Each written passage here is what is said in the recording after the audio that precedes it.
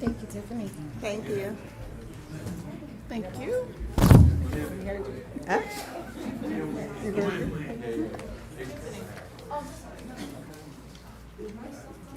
No, it stopped working. The printer. Word out.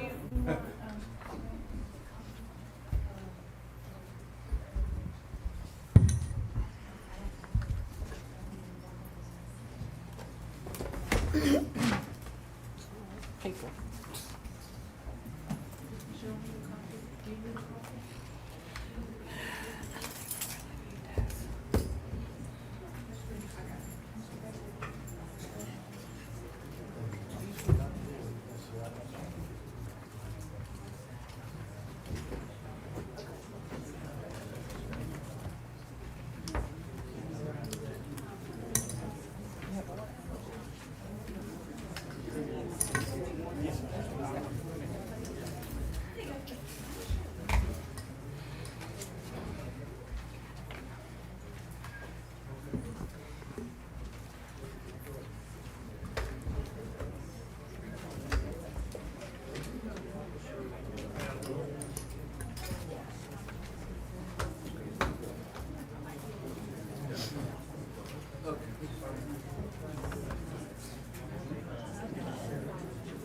Nice to meet you.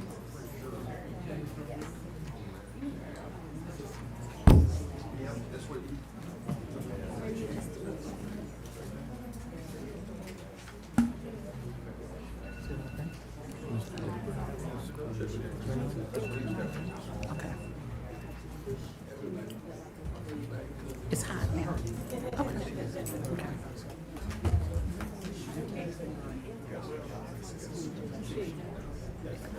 Okay. Okay. Okay.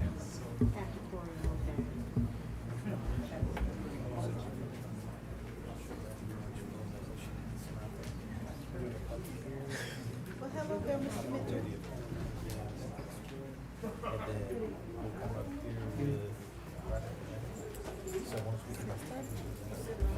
Say 6:30.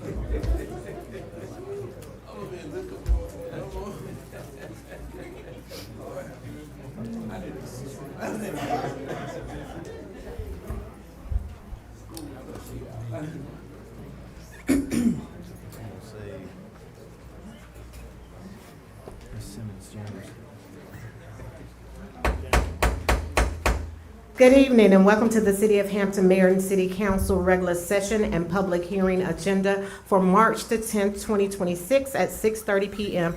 held here in the council chamber at City Hall, 17 East Main Street, South Hampton, Georgia 30228.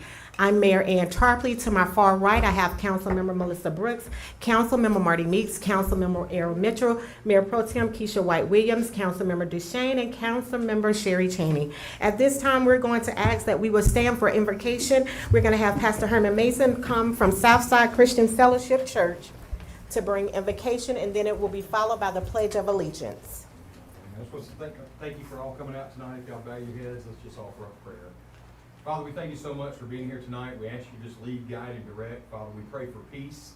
We ask that wisdom would be used tonight, Lord God, as decisions are made for our town and our city, Lord God. We desire to grow the right way, Father God, and do things the right way. So tonight we ask that you would just oversee this meeting, Father. In Jesus' name we ask and pray.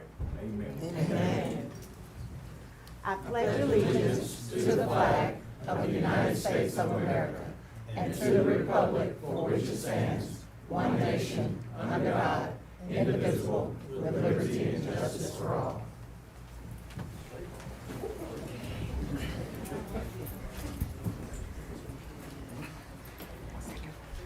At this time, we'll have presentation and approval of our city council agenda.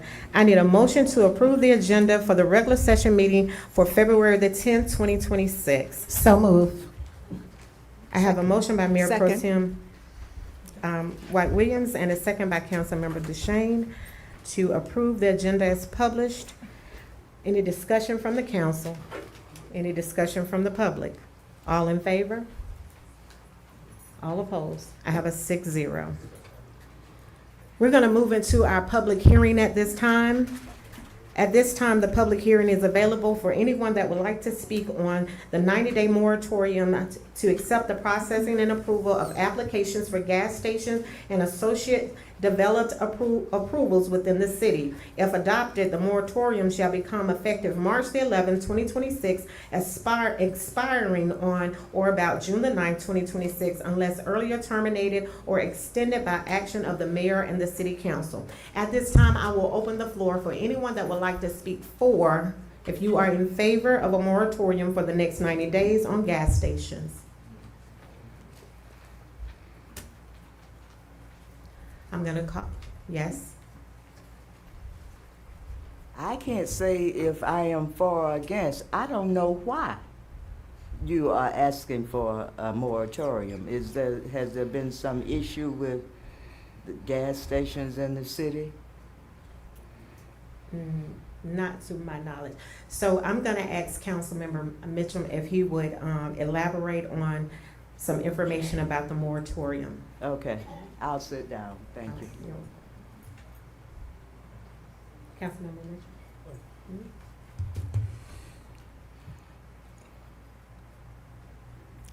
One of the main reasons is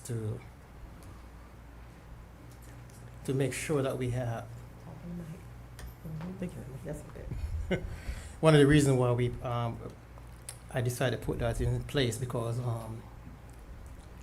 lot of gas stations have been popping up all over Hampton without we know what's going on. Parcels been purchasing and placed where they want to place it. So in that space, I want to make sure that when we receive application for a moratorium for application for a gas station, I want to know what come in there. So based on that places, I want to put it in place so that in that aspect, we can look at things more deeper, so that we have clearer understanding what's coming in Hampton. So we don't have all over said right there. We don't know what's coming in. Can I say something on it? Yes. So, one of the reasons I had really wanted it as well is so that we could get some time to kind of put some zoning in regarding gas stations, so we don't have them popping up like right beside each other, so that we're able to kind of put some, something with distance, because we've had quite a few come up in the last little while, as well as maybe there's areas in the cities we want them, and maybe there's areas we don't want them, but we want to be able to look at all of that in the zoning and just come up with something that is going to be good for the city. Yes, Mr. Williams. Please state your name, address. Name's Alfred Williams, 188 Kendall, Hampton, Georgia, 30228. Everybody's here. We have exactly 2 gas stations in this city. We've had 2 gas stations. Those 2 gas stations have a grand total of 6 pumps. 6. 1 pump don't work, so that means we got 5. We've had a grand total, I've been living here for 15 years. We've had 15 years to come up with a plan of where we're gonna put a gas station, grocery store, and everything else. Right now, we have nothing. Figure it out. Thank you. Is there anybody else from the public that would like to speak? Is there anybody else that would like to speak in regards to public comment for the establishing of a 90-day moratorium on the acceptance process and approval of applications for gas stations and associate development approval within the city of Hampton? If adopted, this moratorium shall become effective March the 11th, 2026, and expire June the 9th, 2026. unless terminated earlier or extended by action by the mayor and council. Is there anybody else that would like to speak in regards to the 90-day moratorium? Yes, Kendra, you want to speak? Yeah. Okay, come on up. Yeah, I just wanted to say, sorry, I was listening on YouTube and I didn't realize this is going to be open for public comment. I'm very much in favor of this because one of the comments that Wanda made a few city council meetings ago was she said, if you don't like what you're seeing with what's being proposed, then it's in your ordinances, it's in the codes. That's where your power is to really establish the vision we have for the city. And so I think at this stage, the only rules we have, as far as I can tell, is no gas stations more than a mile between each other. So if we get 12 more gas station applications tomorrow, and they are a mile between each other, then we'll end up with, a lot of gas stations, even though it's to the code. And so I think that it would be wise to think about, how many gas stations in general do we really want? Is that really what we want our community to be? Gas stations, living near one is increased pollution, increased noise and traffic, and there are negative impacts to having a gas station right next to a residence. It does lower the property rates, or it can. And so I think that, if that's the recommendation, to evaluate our ordinances better, then I think there should be more than just that they can be every mile, because that gives us no recourse if multiple applicants apply for gas stations every mile, And could these plots of land be used for something more beneficial to the community? So that's why I definitely am in favor of just giving everyone a pause before we keep approving things, to allow us to really make sure that these ordinances are in line and in alignment with what is best for the community in the future and going forward. It doesn't mean we're never going to get another gas station. It just means, well, how many do we really want? We have 3 all next to each other up the road. And then I counted a total of 14, I think, within a 10-mile radius for Hampton. So it just seems like a lot, and I feel like there's a lot of things we do need. Grocery stores, parks area, or trails, and I just think if we're not careful, we could end up with too many. Thank you. Is there anyone else wishing to speak in regards to the 90-day moratorium on gas stations? Seeing that there's no one coming forward, I will close the public hearing on the 90-day moratorium for gas stations. At this time, I will reopen regular session, and I will ask for a motion to establish a 90-day moratorium to accept the process and approval of applications for a gas station and associated development approval within the city. If adopted, the moratorium shall become effective on March the 11th, 2026, and expire on or about June the 9th, 2026, unless either earlier terminated or extended by action of the mayor and the council. Do I have a motion? So Mayor. moved. Second. So I have a motion by Councilmember White Williams, and I have a second by Councilmember Mitchell. Discussion from the council. Additional to the gas station, so far in Hampton, we have proposed and also already established 6 gas stations so far within Hampton itself. Less than 5-mile radius or 10-mile radius within Hampton, and possibly more. So that's one of the main reasons. So we're going to take a look more in details to make sure we have the orders in place that reflects that what we want in Hampton. Miss Wanda, can you come to the podium? Mr. Councilmember Mitchell just said so far we have 6 proposed, 6 within. 6 within 5 miles. Can you tell us if we have, as of today, how many additional applications for these gas stations have we received? We have but just for clarifications, we have 2 gas stations that are in our downtown mixed-use area. We have one existing on Oak Street. We have one under construction at Liberty in front of the Liberty Square. We have one under permitting, building permit, and LDP, land disturbance permit, has been issued for the track next to the Wendy's in front of where the Cheers liquor store is. And then we have a gas station that is under review right now for land disturbance permit at Hampton Locust Grove Road. So And- 6. Yep. That's a 6. Yep. So our current code, as it stands right now, no further gas stations are permissible under our current code.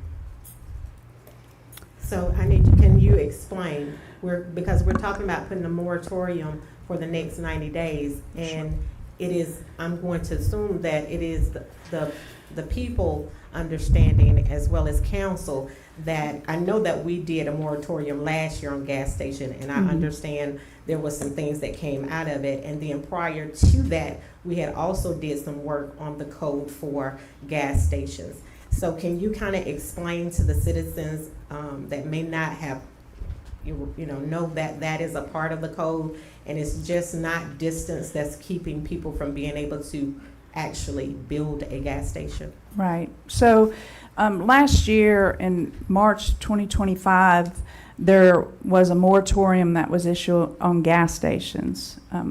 The reason that it came about was staff had received an application for a gas station in front of Liberty Square that had a retail center, and it was underway. And then all of a sudden, probably within a few weeks, we got another gas station application for the parcel as described next to Wendy's.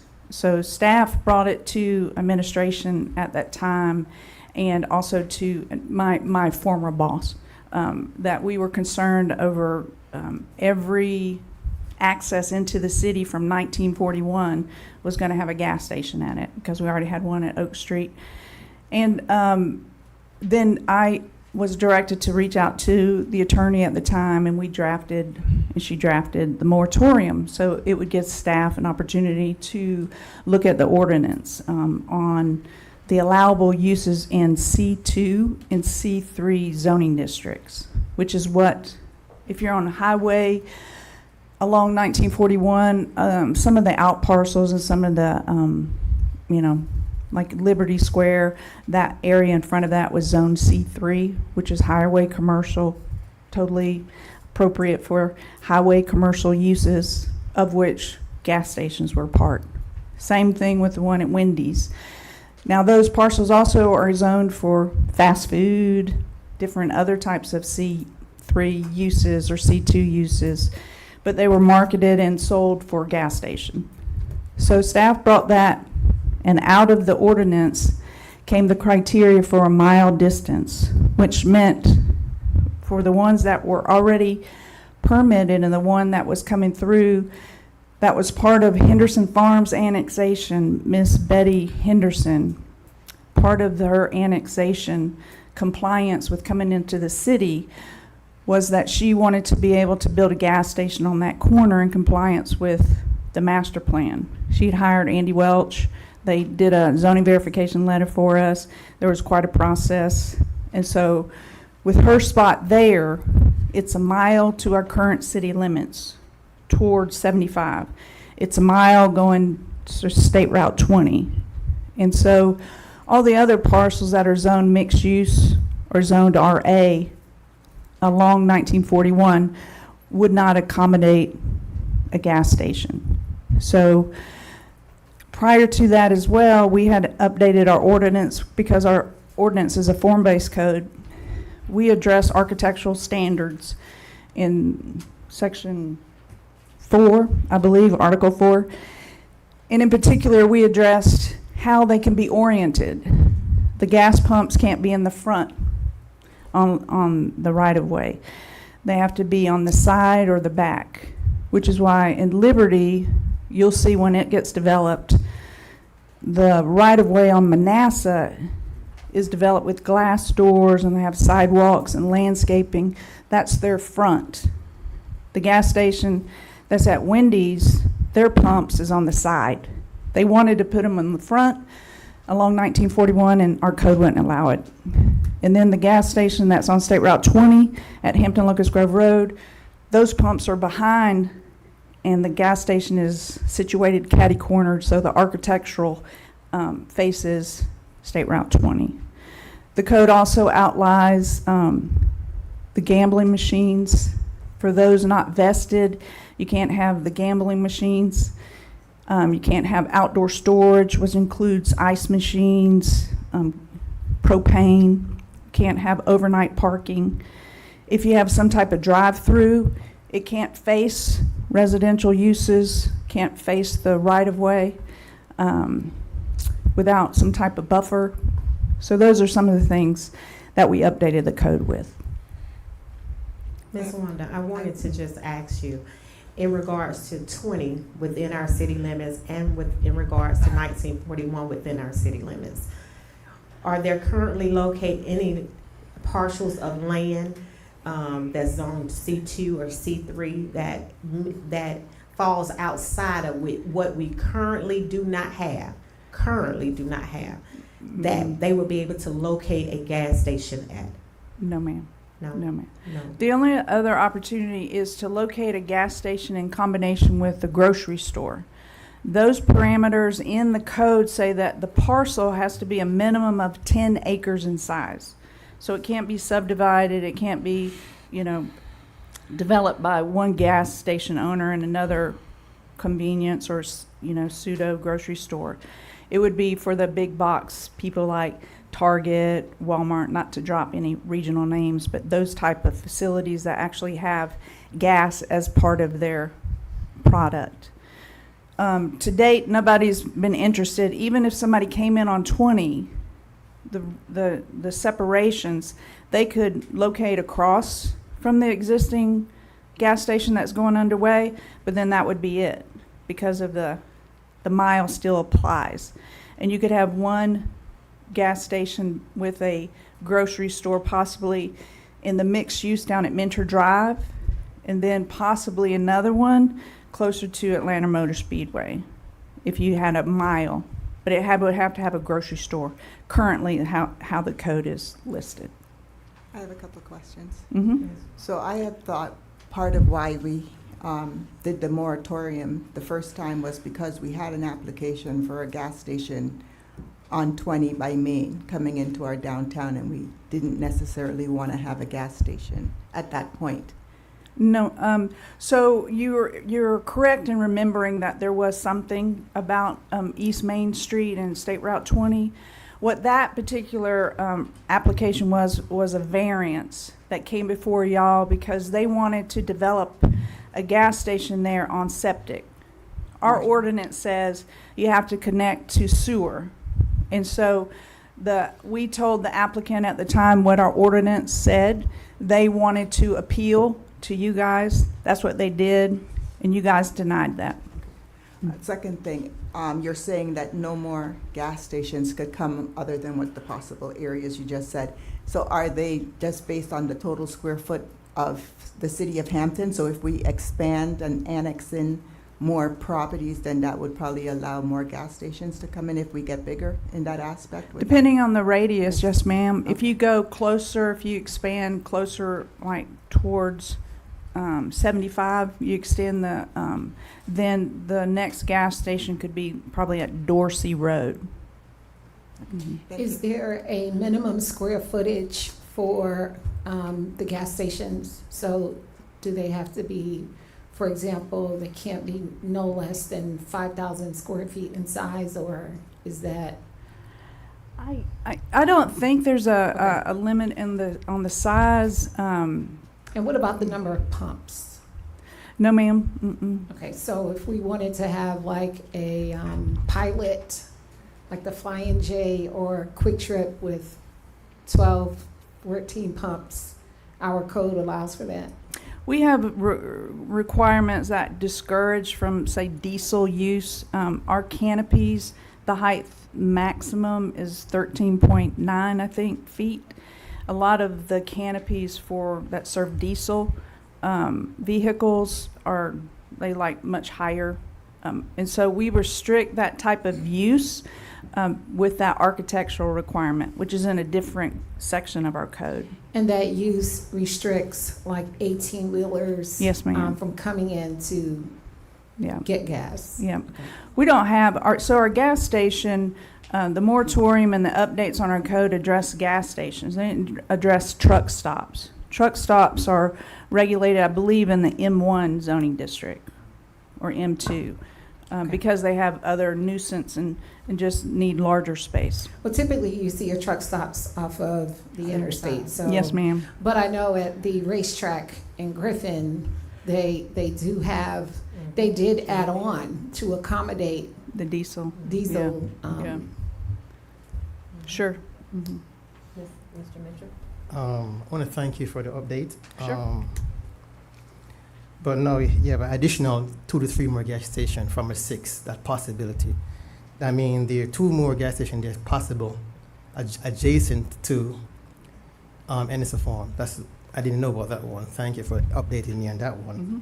And also on 20. So basically, it's a possible 8 gas station could be in the radius of Hampton. So the 2 that are outlying that haven't been realized yet, quite honestly, would have to come with a grocery store. And we are working very hard to attract a grocery store, and they have certain criteria. As you guys know, y'all working very hard, and y'all realize that we're a food desert. And so, unfortunately, no one's knocking on our door to construct a grocery store. Question to you. You mentioned grocery store. Mhm. What do you mean by grocery store? Because grocery store can have different criteria.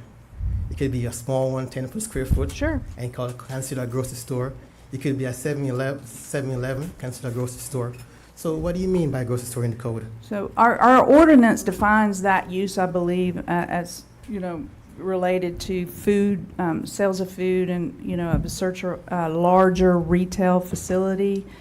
Grocery store, when I say it in front of you guys, currently, to your point, it could mean a lot of different things. And so the ordinance, I don't have my ordinance with me to read off the definition, but we do define grocery store in our code. I just don't have it memorized, sorry. Is it combined with Not with ordinance? smaller scale uses in our ordinance. If you go into the business district section and look under uses, you'll see all of the different uses, and it says grocery, and it'll say smaller retail and that kind of thing. Okay. So, but remember, in our ordinance currently, that particular use has to be developed on at least 10 acres of a single parcel. So that is typically akin to a Kroger's, a Walmart, some other big retailer that has substantial square footage and has gas as an accessory. Thank you. All right, thank you, Ms. You're Wanda. welcome. I have a motion on the floor to establish a 90-day moratorium accept the processing and approval of application for a gas station and associate development within the city of Hampton by Councilmember White Williams and a second by Councilmember Mitchell. All in favor? Oh, I'm sorry. No comments. I'm sorry. I need to ask for public comments from the citizens on this matter. All right. All in favor? All opposed? I have a 6-0. Presentation and approval of the city council minutes. 4A, regular session summary meeting minutes for January the 13th, 2026. I need a motion to approve or to deny. Madam Mayor, I think this is a mistake. We should be approving the minutes for February 10th. I just talked to Clerk Michelle about that.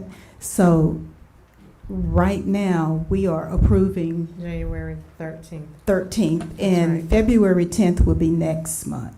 Yes. Okay, so the thing Is there a reason why? yes, ma'am, Yes. there is. Okay, so we have had numerous meetings, and this is what I was explaining to you all before, that you have to be patient with me with getting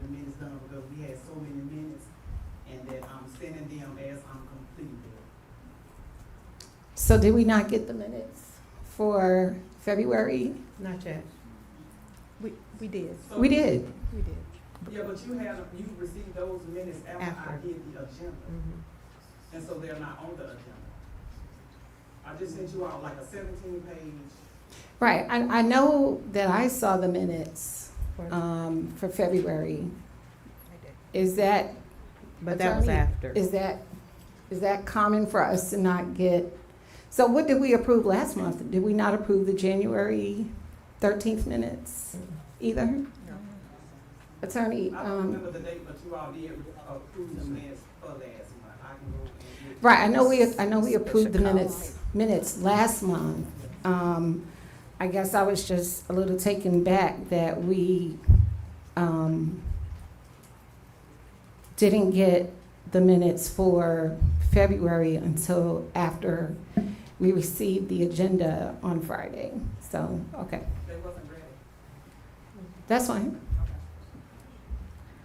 Attorney Denmark, is that standard? No, ma'am, it's not necessarily standard, but it's not uncommon either. There's often a little bit of a lag between the time the meeting occurs and the minutes are produced. Ideally, they would be at the very next meeting, but that's not always the case. Okay. Any further questions? I need a motion to, any questions or concerns from the citizens? I need a motion to approve the regular session summary meeting minutes for January the 13th, 2026. So I make a moved. motion to move to approve the January 13th meetings, 2026. I have a motion to approve by Councilmember Cheney and a second by Councilmember Meeks. All in favor? All opposed? I have a 6-0. Appointment of City of Hampton Ethics Committee member. Section 2-307A, the terms of the office of Ethics Committee members shall begin on the date of appointment and end at the end of the present term of the nominating member of the council. Should the nominating member of the council be reelected to subsequent terms, the Ethics Committee member must be reappointed but shall serve until he or she is reappointed or until a successor is appointed. Vacancies during a term on the Ethics Committee shall be filled by the appointment for the unexpired term of the office by the city council member who experienced such a vacancy. Members of the Ethics Committee cannot also serve on existing city committees or board. Ms. Catherine Daniels was appointed by Councilmember Sherry Cheney. She resigned her position effective immediately. And so now we have another appointee, Ms. Cheney, who is your appointee for this evening. Miss Wisdom James, she is in the audience. Ms. James, if you can stand and just, hey, how are you doing? Thank you for coming. Thank you. So Ms. James, she will be serving in the remaining term for Ms. Catherine Daniels, serve out the rest of her term. I need a motion to approve Ms. James as Ms. Cheney's appointee to the Ethics Board. So moved. Second. I have a motion by Councilmember White Williams and a second by Councilmember Mitchell to approve Ms. James to the council. Any discussion from the council? Any discussion from the public? All in favor? I have a 6-0. We have discussion now. Oh, you have a discussion? I'm sorry, I didn't see.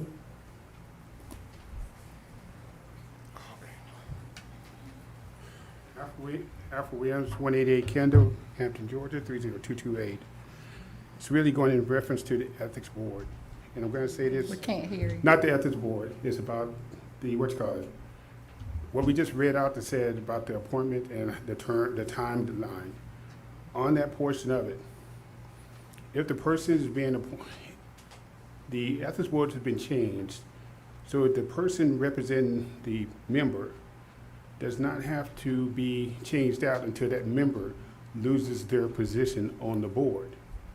If that's the case, then that person does not represent the citizens, that person represents the board. According to the rules, you have to have a majority, that means 100% vote against anybody, and that one person can vote no. That cancels out everything. The other thing is, the attorney. Attorney representative cannot be connected in any form or fashion to the city attorney. If that attorney, I don't care, volunteer, I don't care what they're doing, is connected to the city attorney, that attorney belongs to the city, not to the ethics board. The ethics boards are volunteers. You are not elected and you're not appointed. You're appointed by a council member and you're not an employee. Therefore, the city attorney person cannot represent you. You have to have your own attorney for the ethics board. If you make me think I'm mistaken, I wrote this ethics rule in 2014. Policy letter. Section 2-9, 2-91. If you haven't read it, you need to read it. Some things in there that's going on. I'm saying it because I do not want the city to get sued by being stupid. Make sure the attorney that represents the ethics board has nothing to do with the city. And anything that person has against whoever is void, because all that information belongs to the city attorney. And the city attorney represents the city. So anything you got out there, throw it in the trash. Thank you. Any further comments from the public? All right, I have a 6-0 in regards to appointing Ms. James to the Ethics Board. Moving on to agenda item 6, acknowledgement of guest proclamation and plaque. This evening, we have been joined by the Henry County School for an update. We have our Hampton cluster with us, Dr. Jocelyn Jackson. If you would come forward. Well, hello, good evening. How are you doing? I'm doing well. Good afternoon, good evening. Good evening. I am Joycelyn Jackson, Assistant Superintendent for School Leadership for Henry County Schools. Yes. Are we good to go? Yes, you're good to go. All right. Mayor Tarpley and members of the Hampton City Council, thank you for the opportunity to join you this afternoon to share some exciting news. Thank you so much. All right. Again, thank you for the opportunity to share with you this evening and to provide an update of our school district and to you and to the citizens of Hampton. Again, my name is Joycelyn Jackson, Assistant Superintendent for School Leadership, and I work directly with Dr. Pace, Superintendent of Henry County Schools, in support of the schools in the Hampton community. I am pleased to introduce to you some amazing set of leaders that I have joining me this evening who represent the schools of the city of Hampton. I have Michelle Williams, Principal of Hampton Elementary School. Stand up, stand up. Stand, please stand. Yes. Along with her Assistant Principal, Janae Cohen.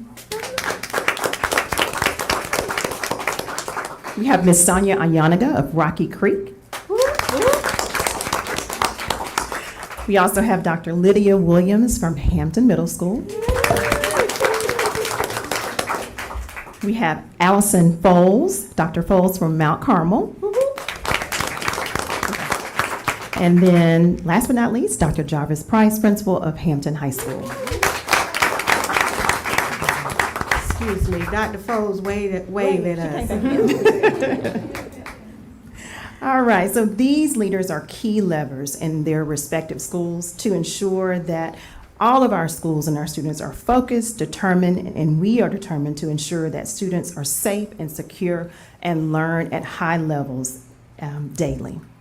So tonight I'll provide a brief update on 3 primary topics: our community-inspired strategic plan, performance highlights, sharing with you how schools in the city of Hampton are demonstrating success, and that they are, and finally, community initiatives.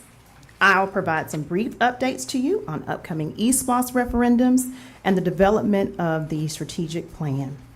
The work highlighted tonight is evidence that bright futures begin in Henry County schools. So first, I'd like to take the opportunity to acknowledge the Henry County Board of Education, led by our chair, Ms. Sophie Pope from District 4. Woohoo. Yes.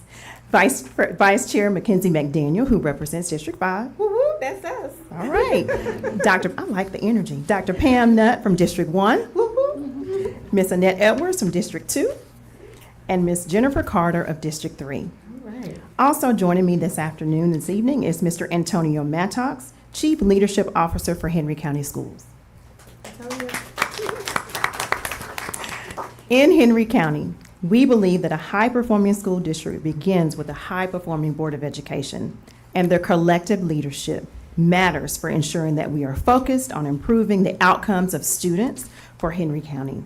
To that end, the Henry County Board of Education has been identified yet again this year as an exemplary board by the Georgia School Board Association, which is to be commended.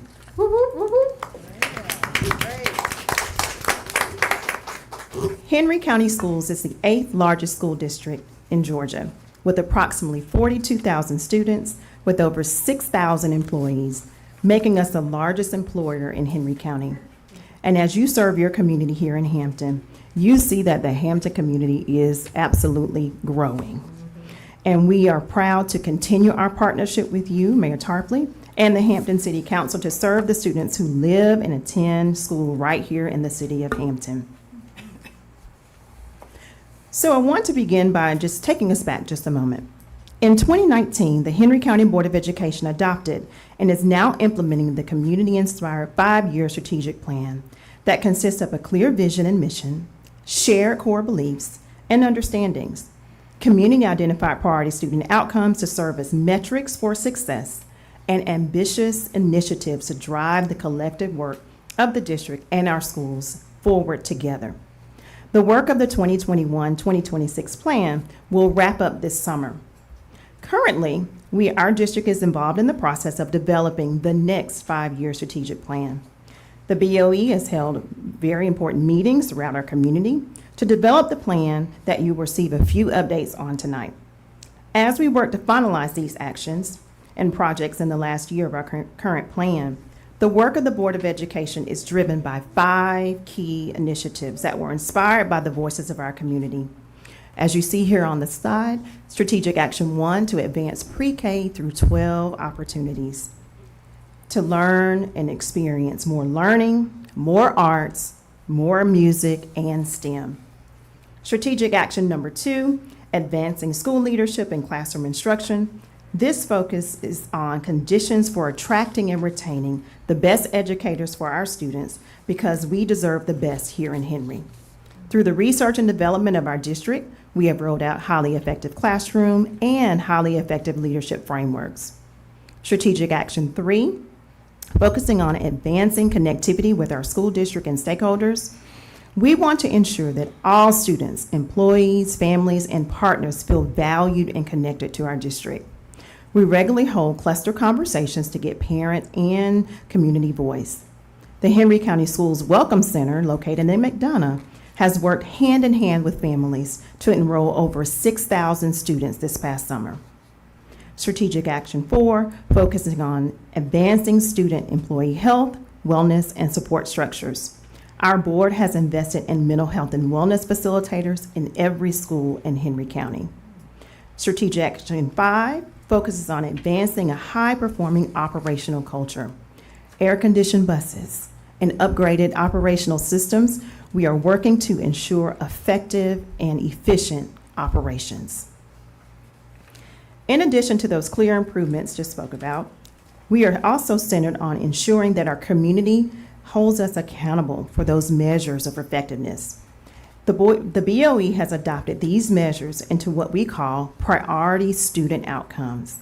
These measures are above and beyond what the state accountability measures and are unique elements to accountability for schools in Henry County to set us apart from the rest of the state. The priority student outcomes are organized into 3 main areas. Readiness to learn, which involves increasing kindergarten-ready skills for our incoming K students, as well as the number of students in taking advanced courses in the elementary, middle, and high schools, just to name a few. Literacy proficiency, which includes measures for reading proficiency, growth in reading levels, writing proficiency, and exposure to world languages. And then college and career life readiness. A few of the measures indicate and include our graduation rate, student performance on the SAT, and students earning industry certifications upon graduation.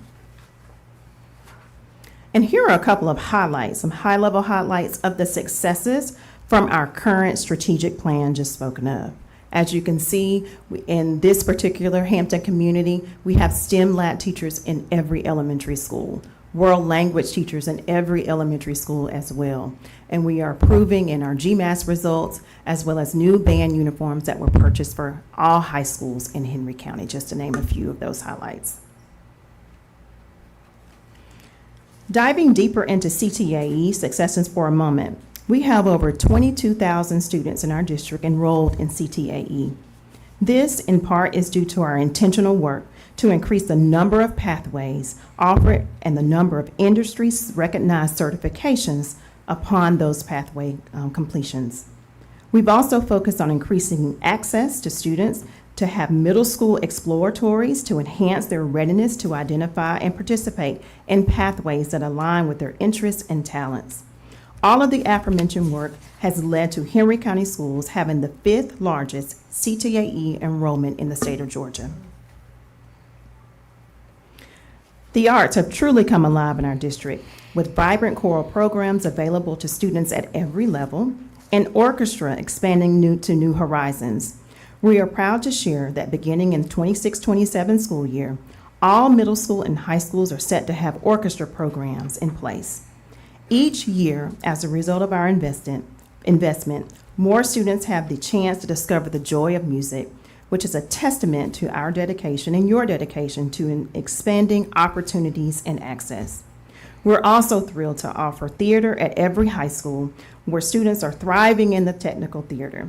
Additionally, we regularly anticipate and eagerly anticipate our district art exhibition, which begins this week, which will be held at the Gallery at Hood Street, displaying over 800 pieces of artwork, a showcase of the inspiring creativity that blossoms in our schools and classrooms every day. To support student learning, Henry County Schools has invested significantly in digital resources to support educational technology, media, and systems integration. Highlights of these investments include one-to-one devices for all students. Approximately 3.7, you heard me right, 3.7 million minutes have been logged through our digital tracking system, BeingStack, at the end of 2025.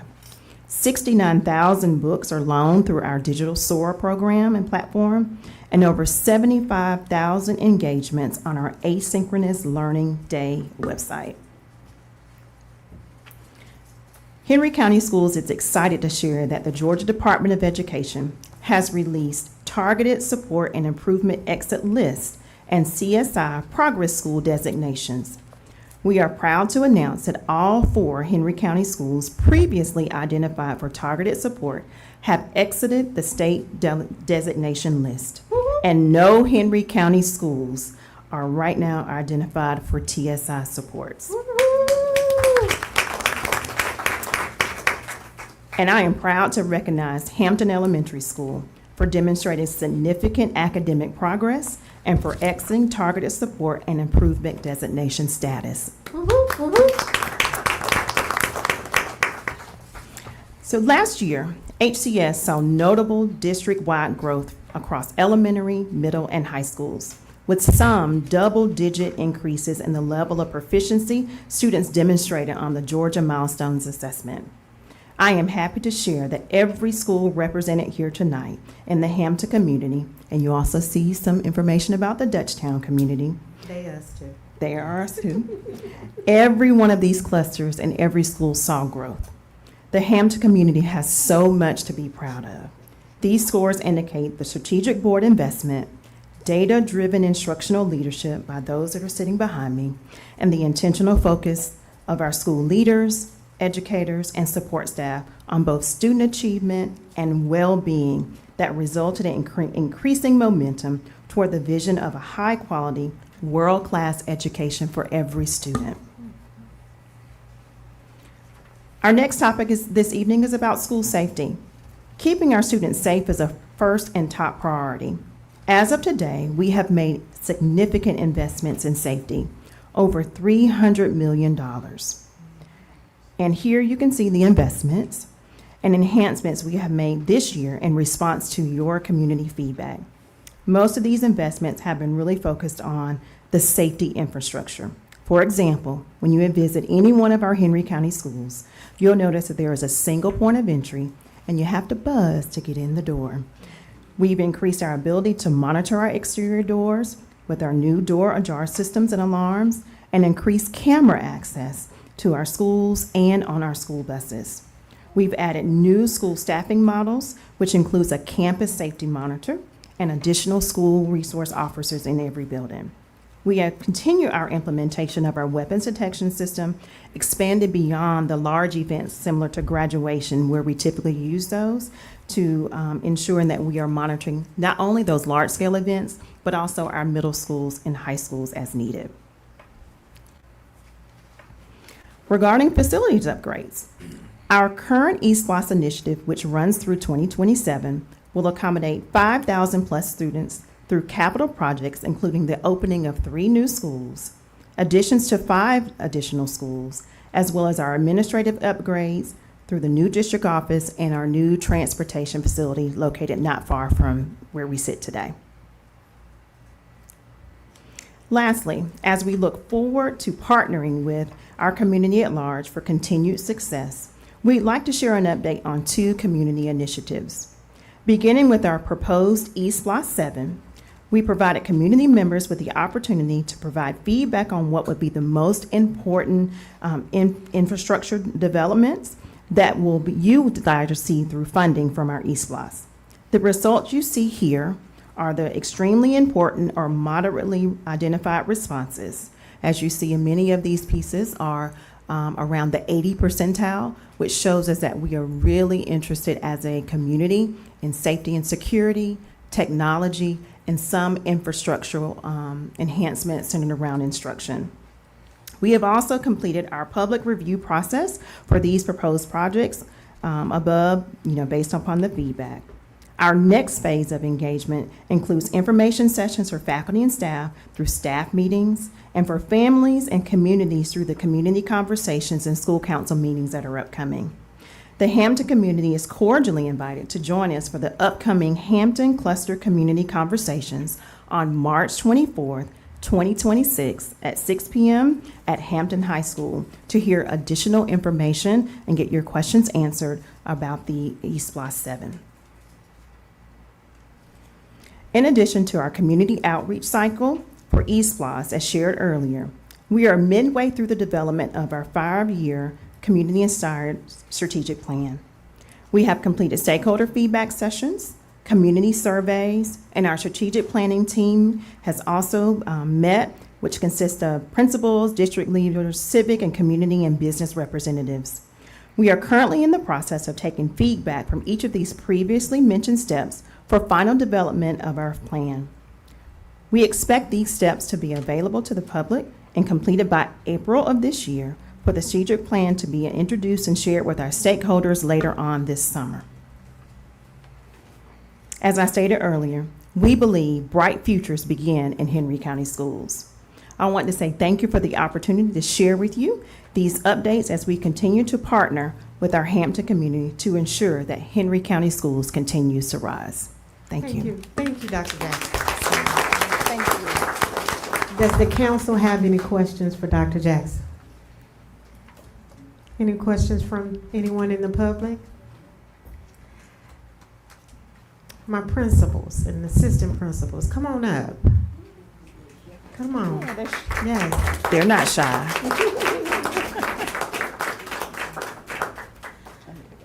I definitely want to say for myself and the entire board, we are so proud and thankful that we have a team of educators and leadership that's guiding our students.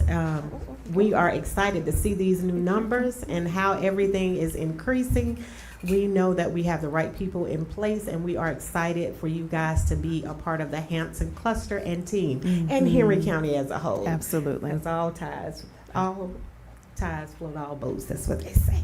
So do you guys want to say anything? No? All right. Let's get a picture, everybody. Come on, guys.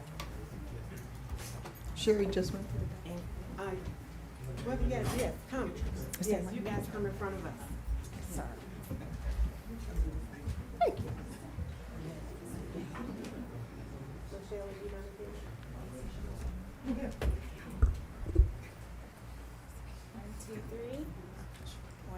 3. Anyone have an Android? Because I know sometimes Android people want their photo.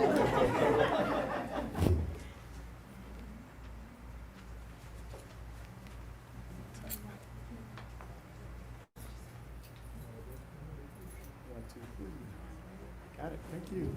Thank you guys so very much.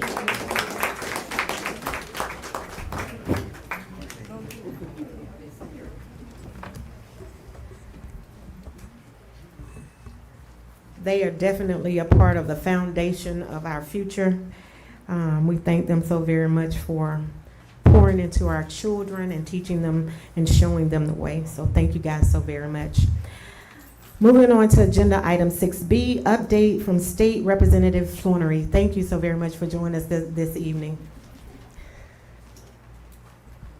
We're excited about all of the news. Look, some of this information is fresh off the press. I was listening to the Assistant Superintendent, Madam Mayor, Council, thank you for having me. And I almost wanted to stand up beside her and say, okay, let me add some information to what you just said. Robert Flournoy, State Representative, District 74. I'm proud to represent the City of Hampton, Lovejoy, and part of the City of Jonesboro and also unincorporated Jonesboro. I want to come to just bring some information briefly to give an update. And also, I'm going to be coming back after the session. As you all know, this is fast and furious times at the Capitol. But I want to make it a point to come and just give you all an update on what's going on. I'm not for sure if you all have gotten a call today. You get a call today? No, sir. Okay. As of today, House Bill 1492 has passed. For those of you who may not know, the City of Hampton asked for an exemption. And so we voted on that today, and it passed unanimously, 159 to 0.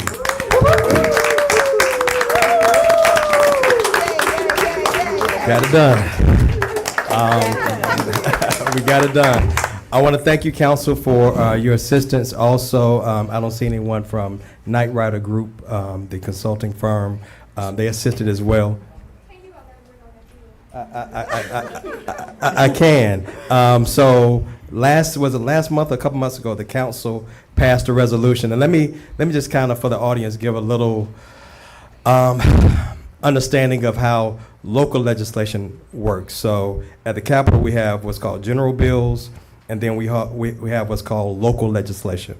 Local legislation is anything that is proposed that impacts a local municipality or a county. The City of Hampton last month passed a resolution to adopt a homestead exemption, ad valorem taxes for residents who have lived in the city for 5 years or longer, in the amount of the full assessed value. That means basically because of good stewardship, good leadership, the city is able to pass along savings to each of you. Once the city passed that resolution, it's my job to take it to the state capitol to make sure that it's then placed on the local calendar so that it can be passed. And so that passed today. So you all will be seeing that soon. It'll be on the ballots. It'll be on the ballot. Correct. It'll be on the ballot soon. So you'll be seeing that. I guess that'll be on the November ballot. And so that's how that works. Just for education. Also, I wanted to let everyone know there's been some things that's been taking place in the news, and so I just kind of want to bring some clarification to a couple of things. I know that the assistant superintendent mentioned about some educational things. I was speaking to Dr. Pace last week because he was at the Capitol. I want to thank those community stakeholders that take the time out of their schedule to come down and actually speak to the representatives and the senators about what's important for our communities. And so Dr. Pace came down to the Capitol last week to have a conversation about taxes and things like that. You all don't have, probably won't have to worry about that because of what should be voted on in November. But there was also a tax bill that was passed. That tax bill, House Bill 880, allows for the property, well, not the property, but the state income tax rate to go from 4.99 down to 3.99, which is going to give everybody a increase In their pay. in And pay. Take home money. Take home money. It doesn't stop there. Also, the standard deduction is going to be increased.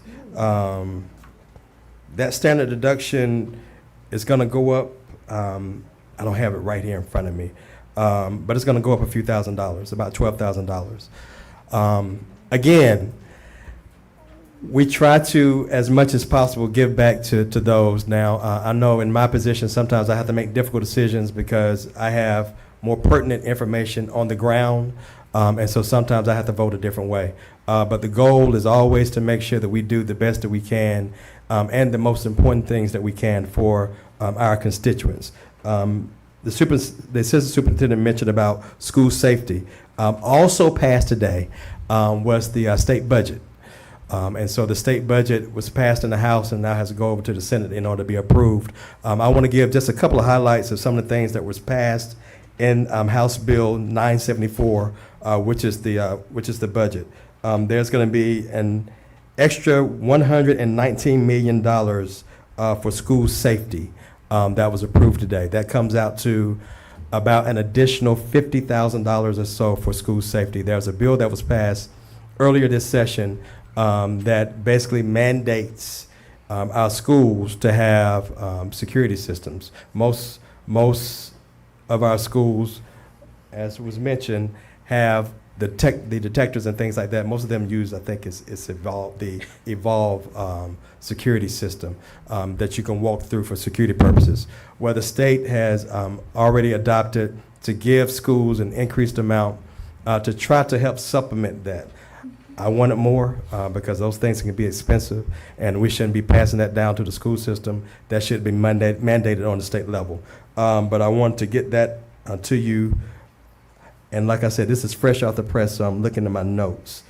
There was something else that the assistant superintendent mentioned. House Bill 1193 provides for literacy coaches that's going to be funded through QBE, which is Quality Basic Education, just like teachers would be funded.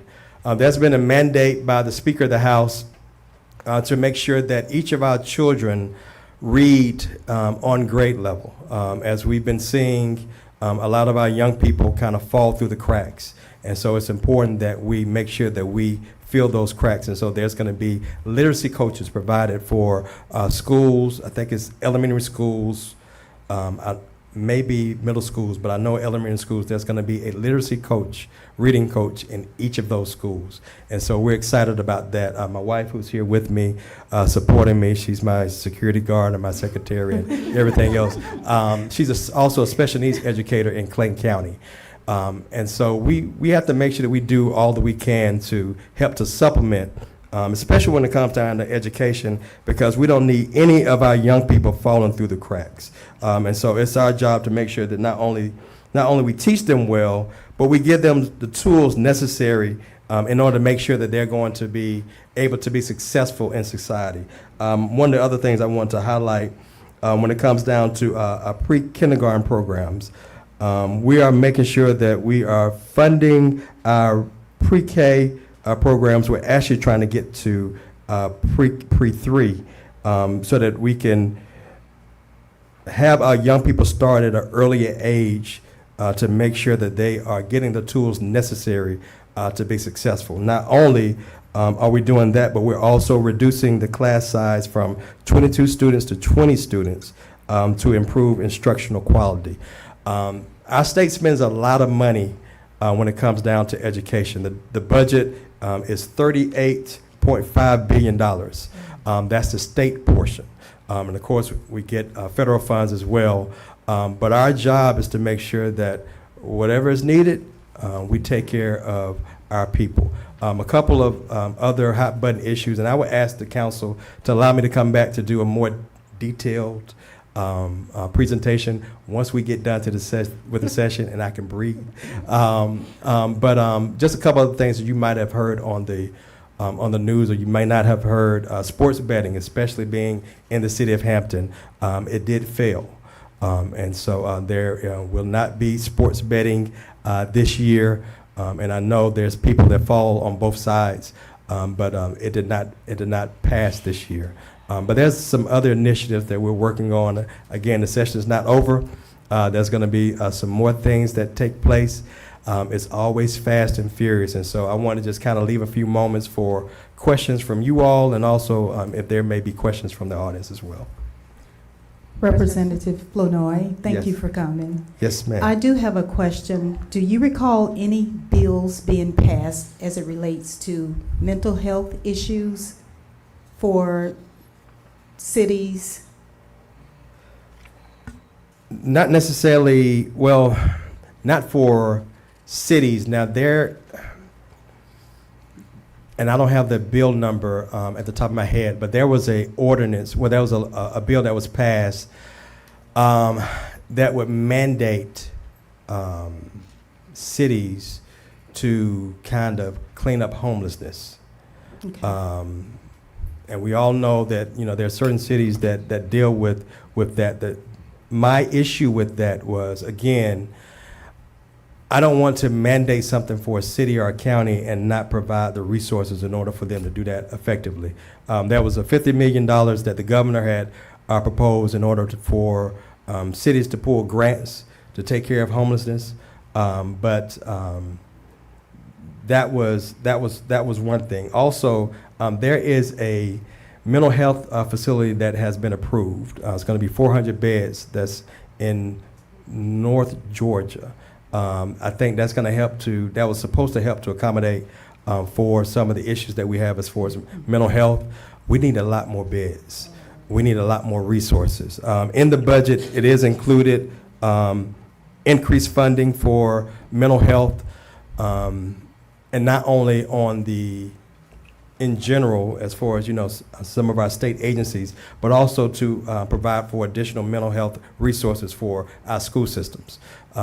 It's important that our young people get the resources they need because they deal with a lot of things. And so we have included in the budget increased funding for our school systems to deal with mental health. Thank you. You're welcome. Any other questions from the council? It's only one question that I was thinking about, and that is the property tax. I think it's 1116. 11 House Resolution 1114, House Bill 1116. So that went through a whole metamorphosis. I spoke to the chairman this morning. House Bill 1116 passed because House Resolution 1114 failed. House Bill, for those of you listening, House Resolution 1114 was a constitutional amendment that required a 2/3 vote, which means that it required 120 representatives in order to pass. That failed. House Bill 1116 did pass, but it looked nothing like the original version. So the final version, which passed on Friday, basically adds a cap, and I took notes. Like I said, I spoke to him today. So House Bill 1116 caps taxes at 3% or CPI, which is the consumer price index. Thank you. Whichever is greater.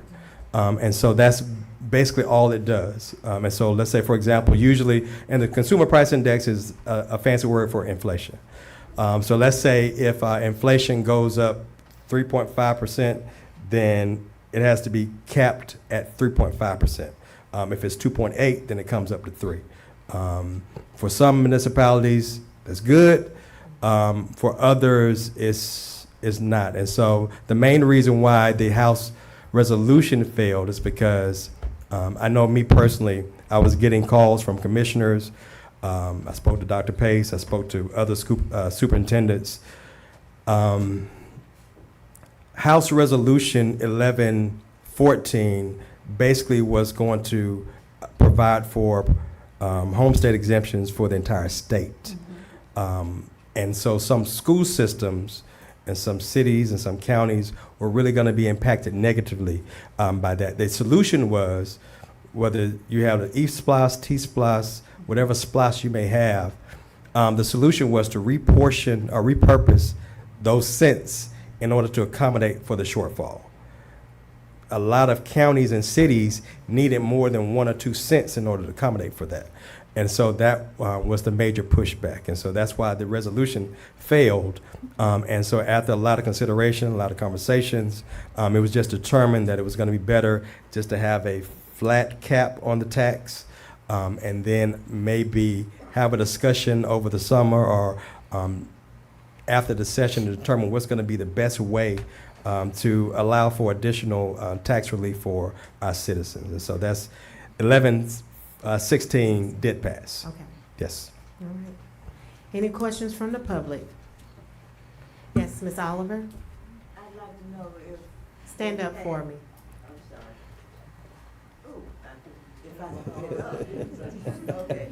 I want to know if they passed an expansion financially with funds and Medicaid.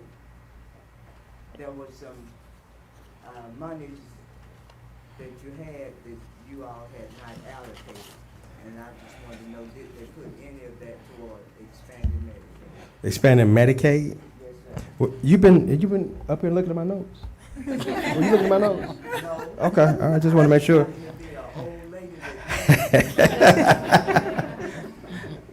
$307.9 million to increase funds for growth in Medicaid for the aged, blind, and disabled recipients based on projected utilization. So there is going to be an increase. $308 million to expand and to increase Medicaid. Also,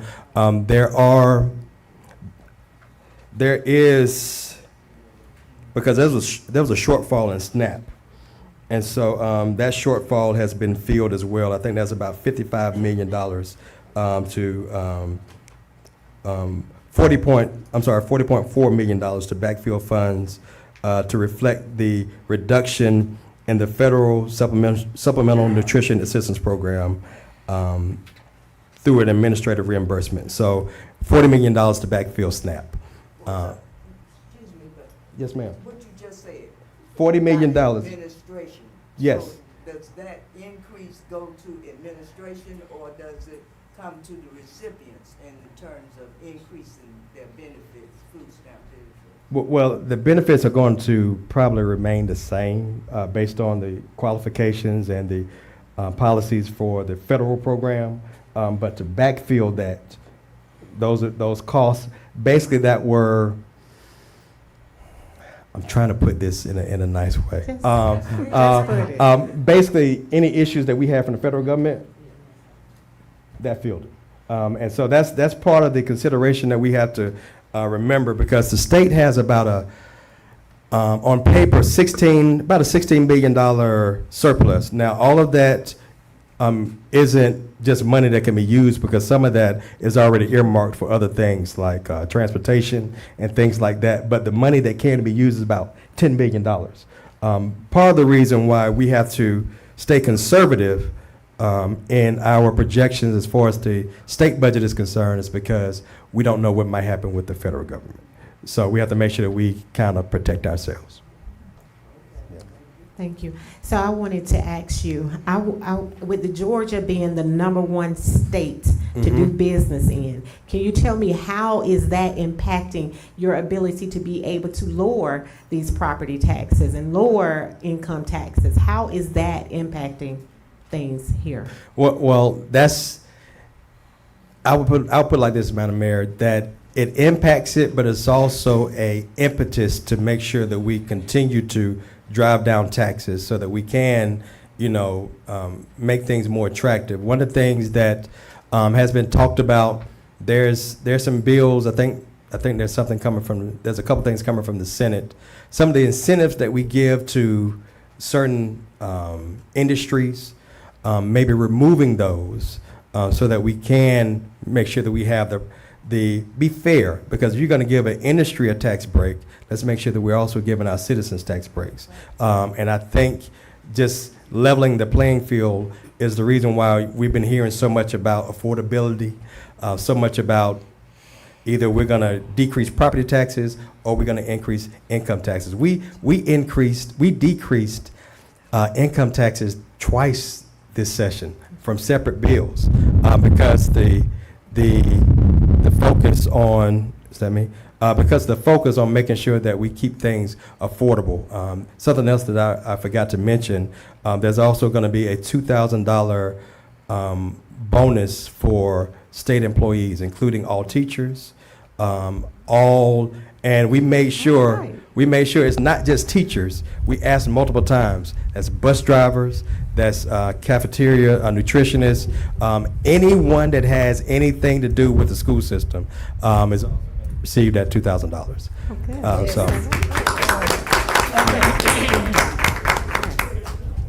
All right. All right, thank you so very much, for Representative Flannery, for giving us that update. We do appreciate it. We will be bringing you back after session. All right. Thank you, Madam Mayor. Thank you, Council. Thank you all as well. Thank you. Great update from Representative Flannery, District 74 for the city of Hampton. At this time, we're going to move to agenda item 7, which is public comment. Michelle? I keep hearing it, but I don't know what it is.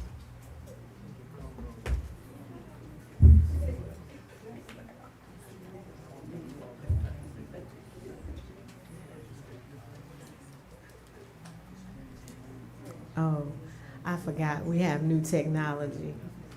I got it. Please focus on your screen at this time. Thank you for being here. Public comment is now open to residents of the City of Hampton, to those who own businesses physically located within the city, and to those who own property directly impacted by a matter on tonight's agenda. Speakers may address any item on the agenda or any matter over which this governing body has jurisdiction. We ask that each speaker maintain a civil demeanor and refrain from personal attacks toward members of the governing body.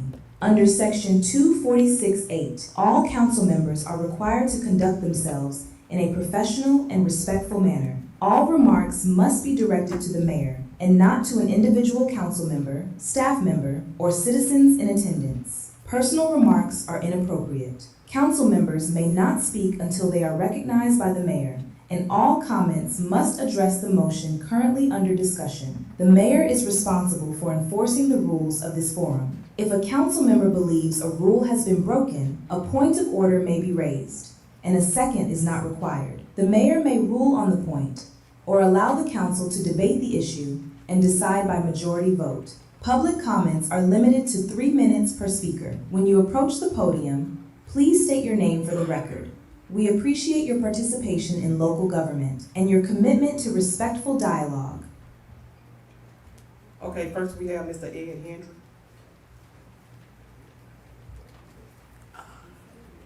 Good evening, Mr. Hendry. Good evening, Madam Mayor, Council. This is the 33rd time I've been here requesting that y'all quit discriminating against me as a property owner and let me de-annex out of the city as I tried to do that long ago, to mainly just what the representative here talked about was taxes. There's not a person in this room that's retired income that ought to be paying taxes. If they've lived there that long and paid you enough, ain't it enough that they can live off of what they got left? There's no way that you ought to be taxing the elderly people that's on fixed income in this county. I tried to move out into the county because my property was accessed to the county, and I had the right to do it, where my neighbor wanted to, once I done it, he wanted to do it because he would be on the county line. And y'all saw fit to go get a state rule that said under a bond issue that y'all could keep us from doing that. And then we come and informed you that we didn't pay to that bond issue because we wasn't on it. Because we have our own septic tank, we have our own water. We got Central Georgia EMC power. I get garbage pickup from the city that I pay for. But you wanted to keep us there. Oh, you got to keep your property in the city, so you got to pay taxes. And all I was doing was what any red-blooded American would be trying to do, is lower their taxes. I think everybody here would do the same thing if you had the opportunity. But the council saw fit, not all of you, because some of you wasn't here. Like I said, this is the 33rd time. Got 3 more meetings. I'm gonna bring you cake. I'm gonna bring you cupcakes with 3 candles in them.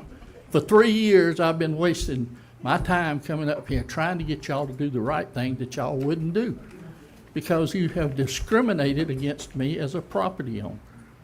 And you ought to not even be taxing these older people here. I mean, how much, make them take the money out of their Social Security to pay taxes where they can live in your city? I think they paid enough, they've been here long enough. And I think you really ought to consider that. And it's the same way with it. I think he said the parimutuel betting didn't make the bill this year. So the taxpayers that's here got to go spend their money to go out of state. And y'all trying to coop money, but y'all don't want to compete with the casinos and stuff like that and keep our money at home. That's crazy. Thank you, Mr. Hendry.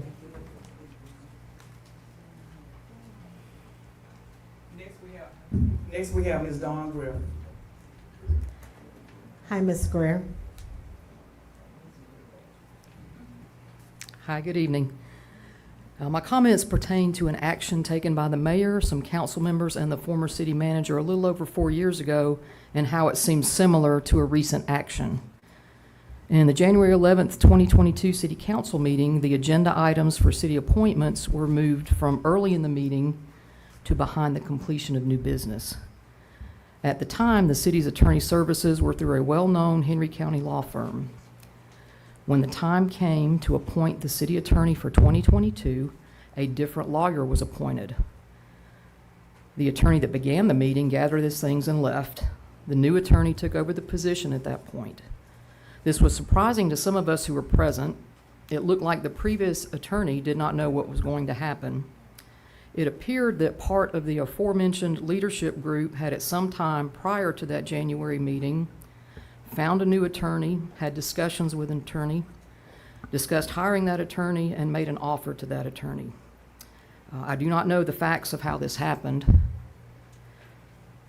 I do not know who found that attorney, who all participated in discussions with that attorney, who offered the position to that attorney, or when the first financial transaction between the city and that attorney took place.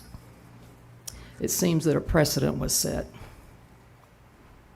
If this is how candidates for city appointments are usually selected, it may be for valid reasons unknown to the public. I do not know if censuring a council member for similarities in this process serves a constructive purpose. Thank you. Thank you. Next. Seeing that Mayor there is Tarpley. no public comment from the council. Seeing that there's nobody else on the list for public comments, we're going to move on to agenda item 8, Youth Council update. We're going to ask Mr. Jacorian Carter if he would come forward for Youth Council updates. Good evening, Good Council evening. and Mayor Tarpley. The Youth Council is looking forward to our NLC Youth Conference. We leave on Friday and we will return on Tuesday. We look forward to coming back for next month's meeting for our trip update. Thank you. Thank you. Thank you. So we are excited about the Youth Council NLC legislative trip.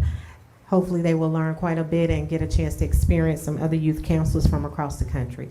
So thank you so very much. At this time, we're going to ask that agenda item 9 for my city manager update. Good evening, citizens, guests, mayor, and council, and staff. This format was designed to allow each staff member, the department head, to come up and give updates and present updates on their individual departments. So we're going to start with the police department this evening, and Chief Turner. Good evening, Madam Mayor and Council. Good evening. Good evening. Our City of Hampton Police Department update for the month. First thing we have is our amount of citizen contacts, and that number was 556. Next. Complaints for the month, 0. Our response time, remember our goal was under 5 minutes. We've stayed under the self-imposed goal of 4 minutes. We're at 3 minutes and 55 seconds. Next. Want to talk a little bit about our Citizen Police Academy. I know a lot of our council is attending that. Last night we got interrupted a little bit, but it seems to be going great. Last night was the Henry County 911 tour. The ones that weren't able to get it, Detective Mulder is going to work out with them and I know most of his counsel from a previous engagement. So we'll make sure we get those completed before the end of the program as well. Next, I have the pleasure to bring before our newest employee at the police department, Officer Scott Laria. He began to work with us on February the 16th. He hails from Fort Valley Police Department, where he served as a sergeant. He's also worked at a part-time officer with the city of Stockbridge. We're excited to have him, and I will go ahead and forewarn you from the event last night. Next month, we'll be bringing several officers in, and Officer Larry will be back before you next month. So that's all we have this month. Thank y'all. Welcome to the team. Welcome.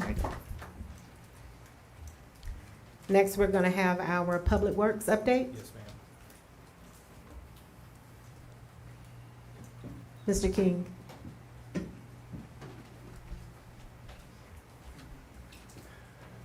Good evening, Madam Mayor, Good evening. council members, Good evening. residents of Hampton. Okay, let's go. We're doing a lot of work out at McGrath Park right now. Can you click on that first?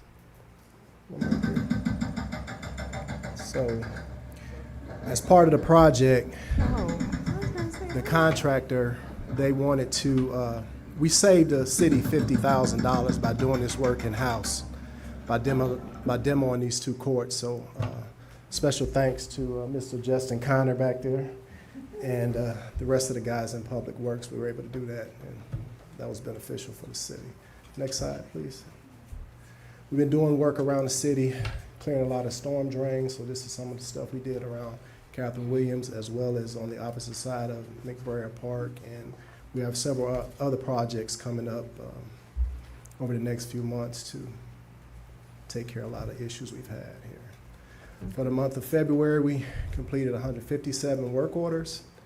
We swept 593 miles of road, 24 citizen contacts, and we replaced about 40 feet of concrete. And we're also having a local stream cleanup day. If you guys want to come out, it's going to be on March 21st. From 9 to 12, we're going to meet at McBrayer Park, and we got a stream there. We're going to try to clean it up, give the residents some knowledge about stormwater and why we need to do it. And city manager's going to buy pizza for everyone that shows up. So. Pizza and wings, you got it. That's all I have, unless someone has any questions. Thank you for your time. Thank you so very much. Moving on to the Utility Director's update, Mr. Elton West. Madam Mayor, Council, Mr. Baker, thank you so much. Last month was busy as usual. The next slide. Electric at 50 work orders total, 3 power outages, and our annual electric power industry report was completed successfully. Next slide, please. Yeah, that's that right there is that's at the wastewater treatment plant. So I bring that up because that's part of the ongoing improvements that are being made to our influent, which is what's coming in, and it's going to connect us to the new lift station that is on the Equinix site. We had a total of 98 total work orders for the wastewater plant. Next slide. Water, that right there was on Hampton Lakes Drive, I think it was. Anyway, it had 161 work orders total.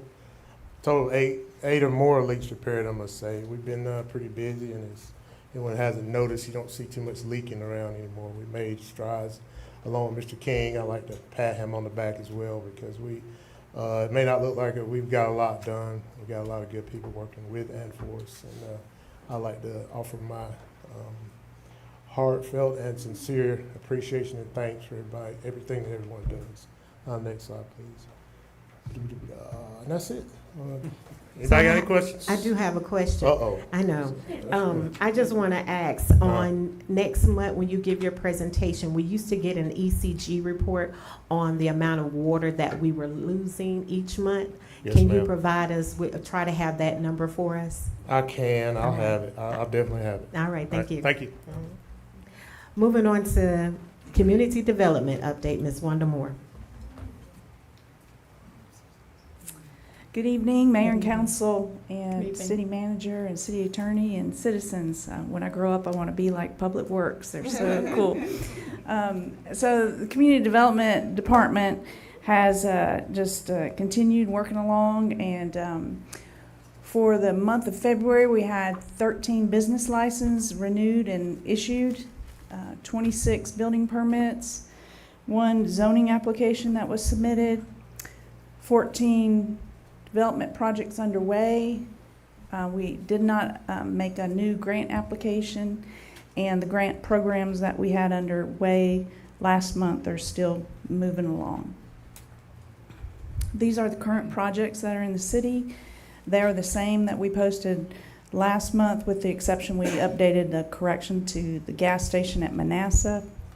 I would like to share that Glen May subdivision, which is adjacent to the senior center, they are preparing to submit final plat to us, which is their step before building can start, vertical construction of the homes. So we're excited about that. They're installing entry monuments, landscaping, irrigation, sidewalks, etc. Our electric department completed phase 1 of the installation for the subdivision.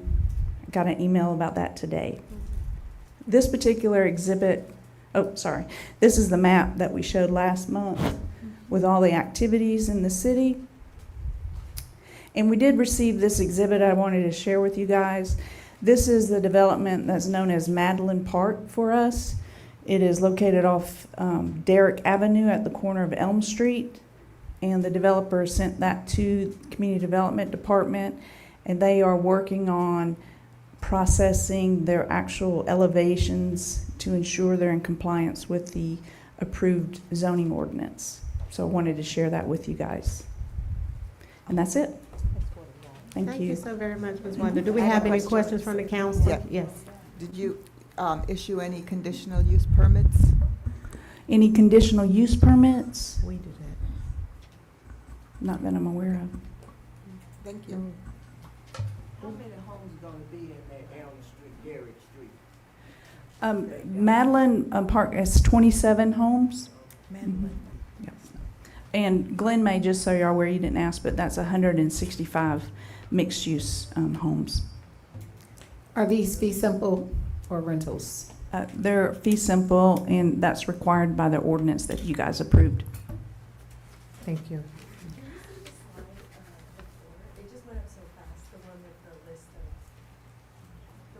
One more. And the one before that, too, would just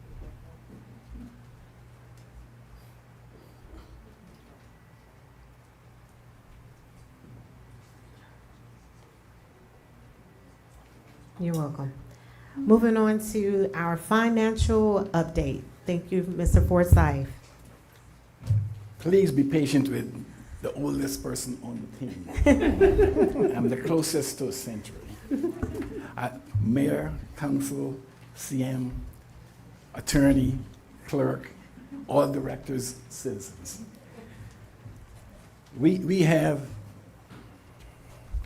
well, before I go to the numbers, there are people behind the numbers. I have 6 ladies that are outstanding. They excel, and I'll show you the reason and the results of it. And I'd like to have Grace and Katrina. I got, 2 out of 6 to attend. Stand up, ladies, because without these ladies, I can go home. I can go home without these ladies. You know, they do all the work. And I'd like to open and let you know, once again, we received the little button from the GFOA. That's the Governmental Financial Officers Association. And that's consecutively in financial. Don't forget, we've already received 3 consecutive on the budget for excellence in budgeting. We have submitted for the Triple Crown because we're getting greedy, I think, you know. And so we found out it's under review. So if we get that, for a small city, we'll have a triple crown. And so I am working hard to have a smooth transition, because as you know, later on I will be really heading home, you know what I'm saying? But I have such a great team. I've trained them to replace each other. And it's hard to get people to do that, because the first thing they say, hey, you didn't pay me to do that. I said, look, this is what I'm going to do. I'm going to develop you so if they don't pay you, you can get another job and get more money. It worked. Anyway, here we go. The total budget is like 10 million, 9,992. It's on my left, it's going to be on the council's right, and I'm going to go across. So we've budgeted 9 million. Ignore the next column, because it's the same as the third column, because the first quarter is also the same as the year to date. We left it because when we go into our second quarter, we'll need that year to date. Anyway, as you can see, we collected 4.6 million. Keep going across to the percentage. That's 47%. So you're saying, wow, if we continue like that, boy, I'll tell you, you know what I'm saying? We're going to wrap it up. You know, we're going to have a lot of cash. But the problem with that, and I'm going to tell you right now, the second line, property tax, we've already collected almost 100% of it. So really, only 25%, which is like 572,000, applies to the quarter. Also, the other line that produced a lot of kind of unexpected revenue was license and permits from the data center. We got like 752. We didn't quite budget it because it's tough to estimate that.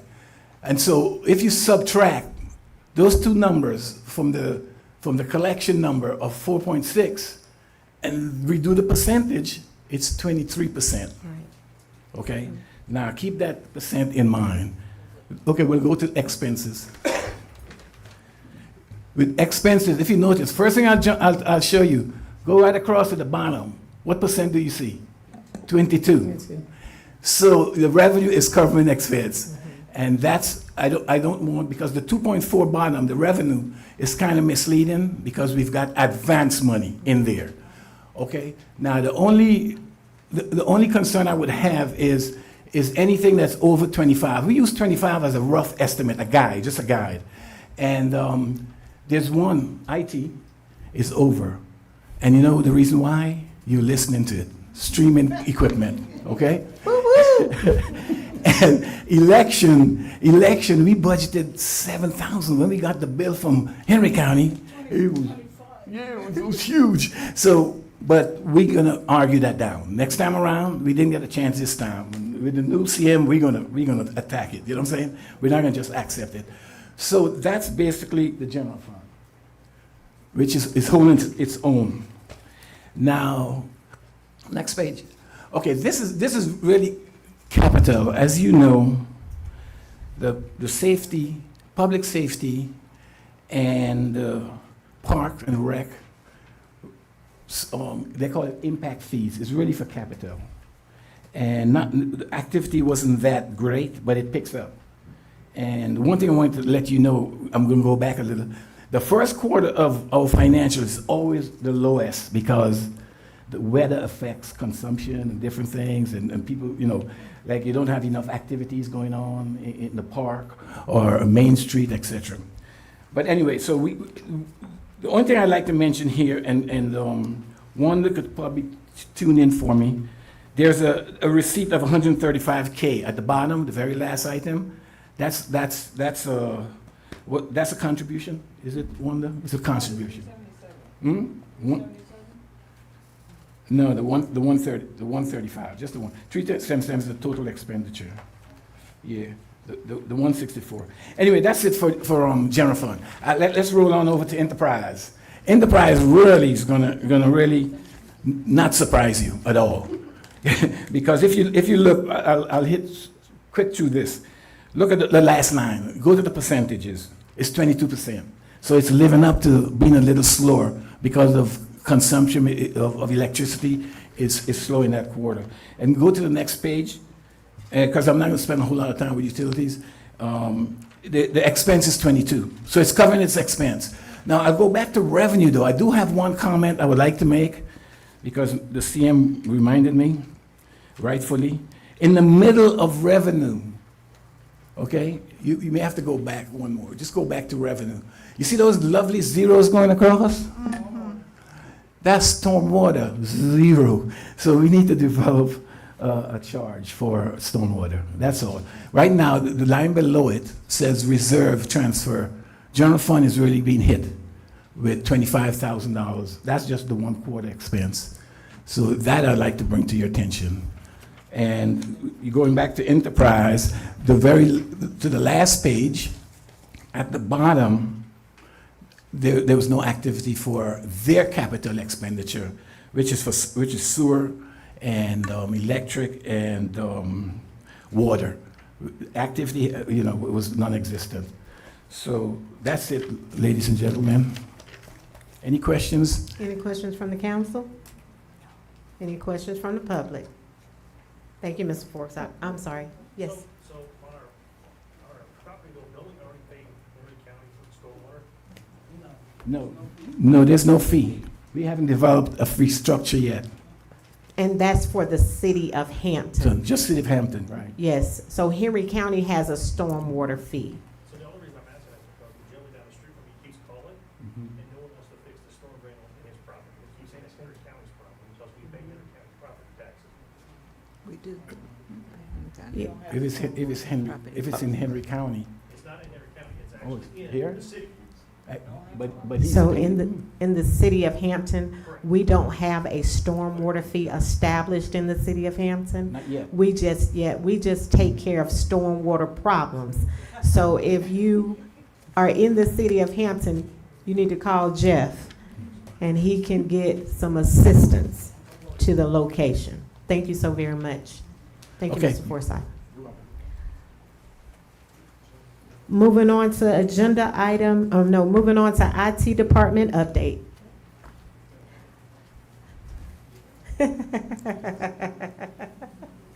You would have too long.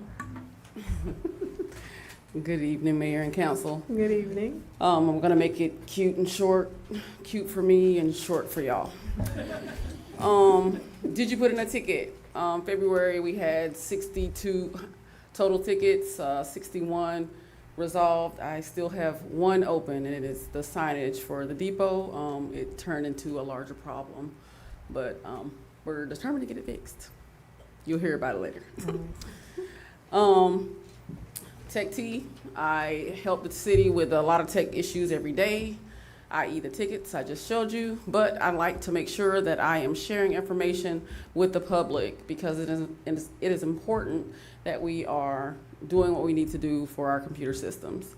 I gave you some computer maintenance tips. Restart your computer regularly. Just like your body, it needs to sleep. Keep software updated. Yes, you have to update your software all the time, including your TV. If you have a smart TV, update it. Close unused apps and browser tabs. If you have an iPhone or an Android, I'm sure you have every tab open. Swipe up, swipe up, swipe up. Clear browser cache. If you don't know how to do that, most browsers, Google Chrome, Edge, they have a thing where you can go in and clear your history. It might be good to clear your history for all kinds of things. Spouses, clear your browser history. Avoid installing random software from the internet. Normally when we Google things, we want to hit on the first thing that comes. Let's not do that. Make sure you read the small print underneath those titles because you could be going somewhere nefarious and that could be detrimental to your computer. That's what I got. Any questions for our IT director, Miss Michelle Arthur, number 2? Yes. I just want to thank her for being able to hear for the first time in 20 years.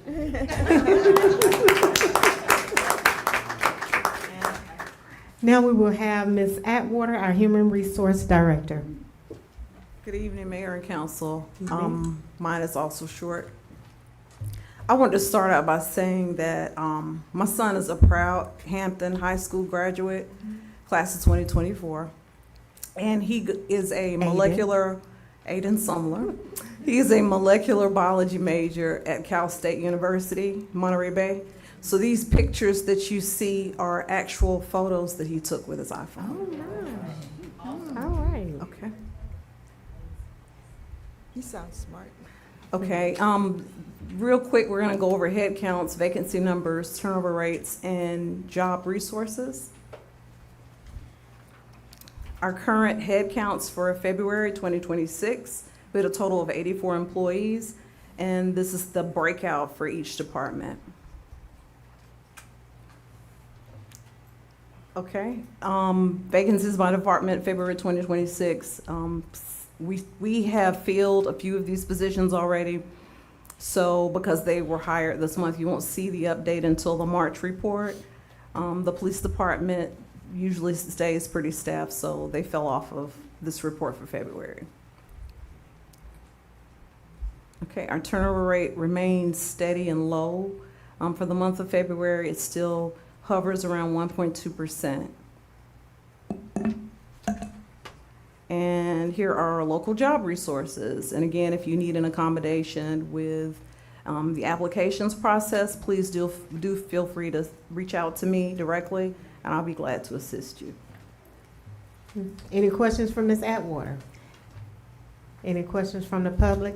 Ms. Atwater, are all of these positions already posted? Yes, ma'am. Yes. That's all I have. Thank you.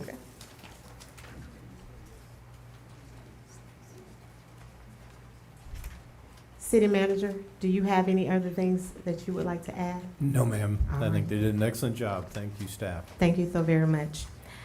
Moving on to agenda item 10, unfinished business. Seeing that there is none, we will move on to agenda item 11, our consent agenda. Seeing that there is nothing in the consent agenda, we will move on to agenda item 12, new business.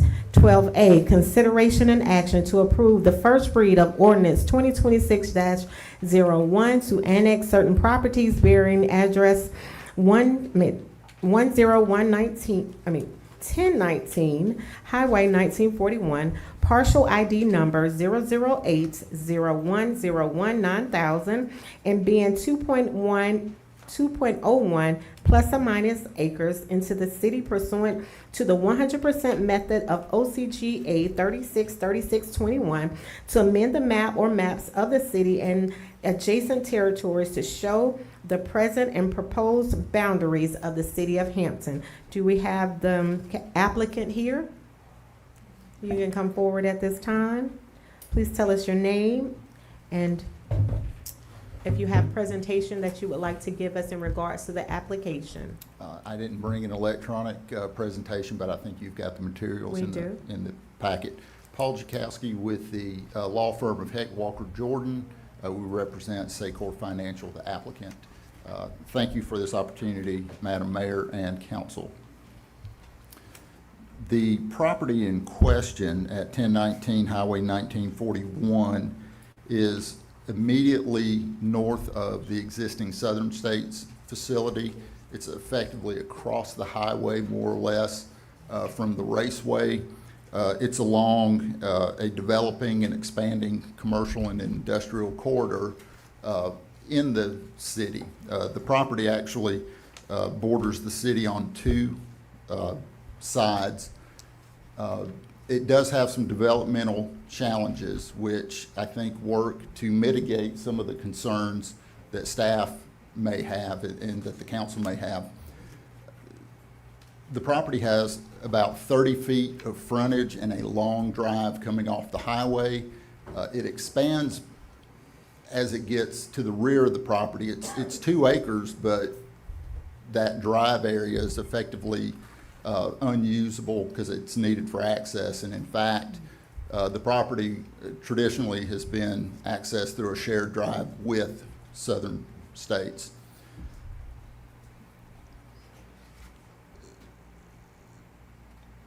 There's a creek that runs behind the property, so you've got a stream buffer to separate it from the residential neighborhood behind it. You also have the 100-year floodplain, which effectively takes almost half of that usable rectangular portion.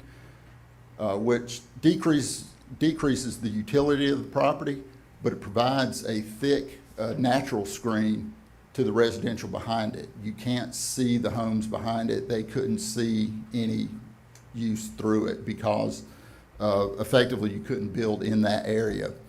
The applicant did provide a conceptual site plan to show that you could put a small building with parking behind it to the rear of the property.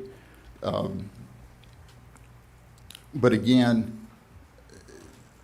the developmental challenges would require either a shared access easement with Southern States, provide a permanent solution, or to coordinate with GDOT to get a full drive in that location, and it remains to be seen whether there's enough clearance there for that. So staff has issued their recommendation of approval with conditions. We do think that the proposed use is consistent with not only the surrounding uses, it makes sense to be in the city because of the dedication to business that the city has shown along Highway 1941.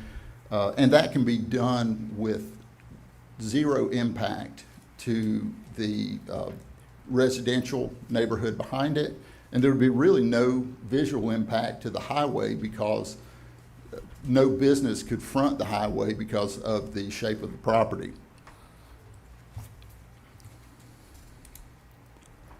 So the highest and best use of this property realistically is probably eventually a sale to Southern States, the existing user, because that limitation on the drive and the usability of the property itself, because they have an existing presence adjacent to it, they could use the property more efficiently and effectively.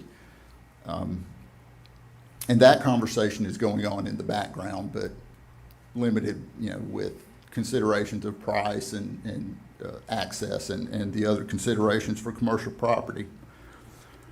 The current zoning of AR, agricultural residential, in the county is not feasible, doesn't provide the applicant with any sort of feasible economic use of this property. It's not that it couldn't be used for any purpose, there's just simply no commercial purpose to which it could be put. And then with the increasing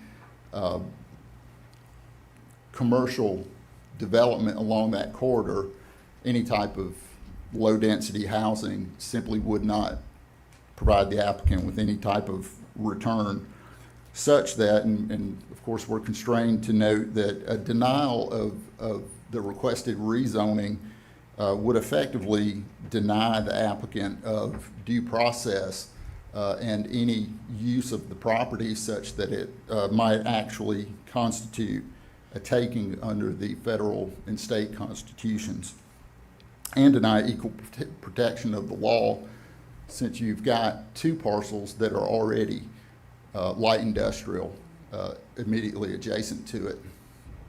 We also are mindful that there is a church adjacent to the property that's in the county. Again, because of the shape of the property, there would be no impact to the church because the usable part of the property is to the rear, which is really behind Southern States and not across the street from the church. So we did take that into account as well. We'd be happy to answer any questions that the council may have. Yes, ma'am. So is the purpose of this annex and rezoning is to be able to sell it to Southern State? I mean, that is one option that they're exploring, but there have been other purchasers that have been interested in it. The limitation, for the most part, seems to be the 30 feet of frontage, which restricts access. Okay, also then, if it's not going to be sold to Southern State and it could be sold to someone else, then what would their final purpose of using the land be? Well, it would be what the conceptual site plan would show. Once you take in setbacks and natural barriers and the shape of the property, essentially what you might get is a small two-story manufacturing facility. Planning staff had noted what some of the allowable uses would be: craft production, warehouses, distribution centers. I mean, that may be an allowable use, but it's not feasible because of the, really the size of the property is fairly small at 2 acres. Equipment and sales service, machine shops, those things are feasible. Any other questions from the council? Yes, Ms. Melissa? No, I have a question for Ms. Wanda. Okay. Yeah. The gentleman noted that there were conditions. Okay. Yes. I do want to make clear that the conditions are a part of the rezoning, specifically from the Henry County RA to City of Hampton M1, so I'm going to skip pretty far through here, sorry. Okay.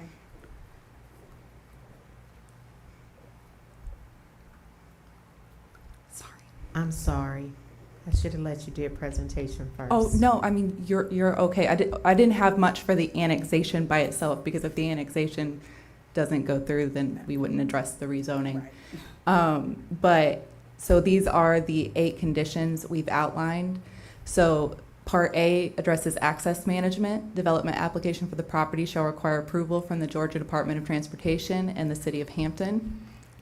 If access is not permitted by GDOT, would be condition 2, the development may obtain an access easement from adjacent property owners, which is recorded as a cross easement agreement submitted prior to the issuance of a land disturbance permit. We would not issue a land disturbance permit without knowing that this property had access.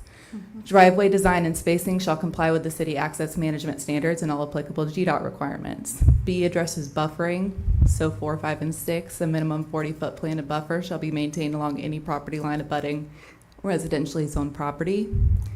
5, no loading docks, service bays, or outdoor work areas shall face residentially zoned properties. 6, all mechanical equipment, dumpsters, and service areas shall be visually screened from public right-of-way and adjacent residential property. And then C, outdoor storage and site appearance. 7, any permitted outdoor storage shall be fully screened from US 1941 and adjacent properties. Outdoor lighting shall comply with city lighting standards and shall be directed away from residential properties. So those are the conditions. So I want to make sure we understand. So we have 2 things before us, 2 ordinances. The first one is annexation. The second one is going to be the rezoning. They put in the application for it to be done at the exact same time. One does affect the other, but we could make the decision here to annex the property into the city without the rezoning of that property, or do both of them at the same time. It is my recommendation to the board that we look at it and say, because of the statement the gentleman just made in regards to denying him his rights and property rights and his ability to be able to get the zoning that is required, that we wait until we annex this property into the city, into the final decision about who it is and who's going to be and what it's going to be before we even bring it into our city limits. That way we don't have to contend with the rezoning portion of it in our city. So that would be my recommendation to the board. Any more comments from the board? Yes. The gentleman mentioned conceptual plans. Is that something that can be shared, or is it not available? No, it's in your Staff package. report for the Yes, rezoning. in your package. It's in your package, right here. Hold on. It's probably on my iPad. Yeah, on your pad. Okay. All right, well, thank you. I'll look there. I have a question. Yes. So the conditions that you've put, seems like there's so many maybes on that, depending on if you could get this or depending if you could get that. With these kind of all dependings. So yes, ma'am, it's so that the conditions can handle any use of the property. So say we're not controlling the access to 1941. That's GDOT's jurisdiction, so I can't control whether GDOT's going to give him access or not. So we put a condition on if GDOT gives him access, we will require that permit from GDOT. If they don't, we will require an access easement from an adjacent property owner. So that way both of those things can be on there for what we had in front of us at the time. So could this ultimately turn into like maybe a mechanic shop? Is that one of the uses permitted under M1? I listed pretty much every possible use in my report, and I apologize.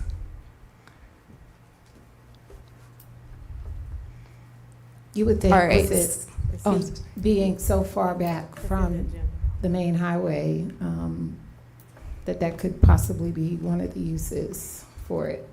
So what I have for permitted uses in M1 specifically, which is what he's asking for, the property could include manufacturing, craft production, warehouse, distribution centers, heavy equipment sales and service, machine shops, industrial food production, printing, publishing establishments, renewable energy facilities, research and development, wholesale operations, cold storage, and bus terminals. This is directly from our allowed use table for M1. Now, what also is allowed in M1 but will not be allowed on this property, I'm going to say that it will not be allowed on this property because of what our code says. Sexually oriented businesses and self-storage facilities would not be permitted on this parcel, even though they're allowed in M1, because there's a 250-foot separation required from residential uses and places of worship. This is next door to a current church.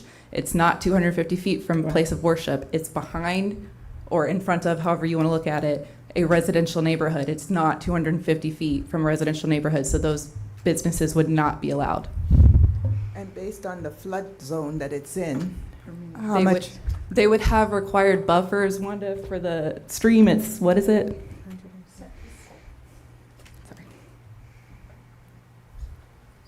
For stream buffers, is 75-foot impervious, 50-foot non-disturbed. So the floodplain is not studied, and it's showing currently on the flood map. Do we have that exhibit? It's on the package. It shows in the image that Tiffany has, it creeps well into the back. There it is. So that area right there in the blue on the back side is flood, and it's not a studied stream, which means if an engineer came in and did cross sections across the stream and studied what that base elevation flood is, they may reduce it some, but it's certainly impaired, probably consistent with the stream buffer. So none of that would be allowed to be removed vegetation, or if you're grading in the impervious buffer, you couldn't impact the 50-foot buffer. So they would still need another buffer on top of that buffer to separate them from the residential area? No, ma'am, the 40-foot buffer that's part of the code is measured from the property line. And so the stream is a 75-foot buffer, so it extends past that 40-foot. Is that, my eyes aren't that great, but are there any dwellings on this 2 acres? So the issue, Tiffany consulted with PD, our City of Hampton PD, and what's happened, that property is zoned to residential agricultural in the county, and as such, you can have a camper, live in the camper, can live in, and so they've had numerous code enforcement calls related to that particular use as residential. So no, there's not an actual resident back there now. They've demoed a lot of that structures. Okay. Yep. And I guess this is coming to us because they applied in January, although we just put in a... Yes, ma'am. Okay. Mr. Mitchell, you have something you want to ask? Tiffany.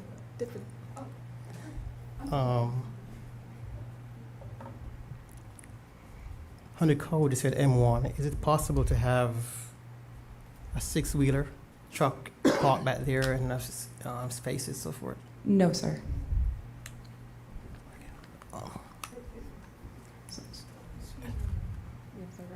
So the scale is deceptive. It is 2 acres in size. And so any engineer, if they wanted to use the space, they would do what they call auto turn in AutoCAD to show whether or not the 6-wheel vehicle can make a turnaround and get around the building. Is it preferred for that use? No, and probably wouldn't be marketed to that. And it sounds, when we were out there just doing a site visit, Southern States had indicated they were interested, and I think they're just trying to work out that arrangement, although that's not 100%.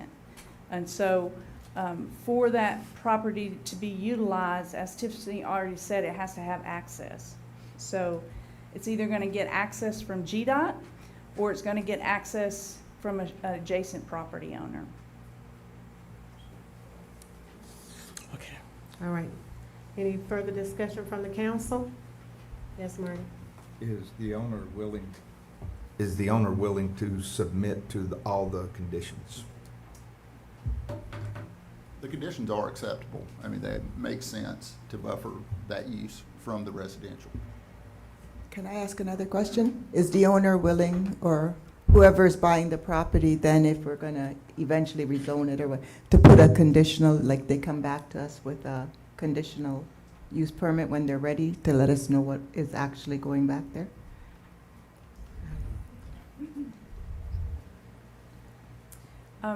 Perhaps as if you move to the next item for the rezoning, if y'all decide to annex it, one of the conditions of zoning that you might be able to add is that you require the applicant to bring their concept plan to the mayor and council for approval, and then you can move forward. So it's not a zoning decision, but you guys get to see what the site plan is. Okay, so I have one question for the applicant. So would you be willing to be annexed without the rezoning? We would prefer that the rezoning occur in conjunction with the annexation, because for economy for the city to have it done at one time under one consideration, and to make the property when it enters the city consistent with the light industrial zoning that it's adjacent to already. We believe that it's consistent not only with the existing uses, but also with the comprehensive plan that the city has pre-approved. Yeah, go ahead. Are you willing to accept a condition on the zoning? The 8 conditions that staff has proposed? Yeah. Yes. Any further comments from the council? Any comments from the public? I have a motion.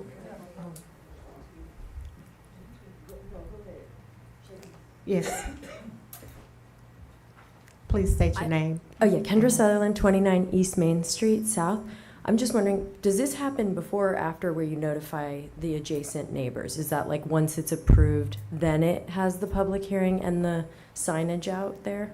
So the signage is out there, has been out there? Oh, it has been, okay. Yes. Has the church or the residents in the area been notified about this proposal? So with the signage, that is the notification that we put out. Okay, so nobody's reached out to them? So Apologies. So our ordinance doesn't have a specific additional requirement to mail or knock doors or whatever to adjacent property owners. We follow the law as far as advertising for zoning actions.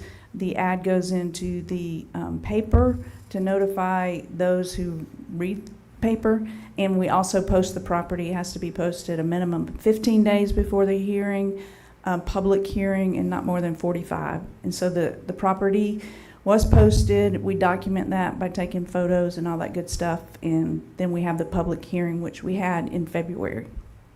thank you. Mm-hmm. Yeah, I'd just like to make the comment that I think it would be more proactive to actually contact the residents somehow. Not a lot of people read the paper, and not everybody sees those signs, they're driving past them fast, you know. I think I think just given the nature of communication with residents these days, I think that would be I wanted to just make that comment. All right. I also think it's concerning that it's on a stream and you're considering light industrial. Like, I find that a little concerning to have something like a garage or a automotive repair right on the water there. Thank you. I saw someone else's hand that wanted to make a comment. Ms. Oliver? Yes, ma'am. Oh, again. I don't know what is going to be there, but my advice would be to leave it alone until they can determine what they're going to do to it and how is it going to impact Hampton. What benefit Hampton out of this deal? It's just we're allowing them to come in and we don't even know what they're going to use it for.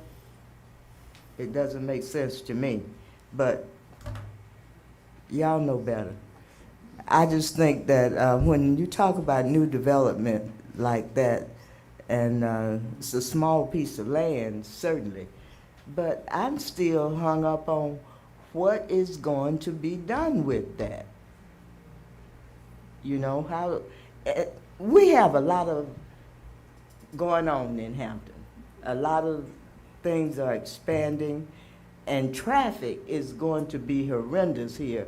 In another 5 years, you won't be able to move through Hampton until something is done about widening some streets, adding some parking spaces.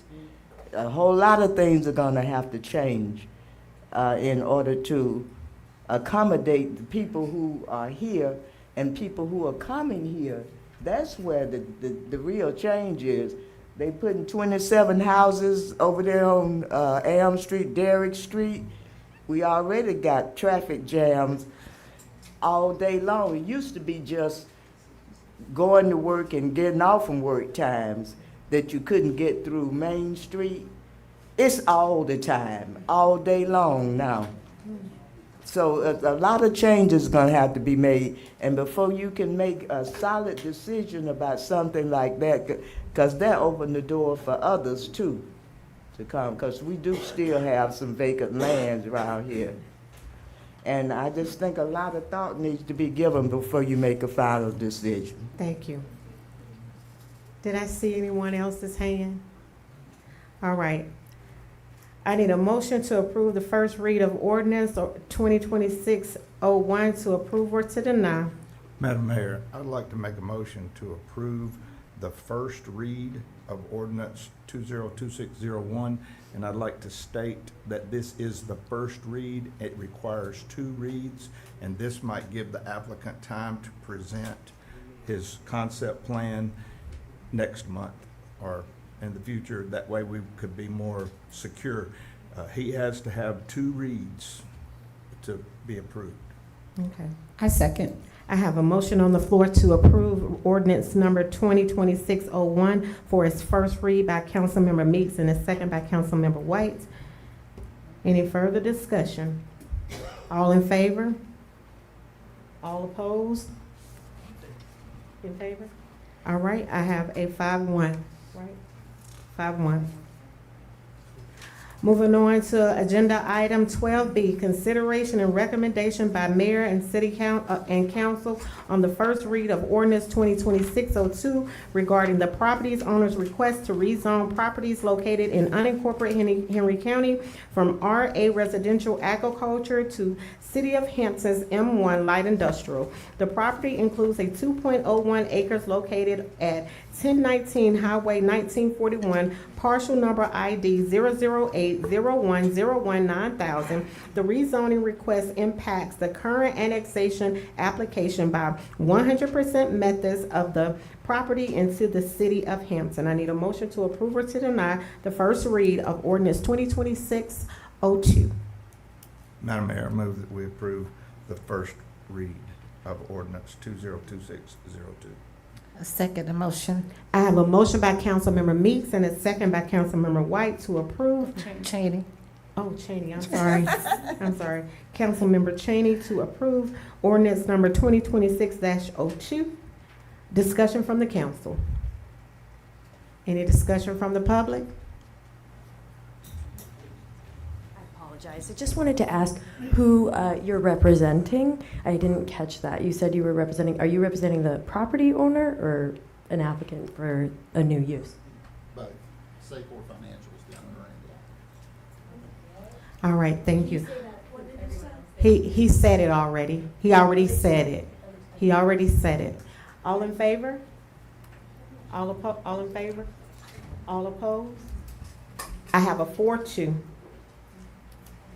Moving on to agenda item 12C, consideration and recommendation by the mayor and council on the first read of ordinance 2026-03, ordinance number 2026-04, and ordinance number 2026-05. A variance request, variance 26-0001, variance request 26-002, variance request 26-003, and variance request 26-0004. For 32 East Main Street South, parcel number H07-0100, 90,000, aka the Circle K gas station. The proposal of the variance request is to seek relief of specific regulations in the downtown mixed-use district, zoning district, section 3-20A and B, ordinance 2026-03, appendix A, article 3, section 3-19, F8, and ordinance 2026-04, and section 7-1, H2, ordinance 2026-05.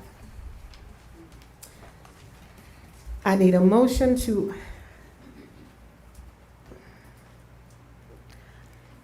I'm gonna ask that Ms. Wanda would come forth at this time in regards to discuss this variance that's before us, before we put it on the floor for a motion. And I also, Mr. Denmark, I see that we have all of these ordinances in one. It's not. Ma'am, I was looking at that myself. I would have recommended that you vote on each of them separately. Okay. You can discuss them together. Okay, thank you. So I just wanted to remind everyone, based on the public hearing we had last month, Circle K gas station is, the main thing that they are doing is they are redoing their pumps. As a part of that, they are moving them to the side. So right now they're in the front of Circle K downtown, and they are moving them to the side. And then with that, they're doing some development upgrades to their site. They've submitted a concept plan to our department, and in the review of it, we've made comments. They're asking for variances from 4 sections of our code based on those comments. This is the site plan that they've submitted, the most recent concept plan that we have. These are the sections of our code they're asking for variance from. So one of them involves the driveway aisles. Appendix A, section 320A and B. One of them involves them wanting to have an extra curb cut to get into their facility. Because of the frontage they have, per our code, they're only allowed 2. They would like 3.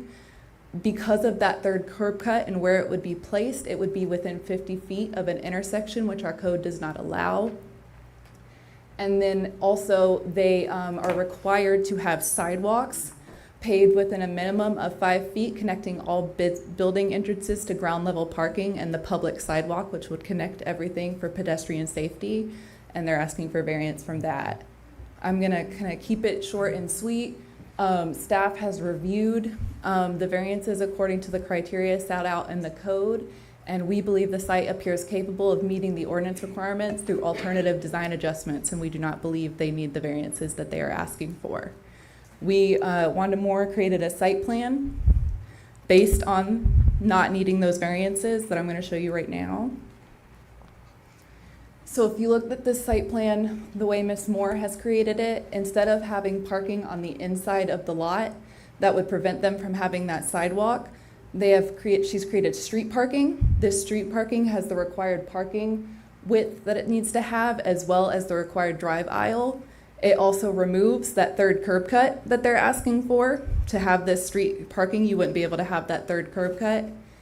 And then as well on Woodlawn Avenue, she's shown how they can meet the required parking width on that as well, both of these, as you can see, allows for that sidewalk they're required to have to connect the streets and the parking. So with engineering, we believe that this criteria can be met without variance. Thank you. Is the applicant here? Yes, please come to the podium. Do you have a presentation that you would like to make in regards to this variance request? I do not. My name is Jim Steben with Circle K Stores. Madam Council and Madam Mayor and Council. I don't have anything additional beyond what we presented before, but just like to say that we are very interested in investing in the community and our store.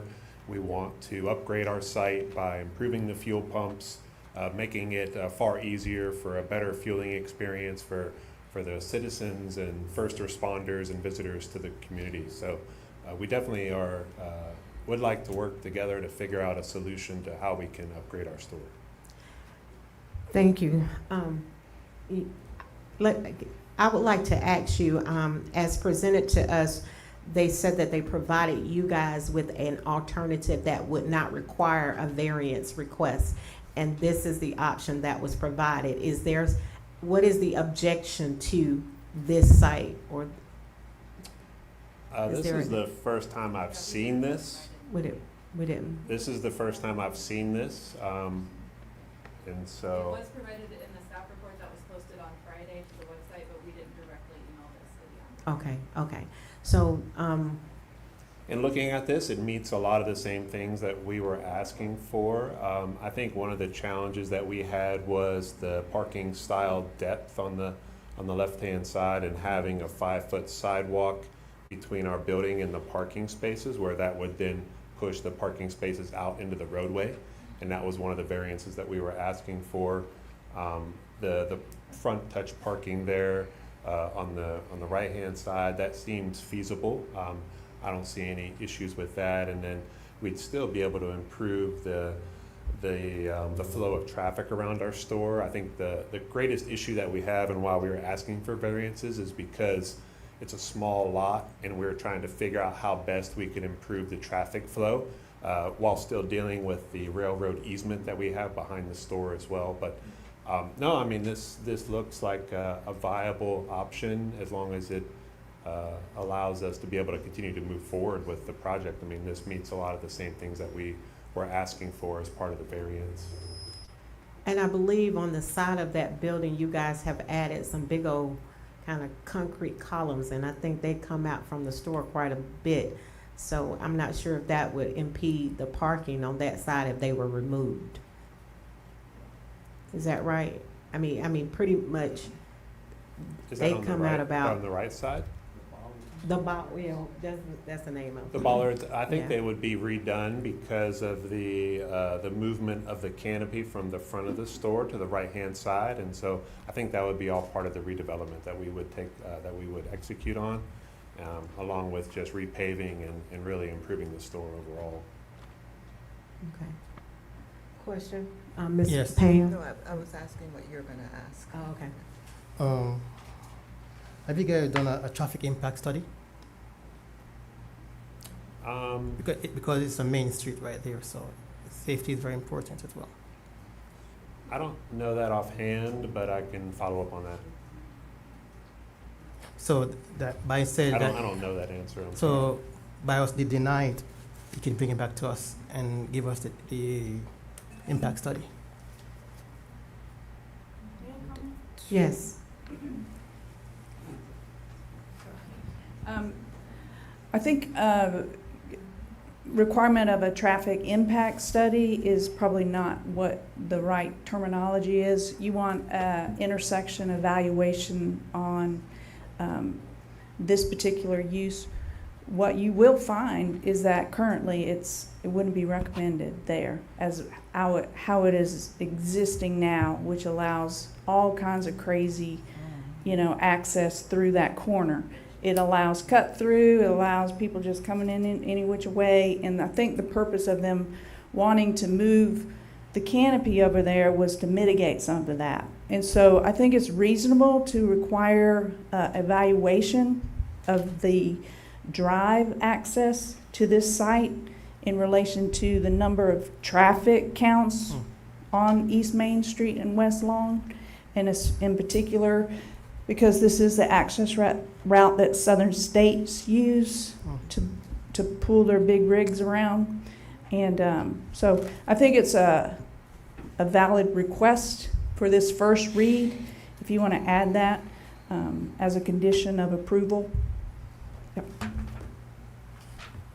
I know one of the things that we tried to do with our plan today, there are no curb cuts at all. And so we have added some grassy, like landscaping area there between where the two parking areas are to help alleviate, to make sure that people are not cutting through there for a dangerous situation. Also by adding in the other curb cuts along the side of the property, that'll help at least traffic flow within our store improve and be safer for the community. You know, what concerns me is I stand here a couple hours checking the flow when I see this thing here, and I see potential danger. Right now, I had to stand. And I'm looking at it right now, you have 3 exits, 2 coming in. I'm not too until I see those reports, then I feel comfortable about it. So one of my concerns is looking at the parking. It seems as if the best way and the safest way to get in these parking spaces in this drawing is that you would have to drive in. You cannot back up because our main street sits right there. So that's, with what I'm seeing in front of me is one of my concerns. It is at an intersection. Even now, it's very confusing because you don't know if your car is in the parking lot or if your car is currently on the street the way it is now. So I would like to see if there's a better way in what was presented tonight to possibly prevent any accidents right there at that intersection, because you can only back out, and we all know we can get at that intersection with 4 or 5 cars, and you may be stuck there for a minute. So that's my concern with this drawing. Yeah, mine too, especially with the train, and then it stops the traffic and you're backing out. Madam Mayor, Yes. being as, to reiterate, there are 2 reads required. We can deny the first read and approve the second read, and the ordinance will pass. I would like to move that we deny the first read to allow the applicant and our Community Development Department to review this drawing, since he's only seen it now, and see if they can make those improvements. All right, so we're gonna have to take each one of these ordinances one by one, and I wanna make sure everybody is aware of what we are voting on. Ordinance number 2026-03. The applicant is requesting a variance from Article 3, Section 3-20A to increase the maximum number of permitted curb cuts along a single sheet street frontage, and 3-20B to allow for a curb cut to be located within 50 feet of the intersection of 2 curb lines. I need a motion to approve or to deny. I move that we deny I second. ordinance, first reader ordinance 2026-03. I second. I have a motion by Councilmember Meeks and a second by Councilmember DeShane to deny ordinance number 2026-03 for the first read. Any further discussion from the council? All in favor? Well, ask them. Any discussion from the public? All in favor? I have a 6-0. Moving on to ordinance number 2026-004. The applicant is requesting a variance from Article 3, Section 3-19, F8 to reduce the minimum required interior drive aisles width. I need a motion to approve or to deny. I make a motion to deny. Second. I have a motion by Councilmember DeShane and a second by Councilmember Meeks to deny ordinance number 2026-04. Discussion from the council. Discussion from the public. All in favor? I have a 6-0. Moving on to ordinance number 2026-05. The applicant is requesting a variance from Article 7, Section 7-1H2 to allow relief from the requirements that are all multifamily, commercial, and civic use provide paved sidewalks with a minimum width of 5 feet connecting all building entrances to ground level parking areas and the public sidewalk. I need a motion to approve or to deny 2026-05. I make a motion to deny. I second. I have a motion by Councilmember White Williams to deny and a second by Councilmember DeShane. Discussion from the council. Discussion from the public. All in favor? I have a 6-0. You will have the opportunity to come back before us next month for the second read, which will be the final read. If you would, between that time, get with our community development department and our city manager to see if you can get something worked out for that. Thank you. Sounds good, thank you. Moving on to the agenda item D, agenda item 12D, consideration and recommendation by the Mayor and Council on the first read of ordinance 2026-06 and amending the Hampton Code of Ordinance Appendix A, Article 2, Article 3, Article 6, and Article 7 to address data center use requirements in respective zoning districts. I'm going to ask that Ms. Wanda would come forth with this item.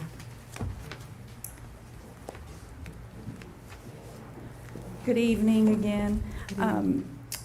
Staff is bringing before you guys for your consideration and input ordinance related to data centers pertaining to the appendices that the mayor has read. In our public hearing on the 10th, staff noted the following comments that were shared by the public at the time. That there were concerns on the environment specific to water, electric, and noise. Questions about decommissioned data centers, if they were going to be decommissioned.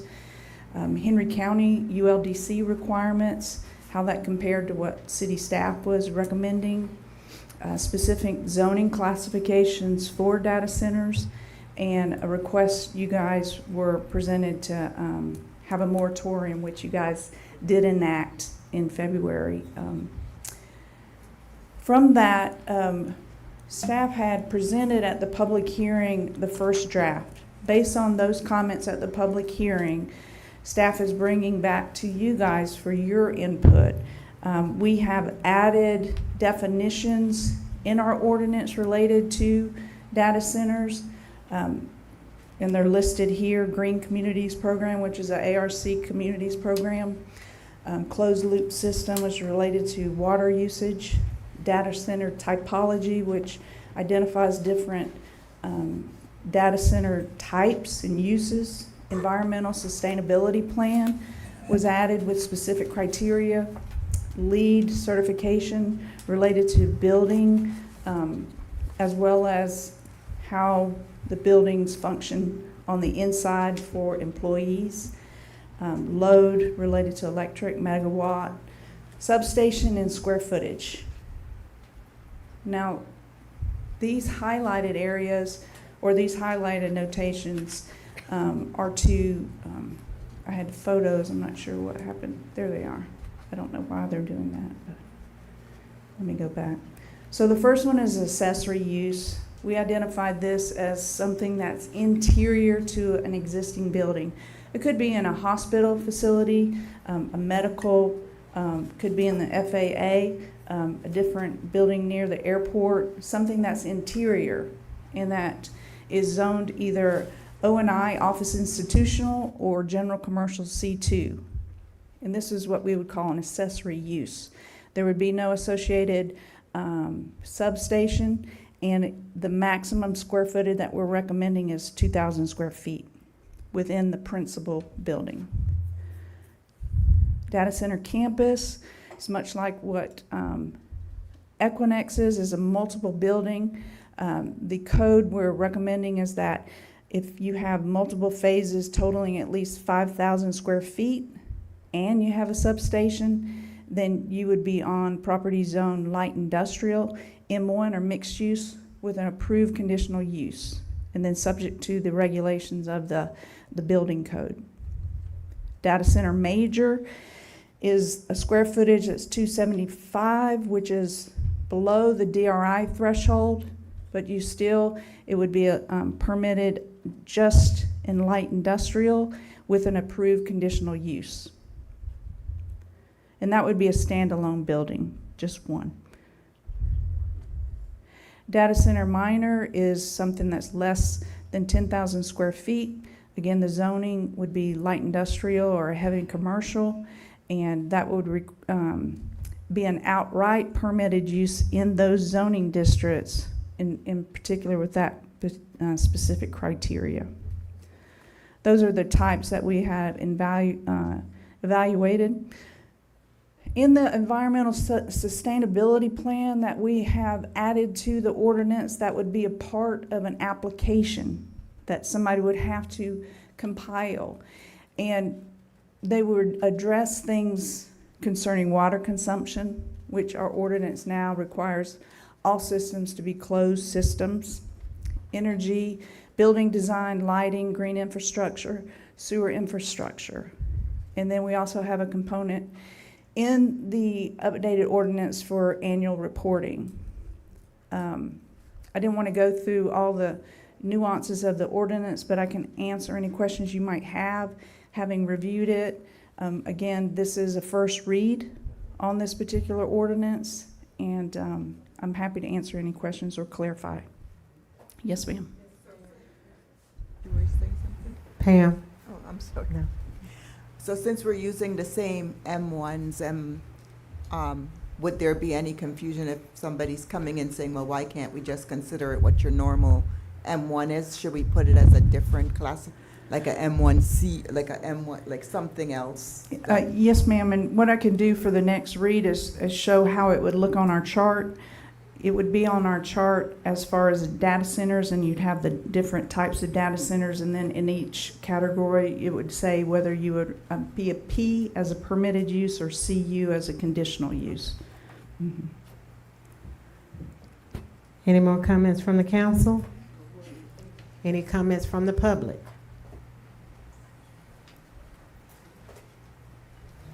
Is there anything in the ordinance about like a maximum number of data centers in the city, or, similar to the gas station type thing?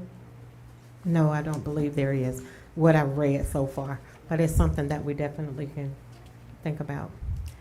I need a motion to approve or to deny the first read of ordinance number 2026-06. Made a motion to approve. Second. I have a motion to approve by Councilmember Mitchell and a second by Councilmember Meeks. All in favor? All opposed? I have a 6-0. Moving on to agenda item 12E, consideration and action to approve for an intergovernmental agreement between the City of Hampton and the City of Hampton Development Authority.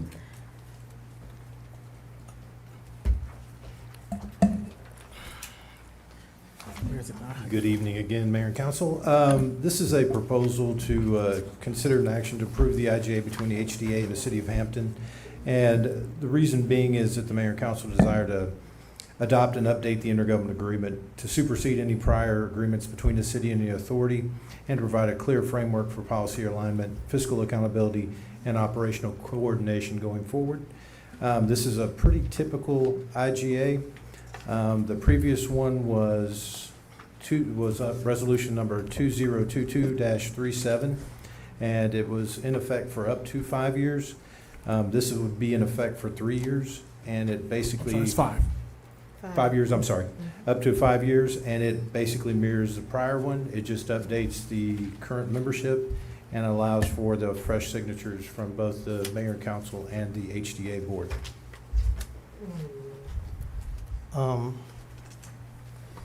Thank you.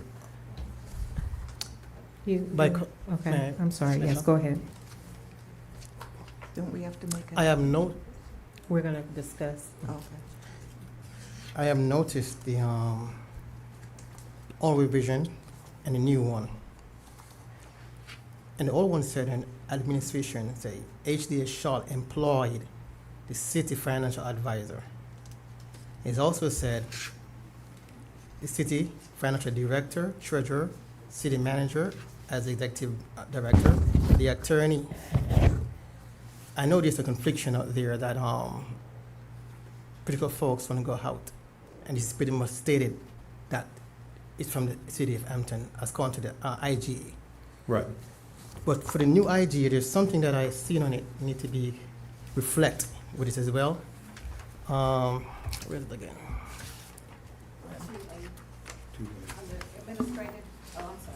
2A, under administrative, Yes. It says may, yes. and we yes, need and to make it say shall.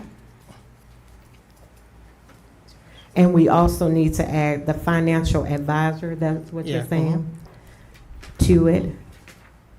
So we need to add the city's financial advisors as the advisor to the Hampton Development Authority. Okay. Okay. You gotta be specific. I want it to be pretty much the same thing, additional to what we discussed further. Yes, sir. It's on page 3 of 9.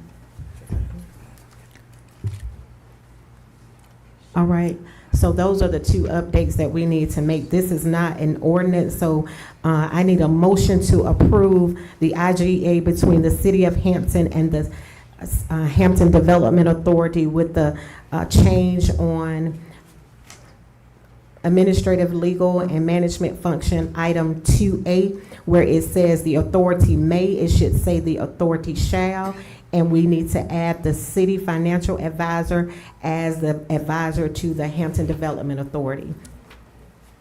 Do I have a motion? I have a question. Yes.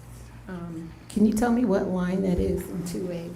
2A, the Second line. It says authority may. Okay.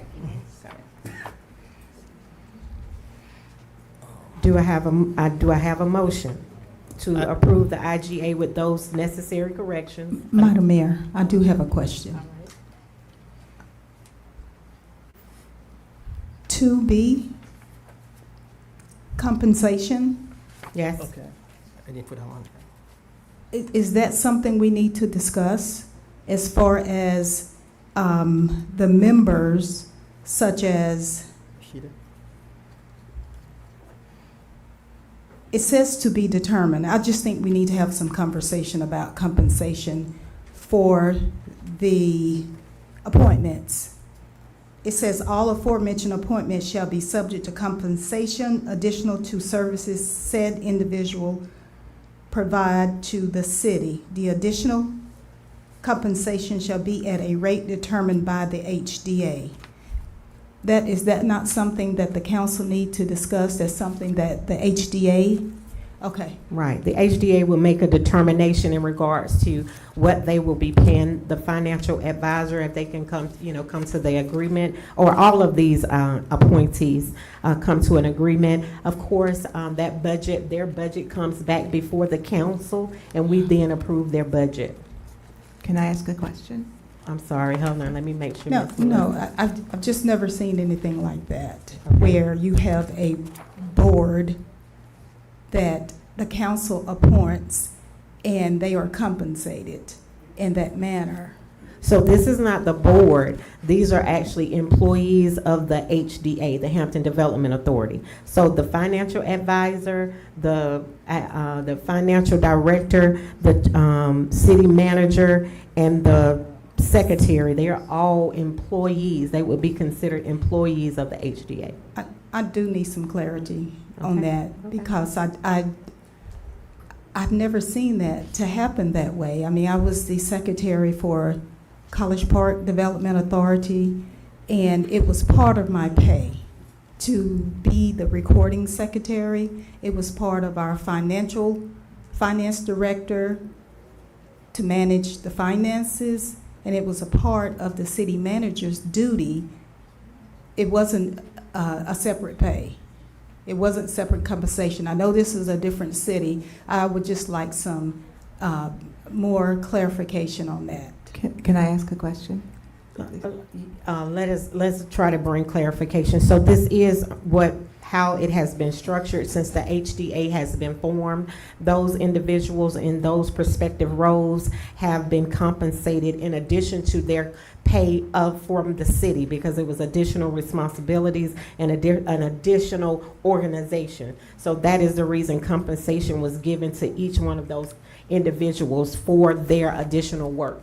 So that is how it has been structured here in the city of Hampton, and that's just. Okay, is there a job description? How do you rate what that person will be paid, or you just?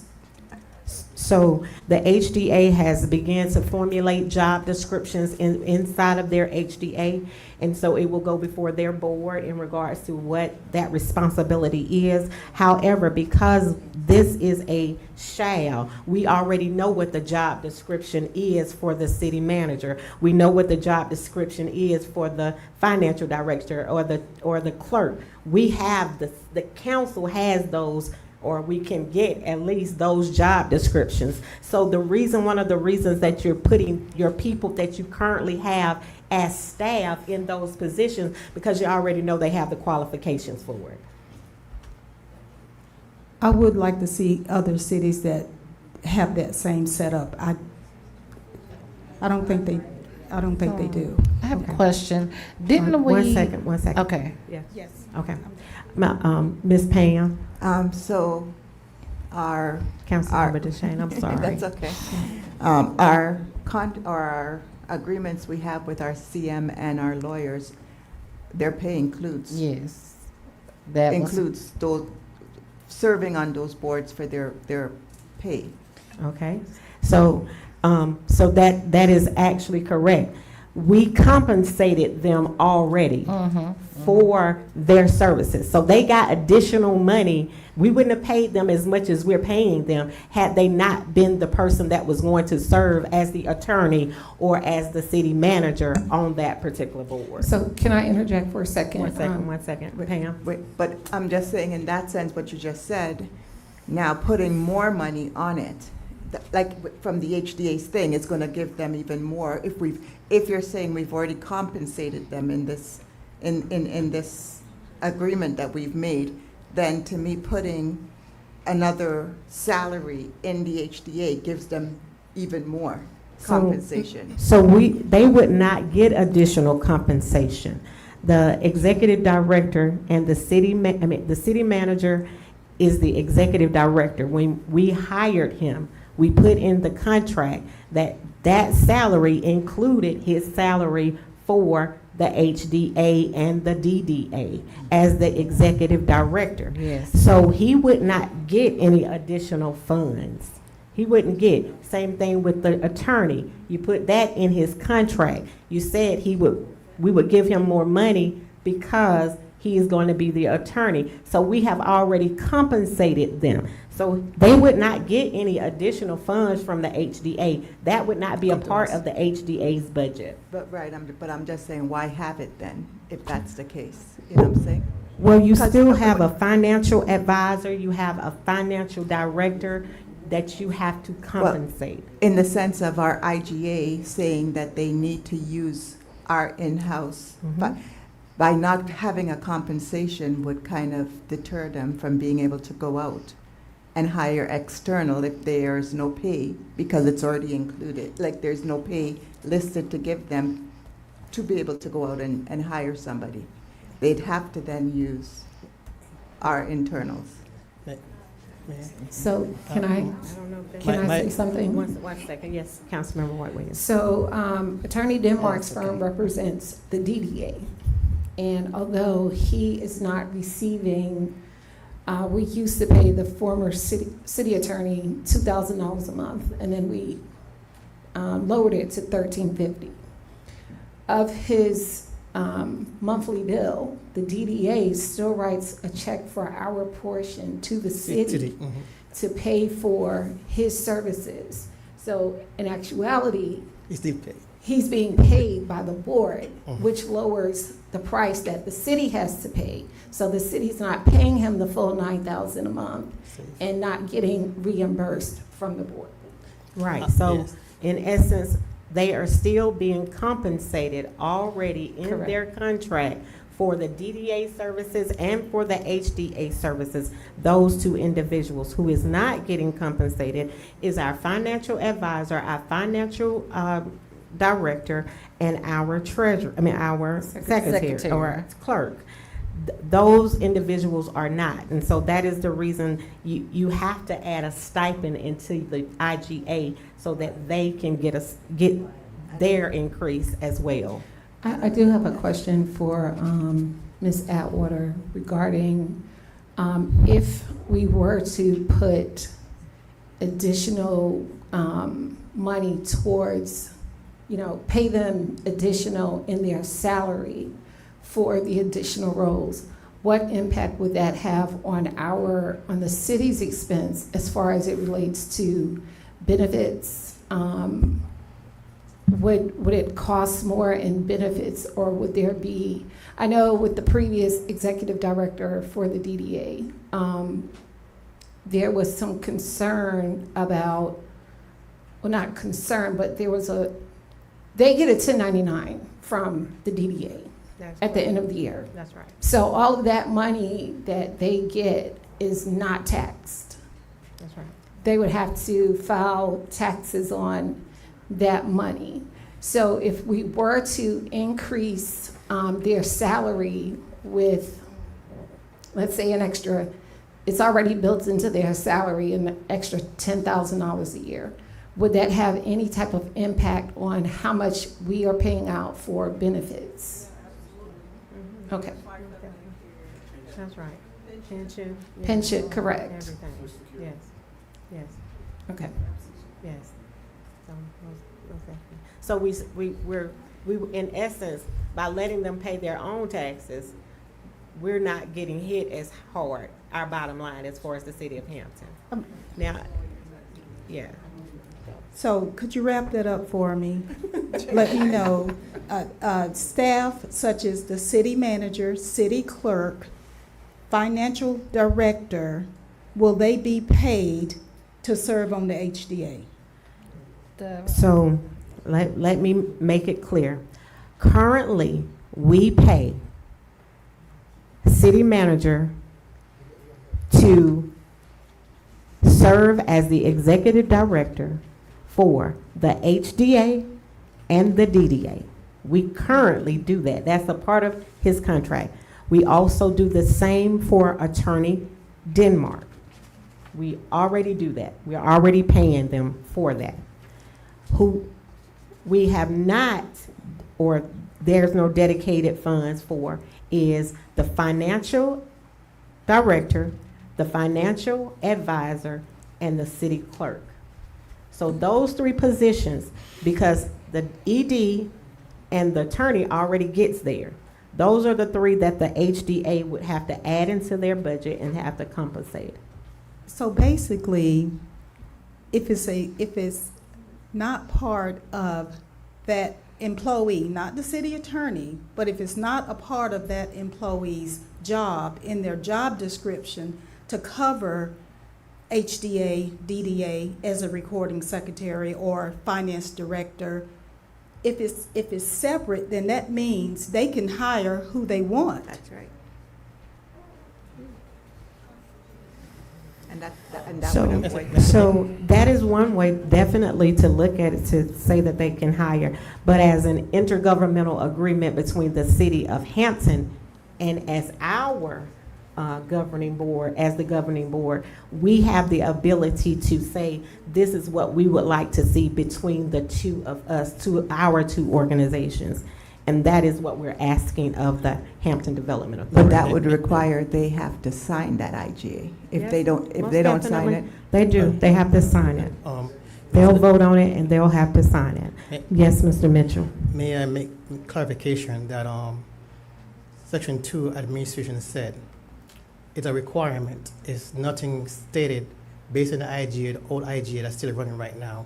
It stated that it is required that they employ one, the financial advisor, the city finance director. There's no gray area in terms of they can go out there based on the contract that being signed. All we're doing right now. The one that is in place. The one that's right in now. place, yes. The one that is in place reflects what we're discussing Mhm. already. So the only thing now, we're just making a clarification to make it more, one-shot deal. Yes. All right. Any further discussion from the council? Any discussion from the public? Mr. Baker, you can have a seat at this time. Thank you, ma'am. Thank you so very much. Ed. Mr. Hendry? Yes, ma'am. Madam Mayor, I'd like to ask a question. Y'all been up here talking about people getting paid and their money and all that stuff. And I want to know if you pay your board members that you appoint to serve on those boards. Because I served 20 years, over 20 years on the Downtown Development Authority and got zero.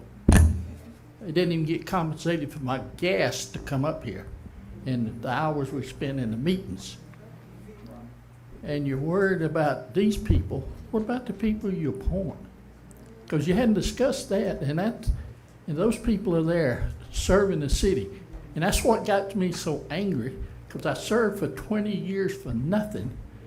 And when I tried to annex out, y'all told me, oh no, we're not going to do you no favor. Just because you've been doing us a favor for 20 years, we ain't doing you one. Thank you. Thank you. So please, quiet. Did I see someone else's hand? All right. I need a motion to approve or to deny the IGA between the Hampton Development Authority and the City of Hampton. May I make a motion to approve? Second. I have a motion to approve by Councilmember Mitchell With the two changes. with the necessary 2 changes of item 2A under administrative, legal, and management functions.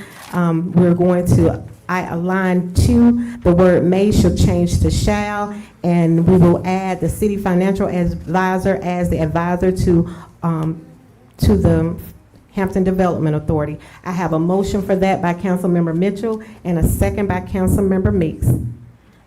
All in favor? I have a 6-0.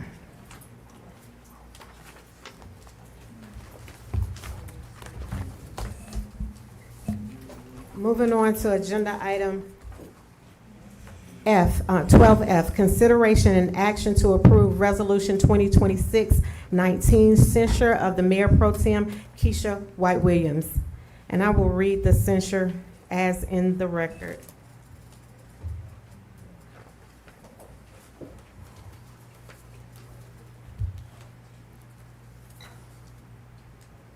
Resolution 2026-19, a resolution censuring the council member Keisha White Williams of the City of Hampton, Georgia for conduct undermining council's authority, violation of code of ethics, council interference with administration, and the effective administration of the city business to provide an effective date and for other lawful purposes. Whereas Councilmember White Williams is the duly elected council member of the City of Hampton, Georgia, and whereas the mayor and the council of the city shall share a responsibility to uphold the public trust, maintain ethical standards in municipal governance, and ensure the orderly administration of the city affairs.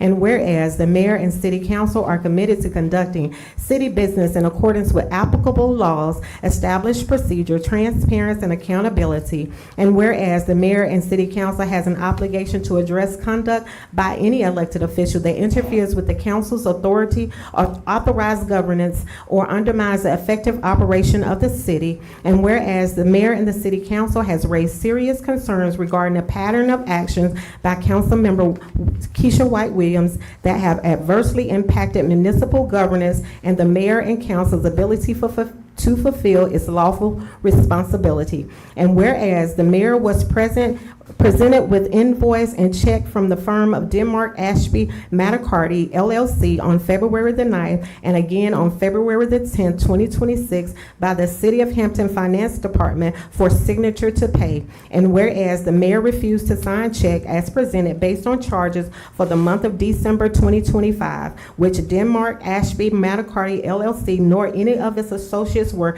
contracted, employed, or commissioned to perform or provide any services, legal legal or otherwise, for the city of Hampton. And whereas during the February 10, 2026 regular city council meeting, it was discovered that Denmark Ashby Matacarty LLC was engaged by Councilmember White Williams without the authority of the majority of the mayor and council. And whereas the council member Keisha White Williams violated Article 7 Code of Ethics, Section 2-99, purchases. A public servant shall not order any goods or services for the city of Hampton or on behalf of the city of Hampton without prior authorization from the council or city manager or his or her designee, which is supported by Ordinance 220.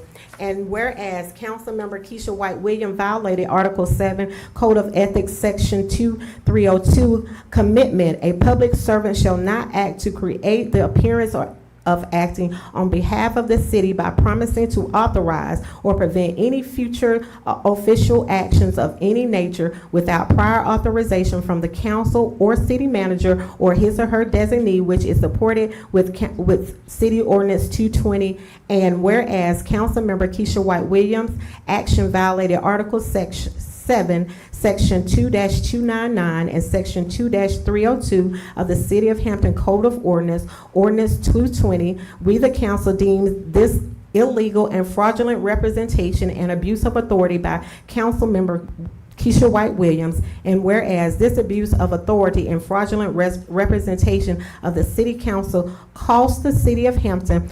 $1,995.50. And whereas Councilmember White Williams abused the authority has also extended, her abuse of authority has also extended into the violation of City Code of Ordinance Article 2, Section 2-30 of the Charter, council interference with administration. Neither the city council nor its members shall give orders to any such officer or employee, either publicly or privately. And whereas Councilmember Keisha White Williams violated Article 2, Section 2.30 of the Charter by directing staff not to discipline their subordinates. And whereas this interference with day-to-day operation has placed each director in a position that would not allow them to effectively perform the duties they were hired to do. And whereas such conduct undermines the authority of the governing bodies, undermines the authority of the office of the city manager, undermines the authority of the directors of departments, and exposes the city to potential risk.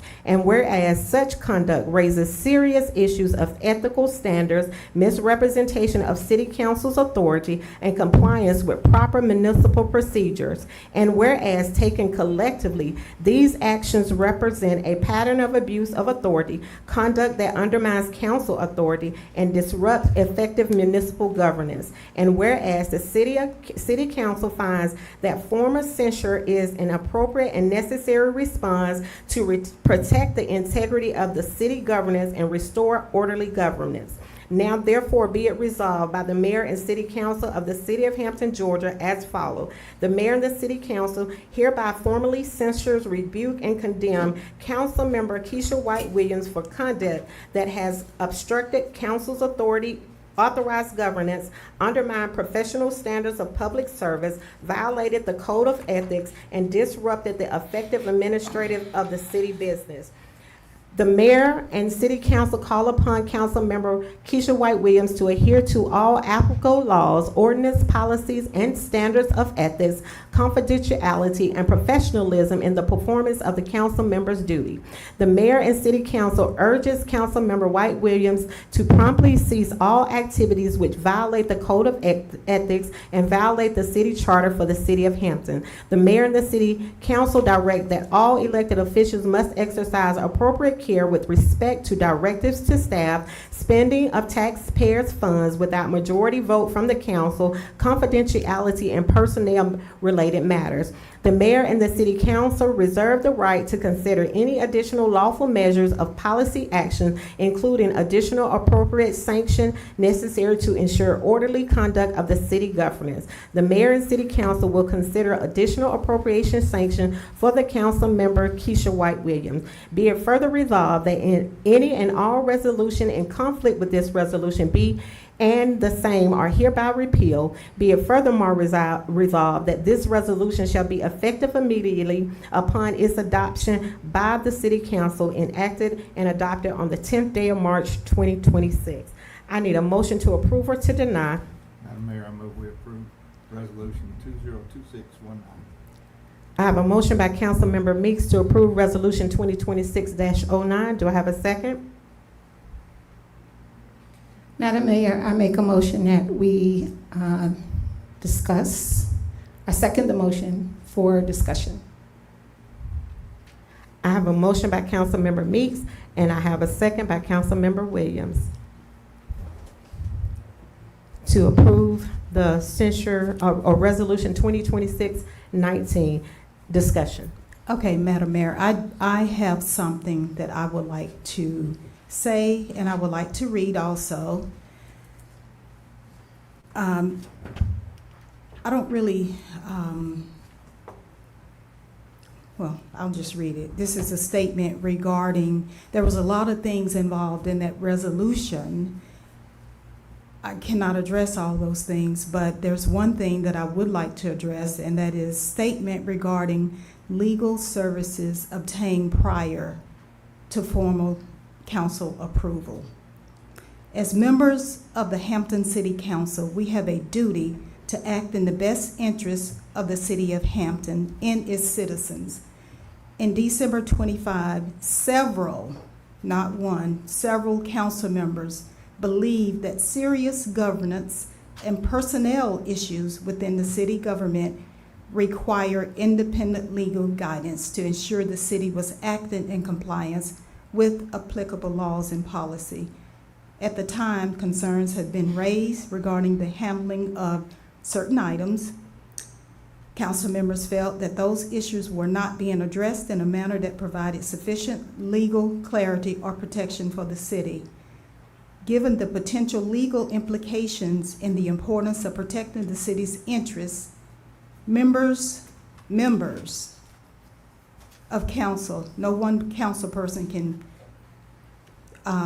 approve anything here, believe it was prudent to seek professional legal advice. As a result, legal services were obtained by Winston Denmark to review, provide guidance regarding matters.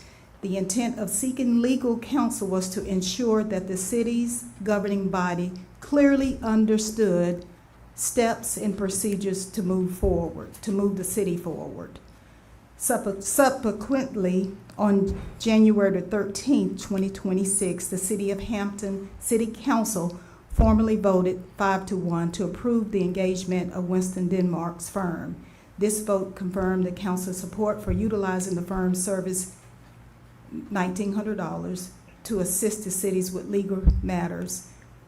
It is also important to note that professional service are sometimes rendered prior to formal approval in situations where guidance is needed immediately. In this case, services were provided by a licensed legal professional who was later formally approved by the governing body through a majority vote.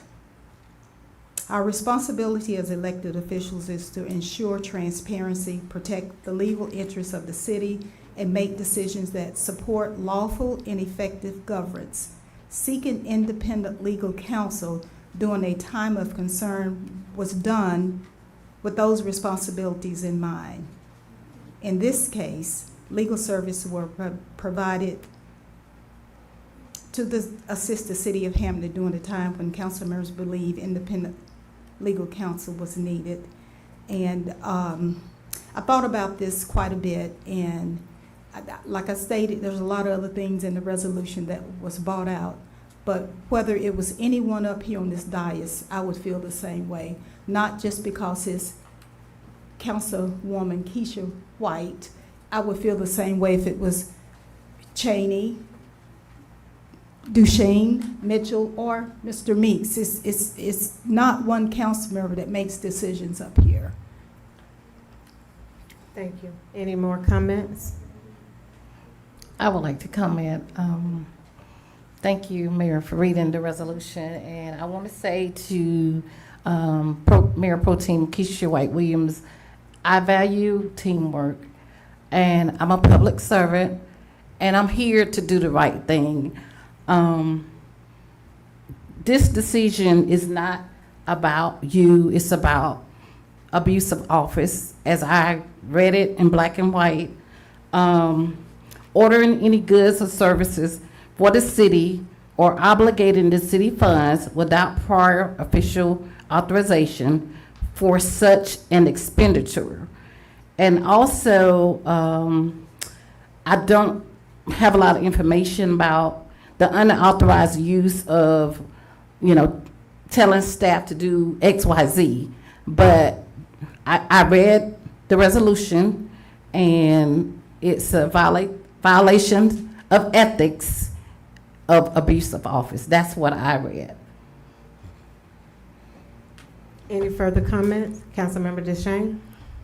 I'm going to say that I don't believe there was just one person, Councilmember Keisha White Williams, that acted in this. Our charter says that we need at least 4 people or 4 votes, affirming votes, to approve or hire or appoint anyone in that stature, whether it's the CM, the lawyer, the city clerk. An appointment ratifies the work that they had to do to be able to get us there.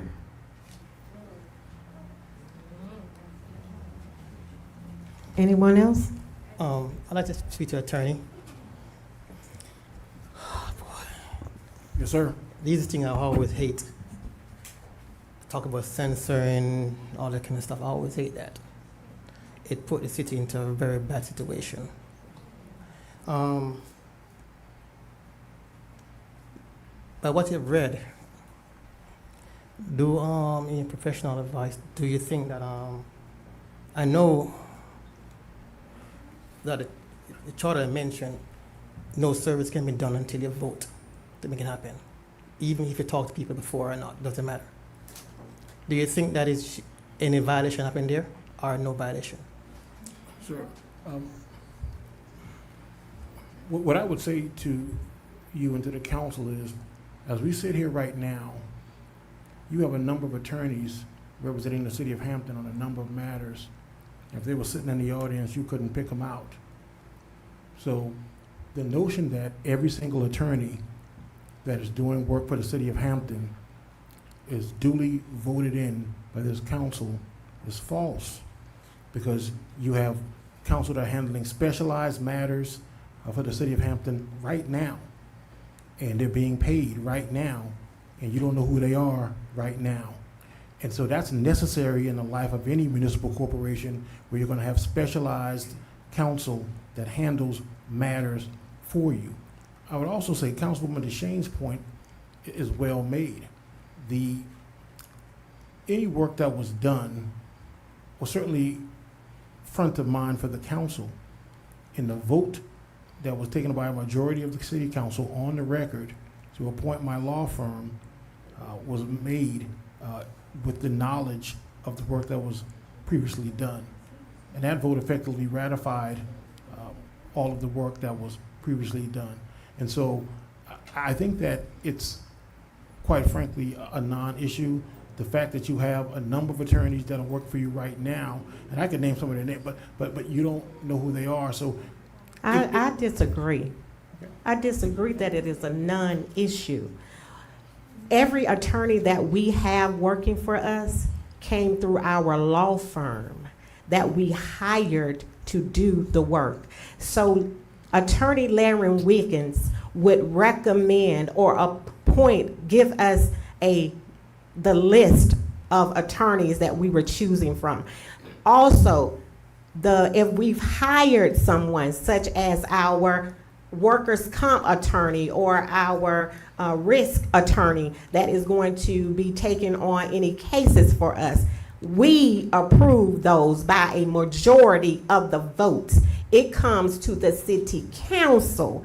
So to say that it is a non-issue, I believe that is a false pretense, especially since 3 of our council members that's currently serving on the board was not here in December. They were not here in December to make any type of decision for the board, the previous board. But the previous board was literally overlooked, and their authority was taken from them by Councilmember White Williams, and according to Councilmember DeShane, maybe some others that we might need to look into. But to say that it is a non-issue, that it was ratified because the new board chose to hire you on because they made the decision in December when they did not have the authority to make a decision for this council at that time. See, that is what I'm trying to get everybody to see. Because when they do it to this board, it's going to be a problem. It's going to be a problem. And for the council, my city attorney to be advising us in that capacity, I found it bewildering. I just don't understand. So I would also like to say that part of the reason we had to seek outside counsel because it had come to our attention regarding an employee that was on our books being paid that didn't have status to work in the United States of America. Are you And telling me you couldn't ask Laren that? I'm telling you what I'm telling you, that it came to our attention. I get that. It came to our attention when we investigated it. It was apparent that Laren, Alex, yourself, Miss Wanda, were fully aware that we had this employee. Now, to me, that's a federal legal law, that we cannot have a person who's not authorized to work in the United States working on our payroll, getting a salary, getting benefits. So we had to seek counsel to find out what was happening. And I'm just going to speak about that one because that wasn't an executive session issue. So I can speak because we found that out from other employees, not from our governing, not from our CM or from our lawyer or from yourself. We found that out from other employees and had to investigate that. So we needed to be able to find that information out so we know how to move forward, okay? And if you want to talk about hiring a lawyer without the consent or knowledge of the council, because council didn't know, let me say half of the council didn't know that we had an illegal employee working on our books receiving $75,000 plus benefits. Half of us didn't know that. And so if you want to talk about illegal lawyer bills, you were aware that Alex and Laren, went to source an immigration lawyer at the cost of $9,500 to help this illegal person obtain status to work, a H-1 visa. So that was never brought to council and made aware to us. So the $9,500 that was paid for immigration, that gentleman was well within his status here in the States at that time? Yes, he was. Ms. Atwater, yes, he was. Tell them he was. He was. Come on. He surely was. That $9,500 that was spent was on our employee. He was well within his status at the time that money was spent. Is that not true, Ms. Atwater? That's true. All right. He actually came in on an OPT visa, But it ran and he was legal at that time. That's right. But Thank he you ran very out. much. But he Thank ran you. out. Thank you very much. I'm not finished with All that. right, so. It ran out, right? But the visa ran out, and we continued. Yes. And we continued service, right? This is Paying true. fees. Yes. So, wait a minute. Wait. Not after. Wait. But We I just re- want but- to, okay. At the time that this was done, these are snapshots in time, okay? He was hired legally. We did not know all the details in terms of the LPT expiration. When we found out that there was an expiration, we took proper steps. Mr. Cohilas thought that he had the authority, because I think it allows him to spend up to $50,000, I think. So he thought he had the authority to go forward and do it without council approval. It wasn't nefarious. So with it being $9,500, he thought that he had the authority to do it. And what And happened? authorized us to, we reached out to Laren. We took the proper steps to get a qualified immigration attorney to handle the matter. All businesses and governments in the United States allow H-1B employees in their system. Because we valued him and we had already tried to source the job extensively and were unsuccessful, we went through the process. And he lost his, but he lost his status, right? Yes. And he was an employee on our Yes. books Yes. up until That is January true. of this year, Yes. receiving a salary and benefits, right? That is correct. Illegally, right? Yes, that is correct. So Which has since been mitigated. Ms. Atwood, I would like to know, the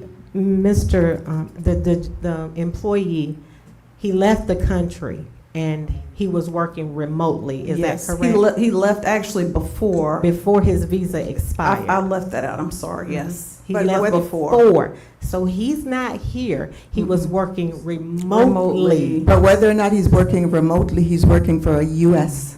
federal government Yes. illegally. Because he does not have an US H-1 federal visa. government. He does not have a visa to work legally in the U.S. He's not working for an African company. He's working for a U.S. company, Madam Mayor, receiving. And that I part is believe true. we've, I'm sorry. I believe we vacillated away from the subject. I called the question. So I would like to speak.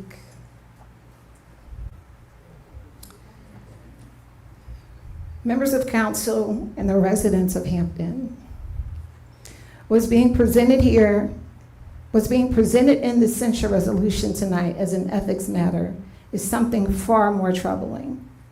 This resolution is not about protecting the integrity of the city of Hampton. Censure is one of the most serious actions a governing body can take against one of its members. It should never be used as a political weapon. It should never be used to punish someone for asking difficult questions or demanding accountability. When a council member is targeted shortly after participating in holding leadership accountable, the appearance of retaliation becomes impossible to ignore. This is about political retaliation and an unwillingness to accept political casualty as the result of the November election and to be held accountable for one's actions. In January, Mayor Tarpley lost two of her closest allies, the former city manager and the former city attorney, individuals with whom she often operated in lockstep and would often rely upon while her misconduct and abuse of power went unchecked. The unchecked power played a significant role in the circumstances that ultimately led to her recent censure. It appears this resolution is now being used as a means to intimidate me and to settle a political score after calling several of the mayor's recent actions and decision-making skills into question. Mayor Tarpley made history in January 2021 by being sworn in as the first woman elected as mayor and the first Black mayor of Hampton, Georgia. However, in February 2026, she also made history in another way. She became the first mayor in Hampton, to my knowledge, to be formally censured for misconduct and abuse of authority after repeatedly overriding and ignoring the will of this council. That was a serious and unprecedented moment for this governing body and for the citizens we serve, and it was not taken lightly. Instead of focusing on restoring public trust and moving forward, moving our city forward. We're now being asked to participate in what appears to be a politically motivated effort to redirect attention and assign blame to a single council member, me, with the goal of placing me beside her in the history books of this city by being censured. When political setbacks occur in government, the responsible response is reflection and accountability, not weaponization of the governing process against another public servant who is merely seeking documentation that the council was entitled to. This is what led us to the resolution presented tonight. The central claim in this resolution is that I independently engaged the legal counsel of Denmark, Ashby, and Metrocarty on behalf of the city. Anyone familiar with municipal government understands that that's simply not possible. But most importantly, the mayor and this council knows this. The city charter is clear. 4 votes of the council are required for official action. The governing body acts collectively, not individually.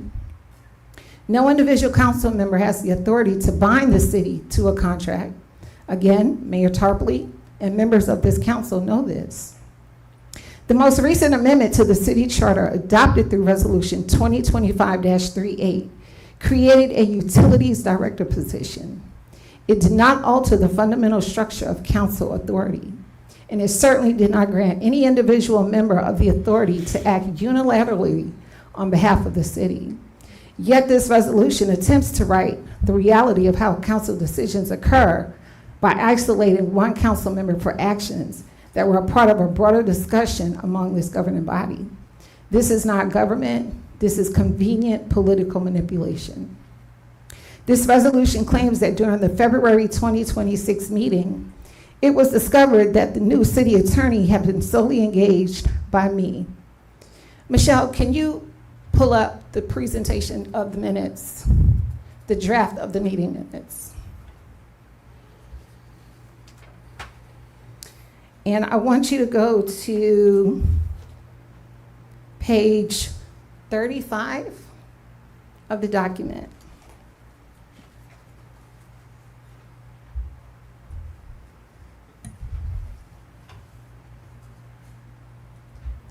And you guys bear with me. I'm an English major, so I write. So we're going to be here for a few minutes.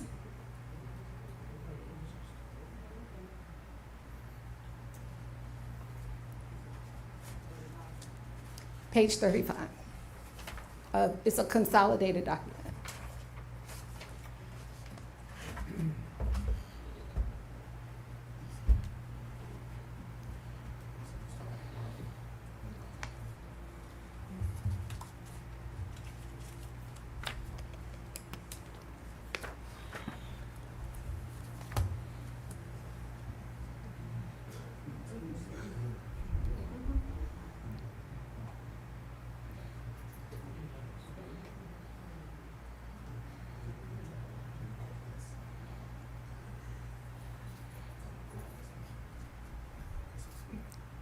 Can you make it bigger and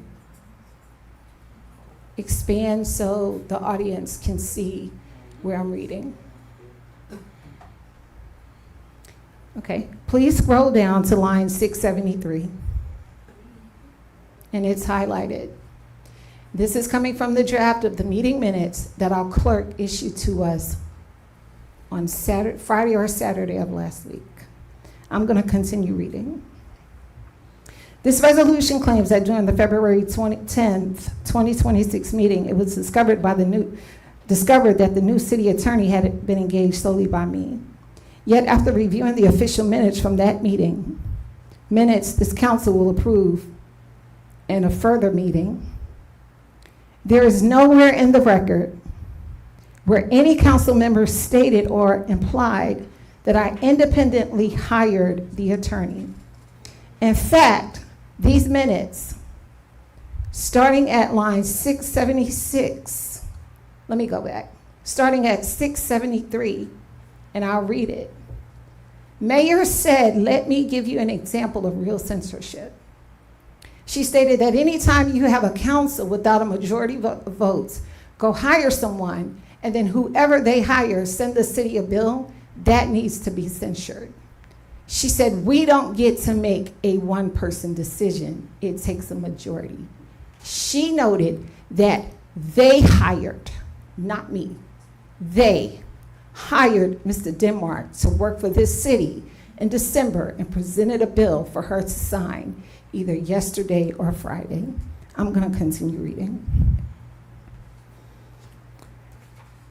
So what will soon be an official record, if it's not manipulated by the next meeting, itself contradicts the claim being made in this resolution. I have reviewed every set of minutes from both the regular and special meetings since January 13th, and yes, we've had quite a few. With the exception of the January 15, 2026 meetings, as those minutes were not posted publicly on the city's website. Nowhere in the official record will you find where I claim to have hired the city attorney independently. Nor will you find any statement from any other council member suggesting that I acted alone. The record reflects collective discussion among members of this council. So if this body intends to censure someone for engaging the city attorney, then fairness and consistency would require that every council member who participated, every council member and every council member elect who participated in those discussions to be held to the same standard. I hold a degree in English literature and language. The word they has never been referred to as a single individual. According to the dictionary, the word they is a pronoun that is used to refer to two or more people. And as you can see in line 676, she noted they hired Mr. Denmark.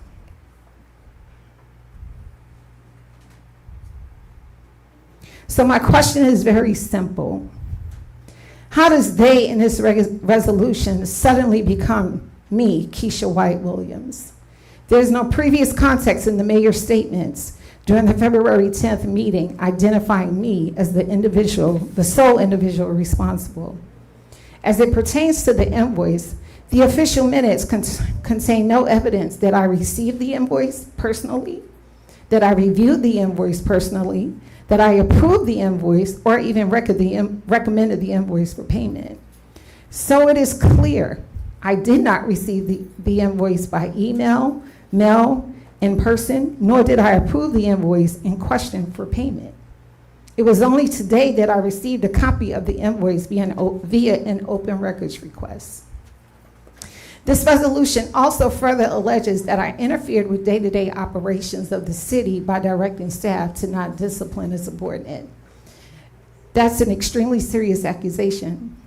Yet the resolution offers no evidence to support it, no emails, no written directives, no testimony, no documentation of any kind. Instead, it relies entirely on unsupported assertions. In any fair and credible process, allegations of this magnitude should require clear evidence. Here, none exist. The language in this resolution should suggest that my actions somehow prevented department directors and assistant directors from performing their duties. That claim is simply not credible. For it to be true, one would have to believe that I somehow contacted every department director and assistant director in this city and directed them on personnel matters. That did not happen. But since this resolution raises the issue of interference with city staff and operations, let's talk about what real day-to-day interference actually looks like. In late 2025, a city employee was aggressively confronted at her desk by a citizen who was and continues to be a close supporter and personal associate of the mayor. This citizen applied for the position in the Main Street Department despite having no relevant experience. The application was not based on qualifications, but on the belief that the job had already been promised as a part of a campaign commitment contingent upon Mayor Tarpley's successful bid for re-election. This same citizen also serves on one of the city committees. The confrontation escalated to the point that Hampton police officers and city staff had to intervene and remove the mayor's supporter from the building, Let that sink in for a moment. A City of Hampton employee was confronted at their workstation inside a city building. Police had to be called, staff witnessed it, and even a minor child, a high school intern, witnessed the entire incident. That is the definition of a hostile workplace. Instead of allowing the situation to be handled through the proper administrative process, the employee was later approached and encouraged by Mayor Tarpley to resolve the situation privately with her aggressor. Why? Because there was still an effort underway to hire the very person who had been removed from the building after confronting a city employee. Think about what that meant. This employee who had just been confronted by a citizen would have been forced to work in the same office setting. That's not smart leadership, guys.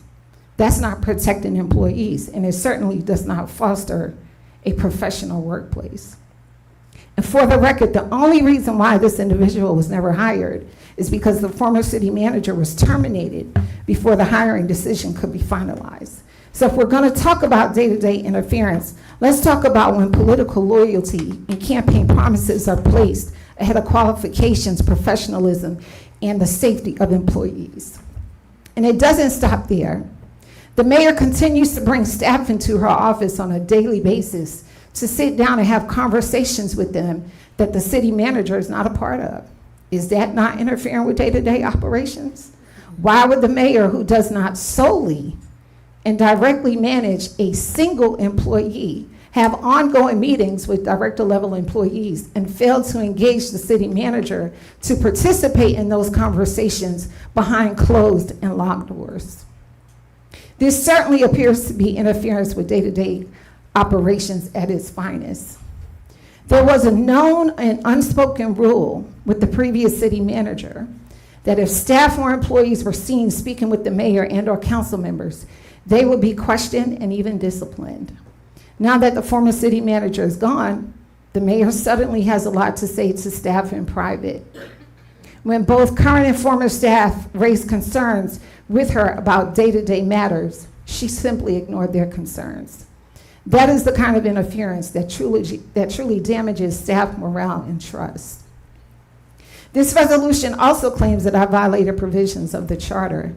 Yet this resolution on its face disregards the very charter it now attempts to invoke. Section 2-42 of the charter requires the agenda item to be submitted in writing with supporting documentation before 5 p.m. on the Wednesday preceding the meeting.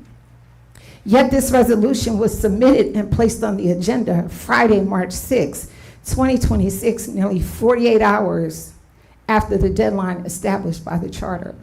So while I am being accused of violating the charter itself is disregarded by Mayor Tarpley to ensure this resolution to censure me was brought before council today.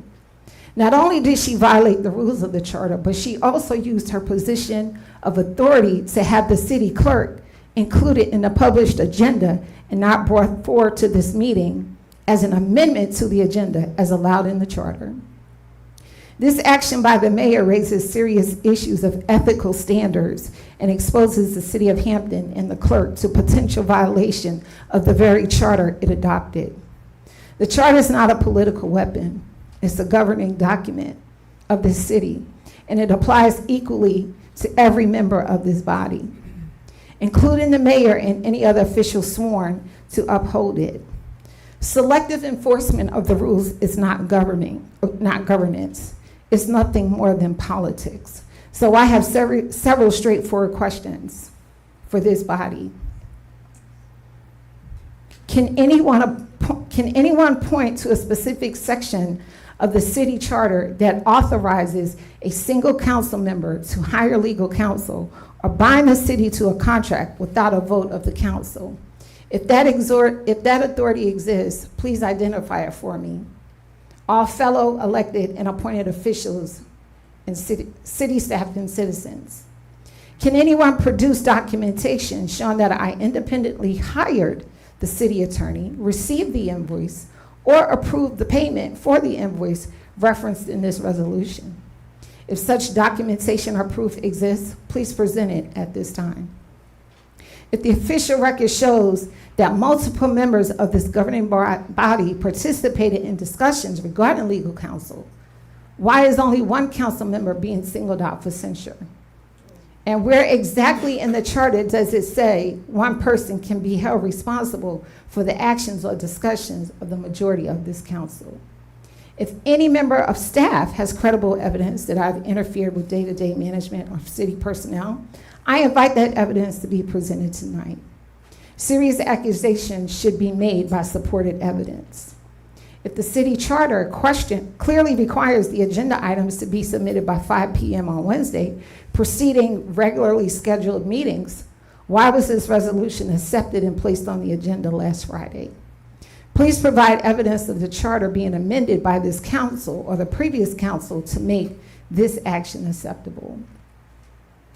When does a clear violation of the charter suddenly stop being treated as a violation? Is it only when the violation occurs by Mayor Tarpley or when it is politically convenient? Because the only clear document and timestamped evidence of the charter violation presented tonight does not point to me. It points directly to the recent actions of Mayor Tarpley and the city official sworn to uphold and enforce the charter. The real question is whether the charter will be applied equally to everyone or selectively enforced when it serves a political purpose. Because the moment rules are applied selectively, accountability is replaced by politics, and integrity of this governing body is placed at risk. If this council allows censure to become a political weapon, then every member of this body should be concerned about the precedent being set tonight. Because once accusations without evidence becomes grounds for a censure, no elected official is protected from political retaliation. Long after tonight's meeting is over, the record will remain, and that record will show whether this council chose underlying facts or political retaliation. Let me say this plainly so there's no confusion. The hand of one is not the hand of all, and the vote of one is not the vote of this council. If we are now prepared to claim that a single member's action represents the will of the entire body, then we are no longer operating as a council. We're operating under the fiction that one voice can speak for everyone else without consent, without a vote, and without the authority to do so. And if it is truly the standard we intend to adopt, then we should stop pretending our votes matter at all. Because under that logic, every ordinance, every resolution, and every decision before this council could pass with just one vote. One member deciding for the rest of us, one hand standing in place of the whole body. But that is not how representative government works, and it's not how this council is governed. Our charter is not vague on this point. It does not leave room for creative interpretation or convenient shortcuts. It clearly states that 4 votes are required to constitute a majority of this council. 4 votes, not 1. So let us be honest with what's being suggested here, because when we start treating the action of one member as if it carries the authority of the entire council, we're not just ignoring the charter, we're undermining the very structure that ensures fairness, accountability, and shared governance. And once we cross that line, the rules no longer protect this body. They simply become suggestions that can be ignored whenever it is politically useful. This is not how council maintains its integrity, and it's certainly not how the will of the people is respected. The citizens of Hampton did not elect any of us to govern in this matter. They elected us to lead with integrity, uphold the charter, and to serve the city with honesty and transparency. I will continue to serve, stand firm in my demands for accountability, ask the hard questions and uphold my oath of office. But what I will not do is cower to threats of political retribution, and I will never allow anyone to intimidate me into silence when integrity is at stake.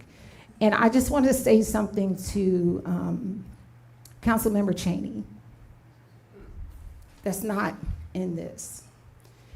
You said, according to the charter, there was a clear ethics violation. There was a clear violation of the charter. But as I recall, at that meeting in December, you sat in that room. You were there. You were included in every message, every update. You knew everything. So for you to get up here on this dais and in front of everyone and say that I violated the charter, I violated the code of ethics, is unbelievable that you would even consider. I have so much stuff and receipts that I could pull. Stuff that she dug up on you, Mayor. I have a 44-page report that she stuck in my mailbox about you. It doesn't matter. No, it doesn't matter. But I just want Ms. Cheney to know, you voting for censure of me tonight, you have every right to do so. But I just have one question for you. When you look in the mirror, what do you see? Because I don't see a woman that speaks of God all the time. I don't see anything godly about your behavior. And I don't care how this goes tonight. I'm almost done. I'm almost done. There was no time limit on me to speak. Okay. Okay. However, once again, I did not do this by myself. I did not engage Attorney Denmark by myself. Mayor, you said it. It's also in the minutes from the January 13th meeting where I said we engaged the attorney. So this is nothing more than political retaliation. This is nothing more than you wanting me to join you in the history books of censure, and I might be there. Both of our names will be there. Might be there, I don't know. But I want the public to see this for what it really is. This is payback. This is retribution. That's all it is. And so I'm asking this council, vote your heart, vote your conscience, but vote the truth. Convict yourself. Convict your own self of what you've done. Don't just convict me, because we were all at the crime scene, if you want to put it that way. Thank you. Councilmember Cheney, will you? Councilmember Cheney. I'm sorry. Thank Excuse me. you. Be quiet, please. Thank you. Thank you, Keisha White Williams, for reading that. And I would like to say, I'm always polite. And that's what I teach. But I want to say this, and I will say it in public, that I warn you all. I said, you all are doing some things that I will not participate in. And one thing that you said to me when we was putting out the cross, you said, and it was unbelievable, that Cohelus is like the master and we're like his slaves. I didn't even know how to answer to that. And I wanted to say another thing with Mr. Cleveland.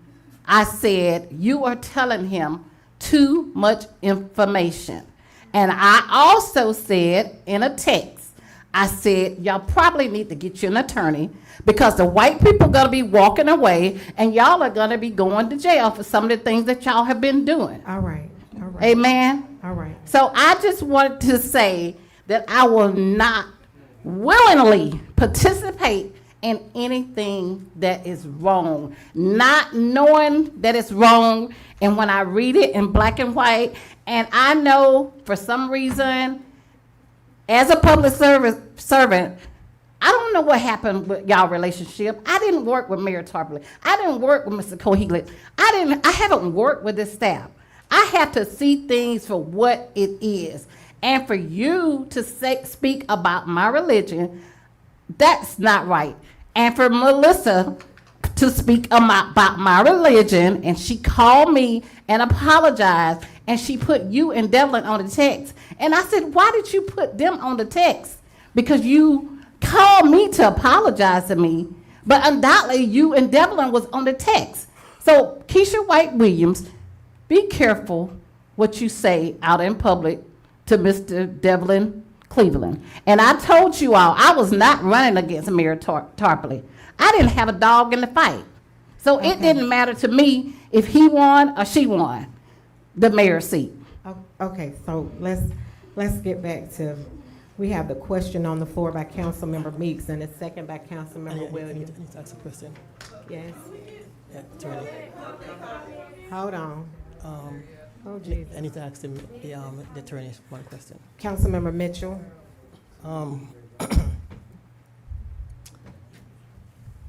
Attorney. Yes, sir. Did anyone at the council offer to pay your service in December? No, sir. No, sir. You know, I was not hired by the council until the actual vote occurred. And let me, you know, we heard some conversation tonight about the immigration attorney. And it was stated that the immigration attorney, that amount, $9,500, which paid to the immigration attorney, was not voted on and approved by the city council, but rather it was within the city manager's authority. So the city attorney, the prior city attorney, selected the immigration attorney, and the city manager paid that immigration attorney for the work that immigration attorney did for the city of Hampton, and that immigration attorney was never approved by this city council. What's the point? The point is that lawyers are engaged, do work, and are paid, and it does not come to this council. And, you know, so the 1,900 is certainly within the city manager's authority, and the current city manager authorized payment of the invoice the exact same way that the prior city manager authorized payment of the 9,500, which is 5 times more. So if the prior city manager can authorize the payment of an attorney invoice, and that attorney was not voted on by this city council, it is absolutely no different than the current city manager authorizing the payment of an attorney invoice. But the only difference is I was actually voted in by a majority of this city council just a few weeks later. That's why I say it is a complete non-issue. Second question. If the council didn't ratify, voted you in, will you be charged? Who will you be charged? I would charge the exact same person that the immigration lawyer charged. The immigration lawyer was not voted in by this city council, was paid $9,500. And so it would be the exact same thing. And that's not the only attorney. What person? But, hold on. I wanted to be clear here that the city manager, who has the authority that has been given by the council to hire a city attorney or to exercise the ability to spend $9,500, was Alex Cohilas at the time. He did not authorize or engage Mr. Denmark or his firm. Neither did the council. We had no idea. The majority of the council did not have any idea that Mr. Denmark was doing work on behalf of the city. Not the council nor the city manager knew that he was doing work for the city of Hampton in December. The majority. And it takes, as Councilmember White Williams said, it takes a majority. So if you can't count to 4, that means you got to stand down.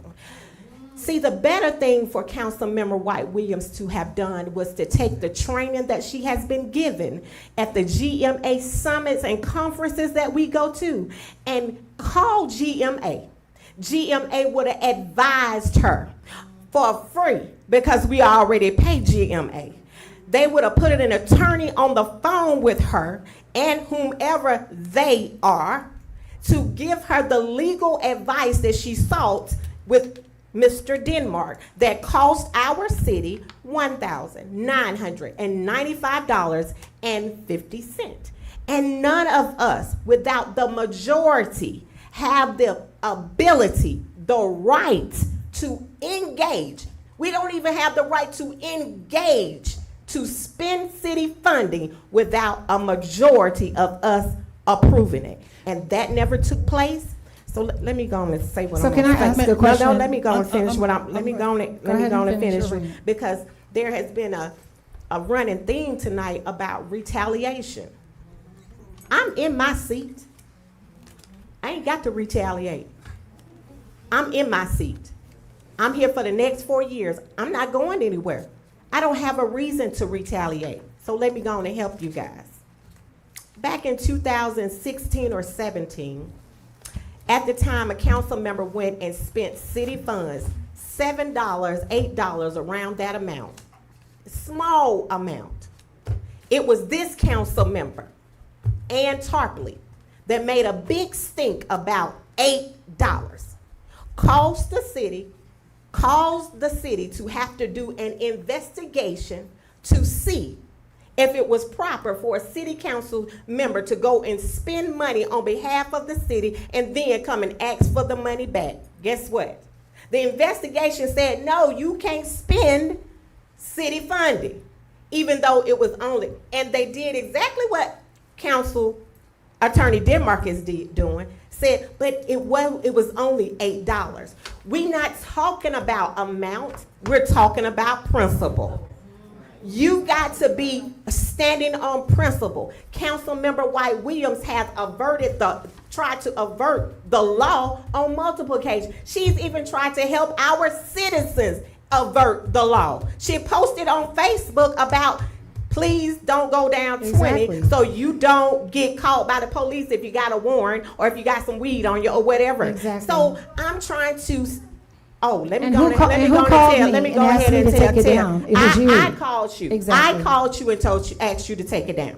But the thing about it is, guys, And besides, it wasn't even in our city it is limits. the principle of these things that we have to stand on.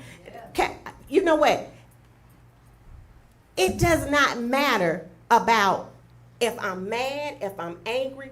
The question is,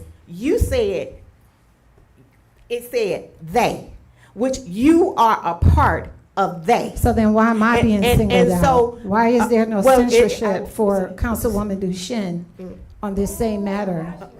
So Why is there no, I'm- why I'm- why is there let me go and there no help. censure for any other So council members it that knew sound like about it's it? coming. It does sound like it's coming. And we expected it to be because here. let me tell you what I don't wait 18. Wait a minute, how many months it was from April to January?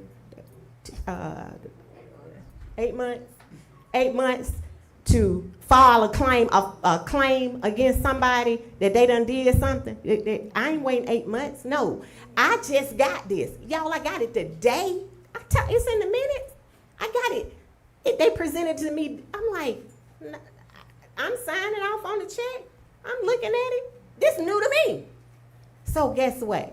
I decided for me, and I even told staff, the financial staff, I said, you can separate this because his contract is for $9,000. I'm more than willing to put my signature on the $9,000 because the council don't hire him. But I will not be putting my signature on $1,995.50 of this. And I absolutely meant that. So for people to try to say that I am in retaliation, this ain't about retaliation. It's simply about principle. And it wouldn't have mattered who it was. It's the principle of it. I've already proven I stand on principle. If I'm gonna cause a fuss about $7, I'm gonna cause a fuss about $2,000. You can put your money on that. I don't have no ill will for any of my council members.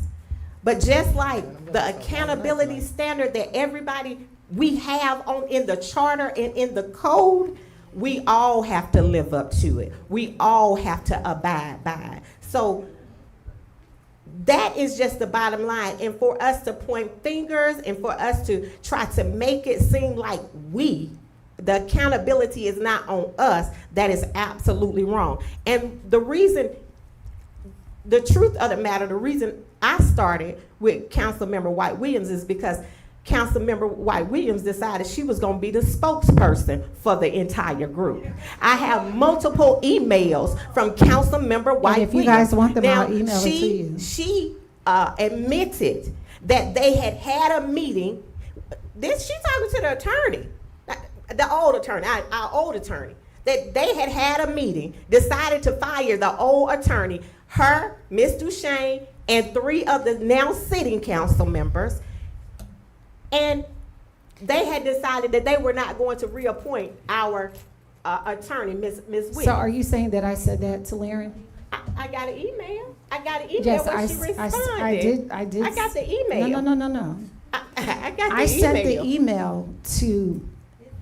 And Hold on. y'all, No, let's it be doesn't matter. clear. It doesn't I did matter not about send the email to Ms. Wiggins. I sent the email to the Council. staff, Who- council and okay. staff. Okay. So, and you and the former city manager took it upon yourself to notify her because Attorney Wiggins had reached out to me because she was not sure if this council was going to continue to retain her services. Okay, so this say in December, in early December.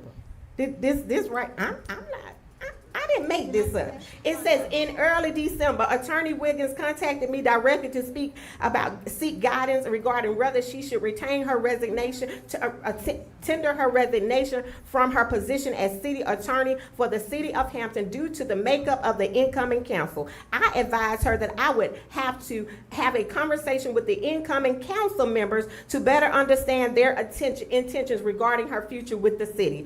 Following numerous discussions held in a non-quorum setting with both incumbents and incoming council members, and after careful consideration of the matter presented, Council Member Duchesne, Brooks, Cheney, Mitchell, and I, who represented a supermajority of the city council, have collectively determined that we will not be reappointing City Attorney Wiggins nor Mr. Ed Wall, who currently serves as the City of Hampton Financial Advisor for the upcoming term. As you are aware of, pursuant to a city charter and established city authority, the appointment and the annual reappointment of both of the city attorney and the financial advisor rests solely with the council. We acknowledge that a formal vote of the city council is required to place these decisions on the official records. Now watch this. You say in early December. So I can't hold Council Member Brooks, I can't hold Council Member Mitchell, and I can't hold Council Member Cheney for meeting with you because they were not on the sitting council. The sitting council was Keisha White Williams, Council Member Duchesne, and Council Member Cleveland. And that does not count up to 4. That does not make a majority. You have to have 4. If the city manager didn't hire you in December, you weren't hired. If the council did not hire you in December, you were not hired. So you should not be sending me a bill for December. That email, That's all I'm saying. That email says that Laren contacted her in December, not. In early December. Laren contacted her. She contacted me. Madam Mayor, I reiterate my point of order. All right. Call for All the right. question. All right. Okay, call for the question. I have a motion on the floor by Councilmember Meeks and a second still by Councilmember Williams. For discussion. Okay, so I need a motion to approve or to deny Resolution 2026-19. There's already a motion to approve it. You got Yeah, public yeah, yeah, comments? Here's the citizens. Uh, Are you gonna allow the citizens to put anything into this?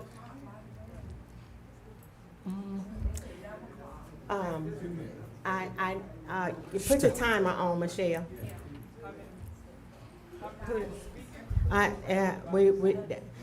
The total time is gonna be 3 minutes. No, it's gonna be, is it 15 minutes? Okay, who wants to speak on this subject? Okay, 1, 2, 3, 4, 5. 6. I got 5. I'm at 5. It won't take me but about 2 seconds Put the clock on, please. to see what. Put on a 15 To minute see what clock. we're getting, what we're being charged for up here as citizens for our governing authority. And I wonder why I couldn't get out of this thing 3 years ago. Yeah, because y'all connive and manipulate against whoever you don't want to get out of the city and who you want in the city. You'll sit up here and listen to annexes all day long as long as you're coming in. Let one man with 6 acres try to get out. You ain't getting out. We're Mr. gonna Hendry, fill you up that has something. nothing to do with what we're talking about. Y'all have showed what you're talking about Okay. tonight. Who's up next? Who is next? If you want to speak on this subject, please come to the podium. Can you please state your name for the record? My name is Joey Page Lewis. I am a business owner in downtown Hampton of the Makers on Main, and I'm going to read this, okay? Good evening, Mayor and Council. I want to address the situation surrounding the center of Councilwoman Keisha White Williams and the circumstances involving the hiring of the city attorney. During the discussion, Councilmember Pam Duchesne acknowledged that she was also involved in bringing the city attorney into this matter. Sherry Chaney was present during those discussions, and former Councilmember Devlin Cleveland was also involved in the conversations prior to this issue being brought forward. Yet tonight, the focus appears to be on centering only one individual. If the city attorney was engaged without a formal vote of this council, that is a serious procedural concern. Under Georgia law, official actions of a governing body are supposed to occur through a motion and recorded vote in a public meeting. If multiple individuals participated in bringing the attorney into this matter without proper authorization, then responsibility should not fall on one person alone. The public deserves transparency about how that decision was made and who authorized it. I also want to say that I've been disappointed in the city of Hampton before, but I am deeply disappointed tonight as a woman, as a Black woman, and as a business owner in this community. I expect leadership that demonstrates integrity, accountability, and fairness. Our community deserves better than what we are seeing tonight.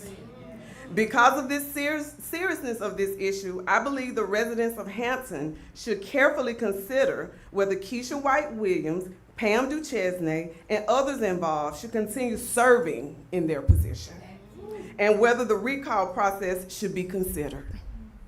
Additionally, it is important to note that Ms. Chaney had not yet been sworn in, which raises further questions about her involvement in this matter.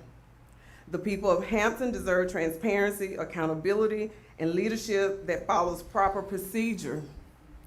To watch you all throw each other under the bus, and to know that you all were sitting making disgusting comments about race when we already have enough divide in this community. It's disgusting that you all have so much time to fight and no time to get anything done. Did I know that this was all gonna unravel tonight? No. No. But I said to someone Friday, they will soon turn on each other. Because when you come together for a lowball mission, it doesn't take long for it to fall apart. All right. Let's keep it. Please state your name and address. Hi, I'm Malaysia Walton, 1012 Blue Coat Circle. AS in Criminal Justice, BS in Political Science, CT in Forensic Chemistry, but more importantly, a young adult citizen of Hampton, Georgia. I'm not really gonna address, the censure, but I do wanna address something that you said in your long speech. I will say I am disgusted by the lack of accountability and using diversion and hearsay to dodge accountability for whatever they're discussing regarding you. But since this is on the record, that's the only reason I'm speaking. Normally I only speak when I'm speaking on Peach State Community Involvement Agency and how we bring positive happenings to the city. But because this is on record and you made mention of something that was clearly hearsay that I was actually present for, I'm gonna clear it up very quickly. You stated that there was an incident that happened with someone who was close to the mayor, and they created a hostile environment for a city employee and had to be removed by the police. That is overly untrue, because I was there. She did not create a hostile environment, and this is me speaking objectively, not because that's my mother, but because I was actually there. there was an incident that happened where the person in question, which was Tova Treadwell, did not perform her job duties correctly by not signing Ms. Walton up for a class they were supposed to do for the Hampton preservation or whatever. And Ms. Walton went to ask her, hey, Tova, I spoke to you in a very calm manner. I spoke to you and I told you that I wanted to do these classes. I just wanted to know if you could do these classes, sign these classes up for me. And it went from there because there was already something going on with Tova and however she felt. Now, once that began to get rowdy, myself went over to the City of Hampton Police Department to get Chief Turner, and I'm sure he can attest to that. And I only got Chief Turner because at the time he was the assistant city manager, and let me know if I'm wrong, the city manager is over, the city employees such as Tova Treadwell, but he was in a meeting, so I went and got the assistant city manager at the time to come and diffuse the situation. No one was removed and the cops were not called. And they were both taken to the city manager to have a sit down to come to a resolution. And that is what happened. And I do find it belittling and disgusting to try to come for someone's qualifications, which you have no idea about, because I don't know your qualifications and I don't care to know either. Thank you so much. You're welcome. Ms. Anita?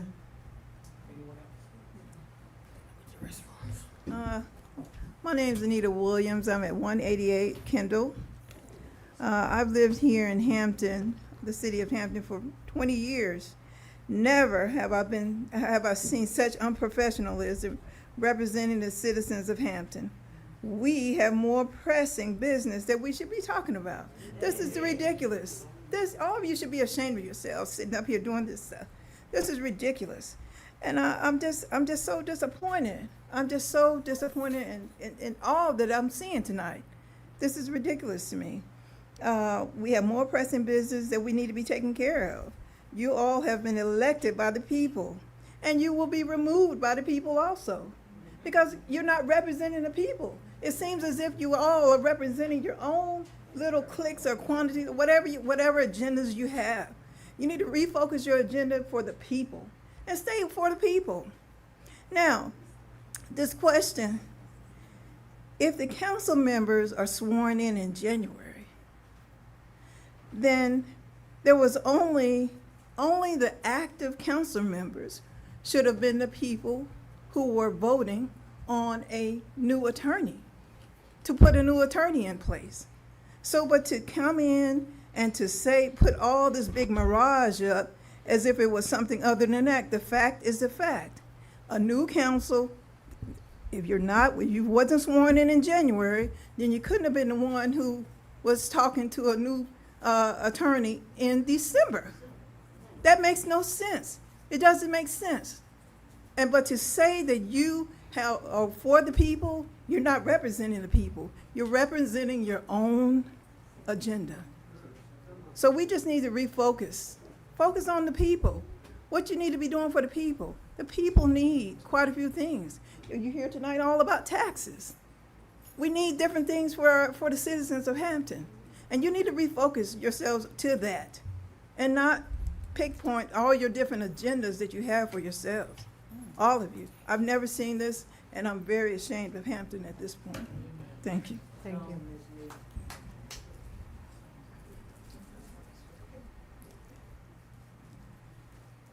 Hey, Don Greer, 20 McDonough Street.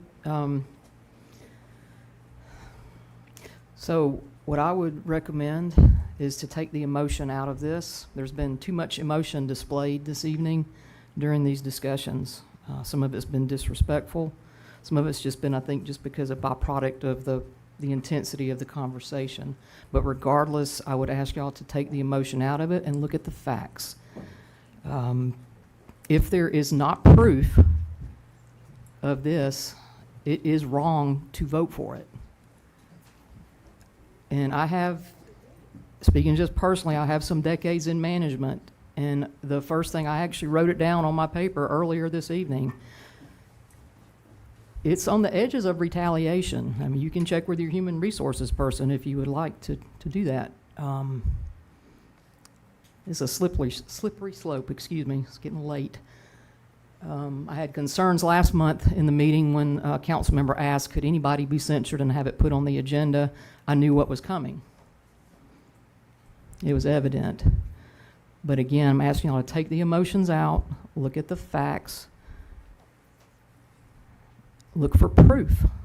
If the proof is not there, do not vote for this. Thank you. I have a motion on the floor. Actually, I need a. I'm speaking, I thought Mr. Forsyth was going to be here because he needed to hear this part of the discussion. When the invoice came across, Ms. White Williams didn't approve the invoice gap, which is what all governments have to abide by. If a service is rendered, we're required to pay the invoice. We have a lot of vendors that aren't even set up in our system that are paid by miscellaneous vendor. They haven't filled out a vendor packet. They haven't submitted documentation. They haven't done the normal steps because it's a one-time, considered like a one-time payment.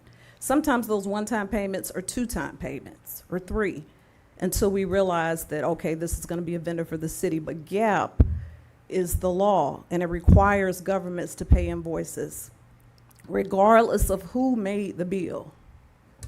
So that's what Forsyth shared with me, and I just wanted you to be aware. I need a motion to approve.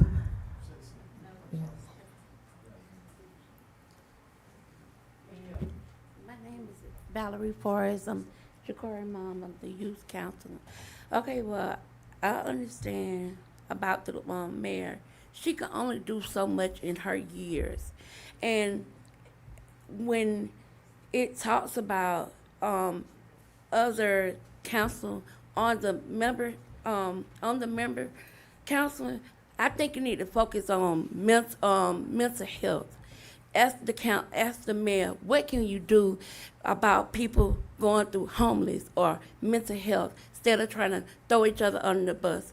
Mayor, what can we do about this and that going on in the city instead of going back to what she said, or she said this in December, or who got accounted for in December, or what does it matter? What it matters now is this: what can we do to help each other to come to conclusions on all this?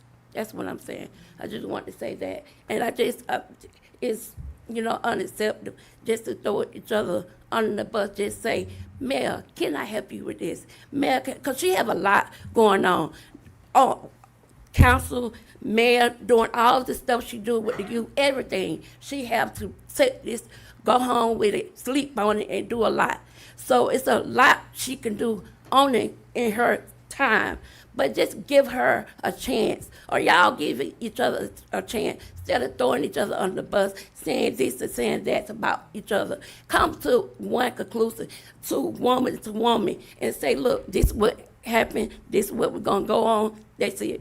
We're going to talk about what can we help in the community, the stores, the people, the community, the mental health, everything. Instead, all this is not acceptable. That's what I got to say. I got one more question to ask, attorney. You mentioned that no one hired you.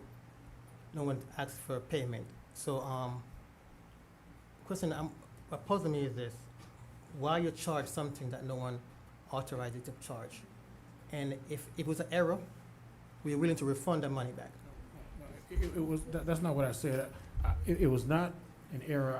I did the work, and the point that I was making that I believe is getting lost, everybody says that the council has to hire the attorney. And I've given examples where the city council did not vote to hire an attorney. There was no vote of the city council to hire an attorney. The attorney did work for the city of Hampton, and the city of Hampton paid that attorney. And it was the city manager who authorized the payment because the amount was within the city manager's authority. I don't understand why that's a difficult concept. If the city manager is authorized to make a payment to an attorney within his authority and has done it previously, this situation is absolutely no different. I understand that. I understand what you're saying, but what I can't understand is this now. Is that if you wasn't being hired, being vote hired, being hired on January 3rd or the 10th, you wasn't hired at all.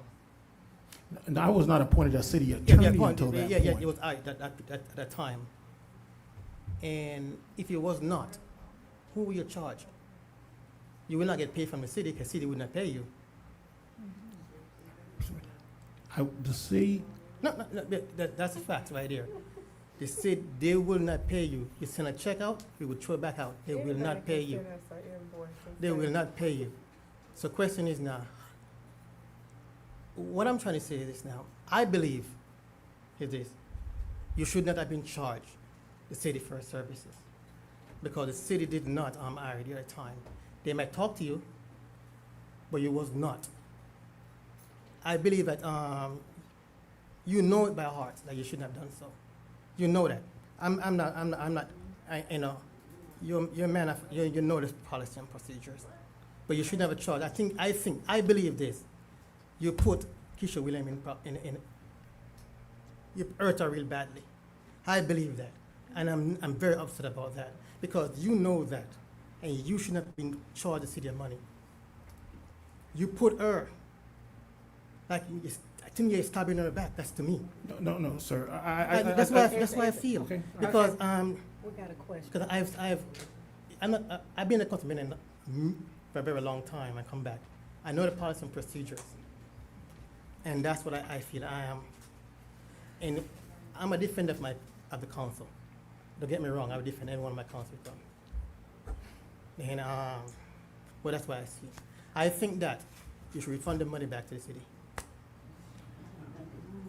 I have a motion on the floor for resolution 2026-19, but I need to make sure that this motion stands. So can I get the motion and the second again?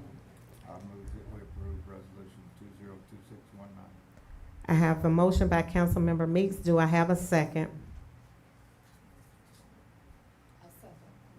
I have a second by Councilmember Cheney to approve Resolution 2026-19. I'm going to do a voice vote just like I did with the former one. I'm going to call Councilmember Brooks. I am in opposition of approving Resolution 2026, what was the number? 19. Councilmember Meeks. I vote yes. Councilmember Mitchell.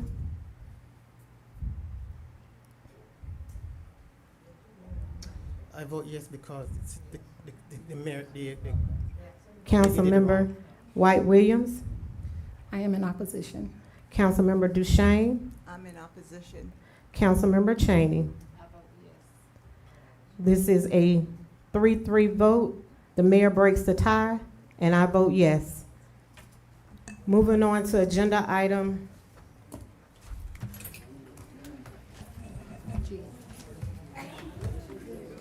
Moving on, I need quiet.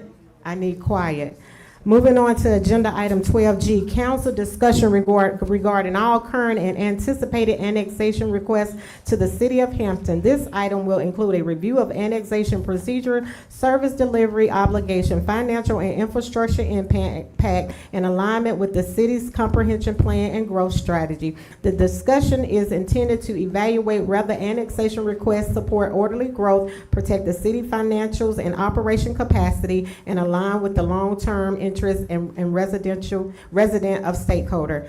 I'm going to ask that we move this to a work session for the month of March, and we get a date for that work session.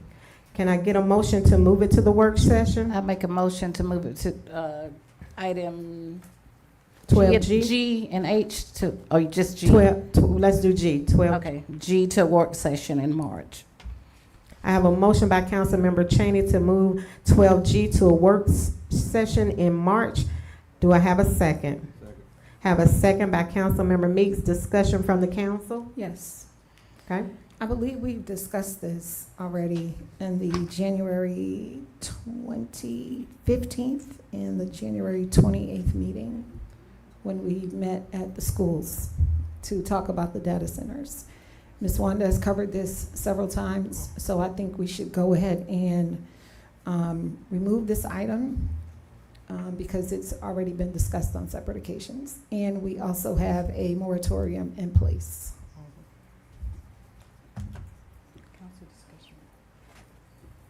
Okay, so Councilmember White Williams is saying that instead of moving it to a work session, just remove it off the agenda altogether.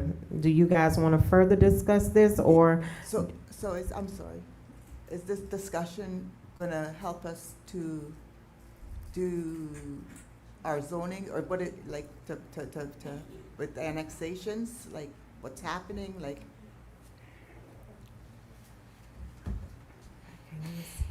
I think the discussions as far as zoning and process and what you guys have been talking about possibly with the attorney, they're preparing something for April to bring before mayor and council regarding just process and hearings and just processing these legislative requests before y'all. As stated, we're already in a moratorium for annexations and data centers and that kind of thing. And so I think we would have a more productive discussion in April when we're talking more specifics on what process that might be implemented to help you guys and help the city get more transparency and more information on the front end and give you more time. So removing it should be okay, this? I'm sorry? Removing this as Councilwoman White Williams. As was recommended, I agree that we've talked about a lot of things ad nausea in a sense, and I'm happy to continue the discussions and talk to whomever and answer any questions, at least from my department, at y'all's pleasure. In regard to this processing of zoning and things like that and comprehensive plans and how things are ran, I believe next month when you have that agenda item from the attorneys, that will create a better dialogue and a more purposeful of what you're for and what you want to do versus what you don't want to do. I'm good with removing it. So are you saying that after your April presentation to us, we may want to have more dialogue about this after the April dialogue? I believe that the April presentation will help everyone, give everybody more specifics to answer questions that you may not even know that you have related to all those items. I think that it will focus the discussion in a meaningful way, and the attorneys are drafting the ordinance and the legislation to bring before you with staff's input, of course, but they are driving that based on communication with several of you guys as far as process goes, from my understanding from speaking with the attorney. Madam Mayor? Yes, Pardon Councilmember me, but Meeks. I'm confused. Okay. Are you saying that it would benefit us to have a work session prior to April, or that it's okay not to have a work session discussing this, and we will be finding out things in April that will make this unnecessary? Yes, the latter. Okay. So this is not necessary for the meeting in April? I do not believe so. Thank you. Mhm. All right. So I have, is it amendment to the motion, Councilmember White Williams? Yes, I'd like to amend the motion that we go ahead and remove item G off of the agenda, and we will table it until, for a future meeting. I have an amendment to the motion to remove item 12G by Councilmember White Williams and a second by Councilmember Meeks for the amendment. All in favor of the amendment? All opposed? You in favor? I'm in favor. Okay. I have a 6-0 for the amendment. Now I need a motion to move or to Remove. To remove 12G off the agenda as amended. So moved. Second. Have a motion by Councilmember White Williams and a second by Councilmember DeShane. All in favor, any discussion? Any discussion from the public? All in favor? I have a 6-0. Moving on to agenda item 12H, council discussion to review past and present zoning requirements, rezoning variances, special use permits, and related approval granted by the city of Hampton. This discussion will focus on consistency with adopting zoning ordinance, the comprehensive plan, and established approval process, as well as any deviations, proceedings, and policies gap that may exist. The purpose is to ensure zoning decisions have been applied fairly, lawfully, and consistently to identify potential areas for policy clarification, corrective action, and future amendments. Can I get a motion to remove agenda item H as well? Yes. I have Second. a motion by Councilmember DeShane and a second by Councilmember Meeks to remove agenda item 12H. Discussion from the council? Discussion from the public? All in favor? I have a 6-0. Agenda item 12I, council discussion regarding the appointment of city council members to serve as council liaison or representatives of the City of Hampton board, authorities, and committees. This item will include consideration of appointment necessarily to ensure each body is properly staffed, supported, and aligned with the city council policy, direction, and governance responsibility. I'm not exactly sure who put item. Did you ask for that, Councilmember White Williams? No, this was, we kept kicking this can down the road since the January 13th meeting. So I think this actually should be discussed in a work session. Okay. I have second. All right, so I have a motion to move agenda item 12I to the March work session by Councilmember White Williams and a second by Councilmember DeShane. Discussion from the public? From the council? Discussion from the public? All in favor?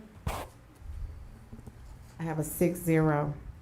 Moving on to agenda item 12J, council consider discussion regarding the expired terms and process for selection of new members of the city council board, committees, and authorities. This item will include consideration of appointment necessarily to ensure each body is properly staffed, supported, and aligned with the city council policy, direction, and governance responsibility. I make a motion to move this to a work session in March as well. All right. I have a motion by Councilmember DeShane, a second by Councilmember Meeks to move this to a work session in March as well. That's agenda item 12. Discussion from the council. Discussion in March. Yeah, we're gonna set a date in a few minutes. Discussion from the public. All in favor? All opposed? 6-0. Moving on to agenda item 12K, consideration and action to approve the adoption of Resolution 2026-20 to approve the addition of the position of Deputy Municipal Court Clerk. The City of Hampton is in need of a Deputy Municipal Court Clerk to ensure the efficiency and effective operation of the court system. This role provides critical support to the municipal court clerk, assisting with the oversight of day-to-day administration functions and special projects, managing multiple processes, and ensuring that strategic goals are met. A deputy municipal court clerk helps to facilitate communication between the municipal court clerk, the police chief, and the court, ensuring that priorities are aligned and addressed in a timely manner to include the organizational chart resolution 2026-22. Chief Turner. Oh, Ms. Atwater. This is just to add Deputy Municipal Court Clerk to the Police Department. There's already a Municipal Court Clerk position, so this will be a support position or a backup to the Municipal Court Clerk. This resolution adds the job description, also adds it to the step and grade table and to the org chart for the Police Department. That's it? That's it. All right. Chief Turner? I was gonna say, which one of y'all? Mr. Baker?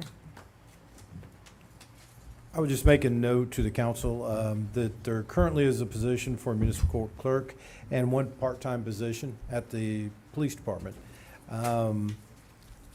Just to give you a run of the numbers here, from 2019 to 2025, citations in 2019, and these are only the Hampton Police Department, not including the Georgia State Patrol and any Henry County tickets that might actually end up in our court.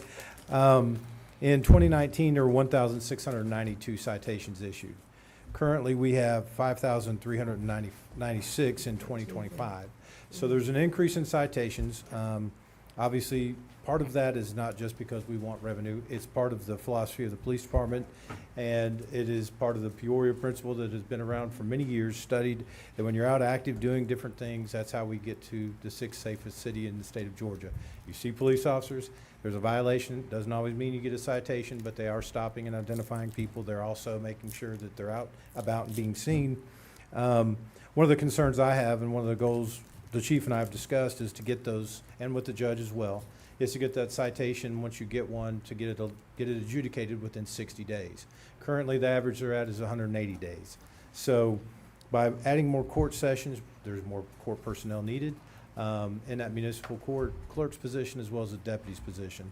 And that will help them to alleviate that and to drive those down to where it's a reasonable, and honestly, we may only get to 90 days, but you all have seen court day over there, people standing in the streets, not enough capacity for the courtroom, and I think that this position would help alleviate that.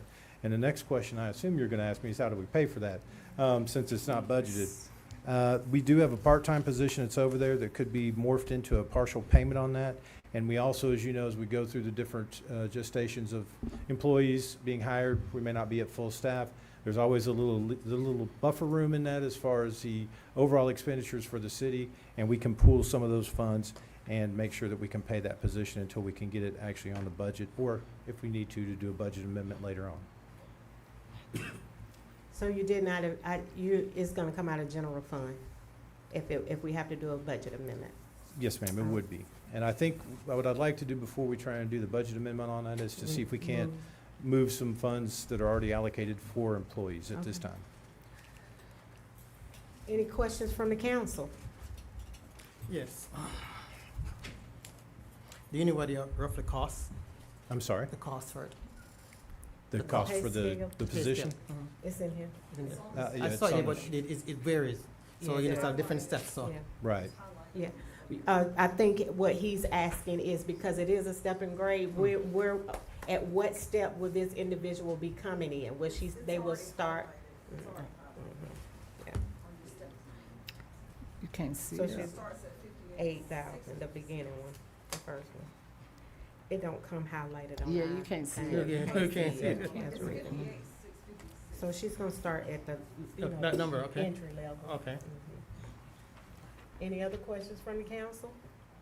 Any discussion from the public? All in favor? Oh, wait a minute, did I get a motion? No. I need a motion to approve or to deny resolution 2026-20. Madam Mayor, I move that we adopt resolution Second. 2026-20. Second. All right, I have a motion to approve by Councilmember Meeks and a second by Councilmember Mitchell, resolution 2026-20. All in favor? I have a 6-0. Moving on to agenda item 12L, consideration and action to approve the adoption of resolution 2026-21 to approve the change in duties of an executive assistant role to include assistance with transcribing minutes, creating agenda, open records requests, and other duties as assigned. This role provides much needed support to the clerk, assisting with the oversight of day-to-day administration functions and special projects, managing multiple processes for the city manager, and ensuring that strategic goals are met. An executive assistant helps to facilitate communication between the city manager, the city clerk, the council, and the public, ensuring that priorities are aligned and addressed in a timely manner. Ms. Atwater? Yes. This resolution adds a few duties that the clerk is currently needing backup for.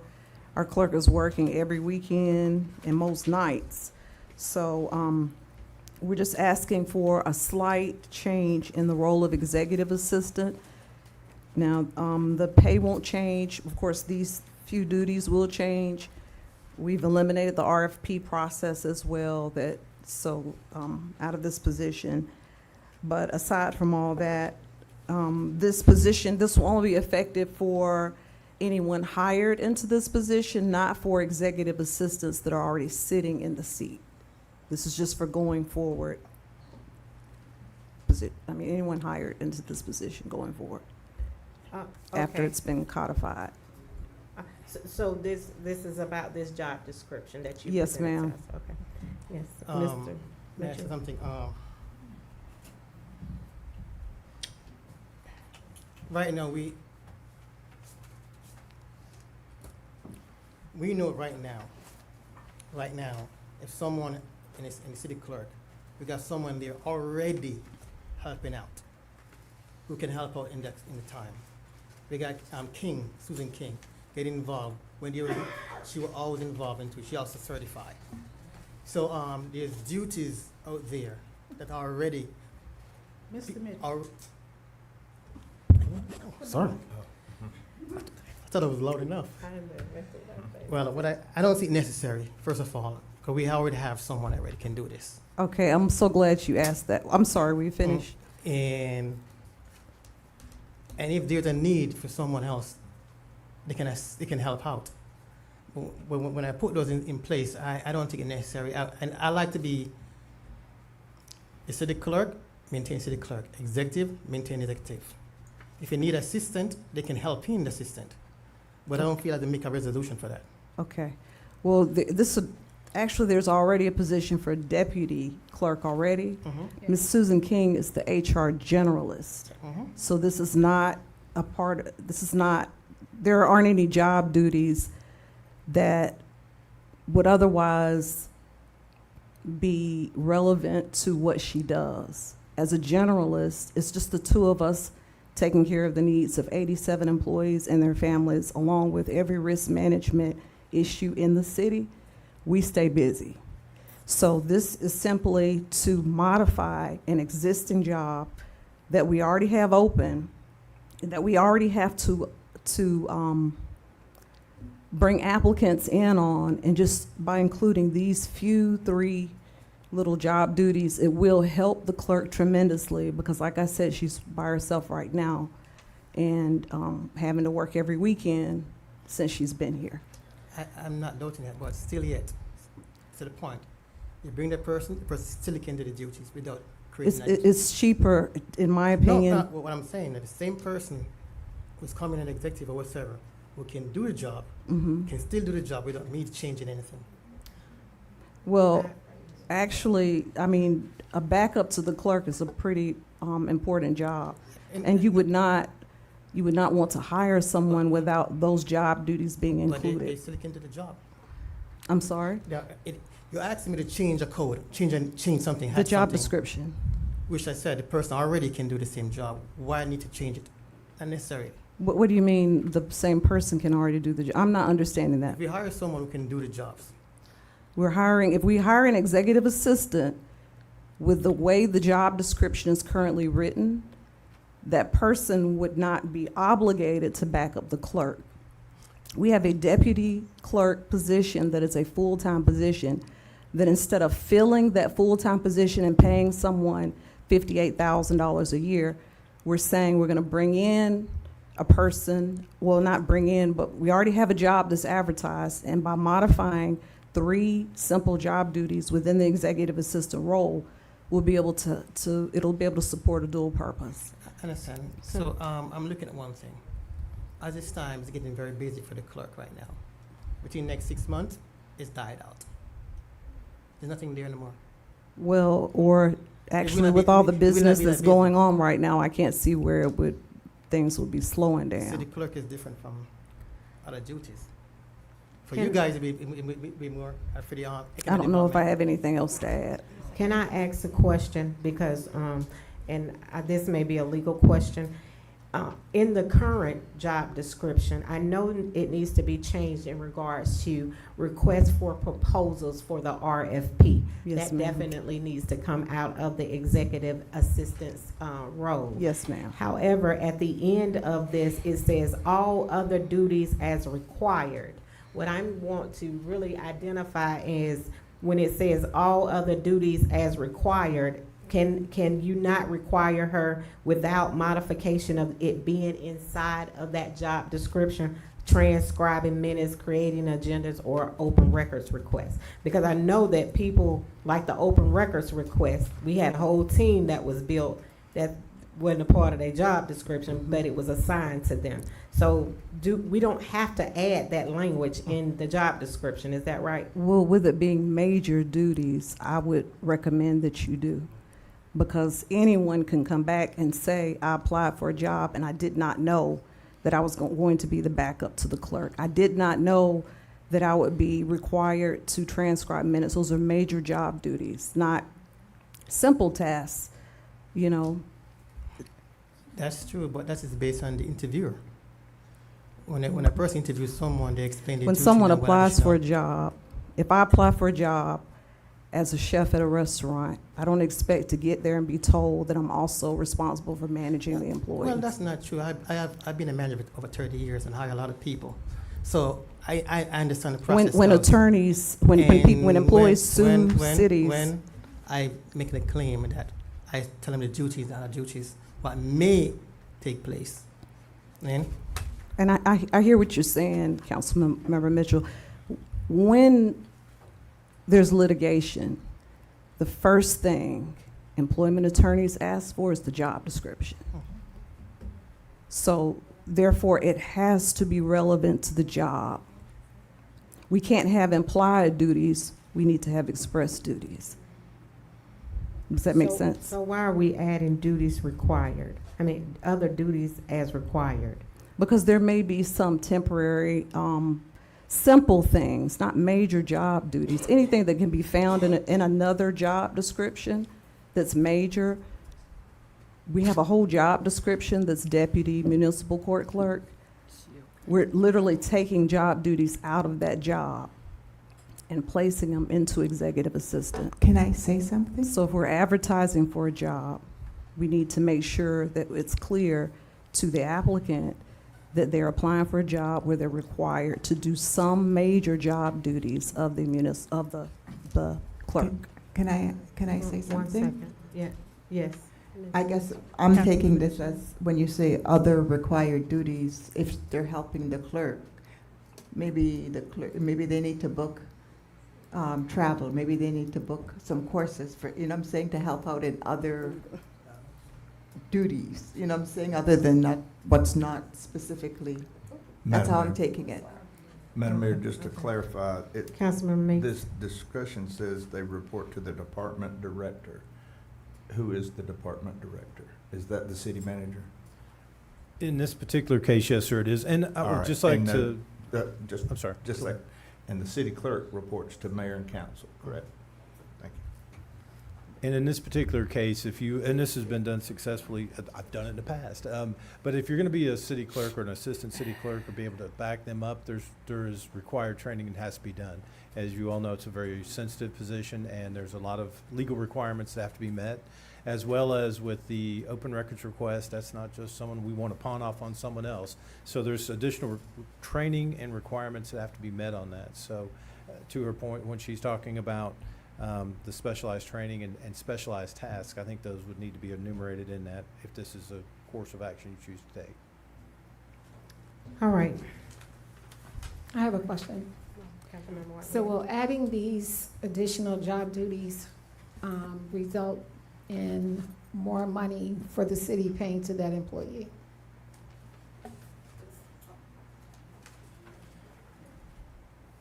Or is it still on the? It would remain on the same stepping grade that it exists right now. We would be, because we would be expressing these new duties, of course, there's the possibility that someone may ask for more than. Correct. So, So but we just have, you know, a budgeted amount. So we still doing have to it stay this within way budget. prevents you hiring an employee that did not have the certification and the skills of a clerk.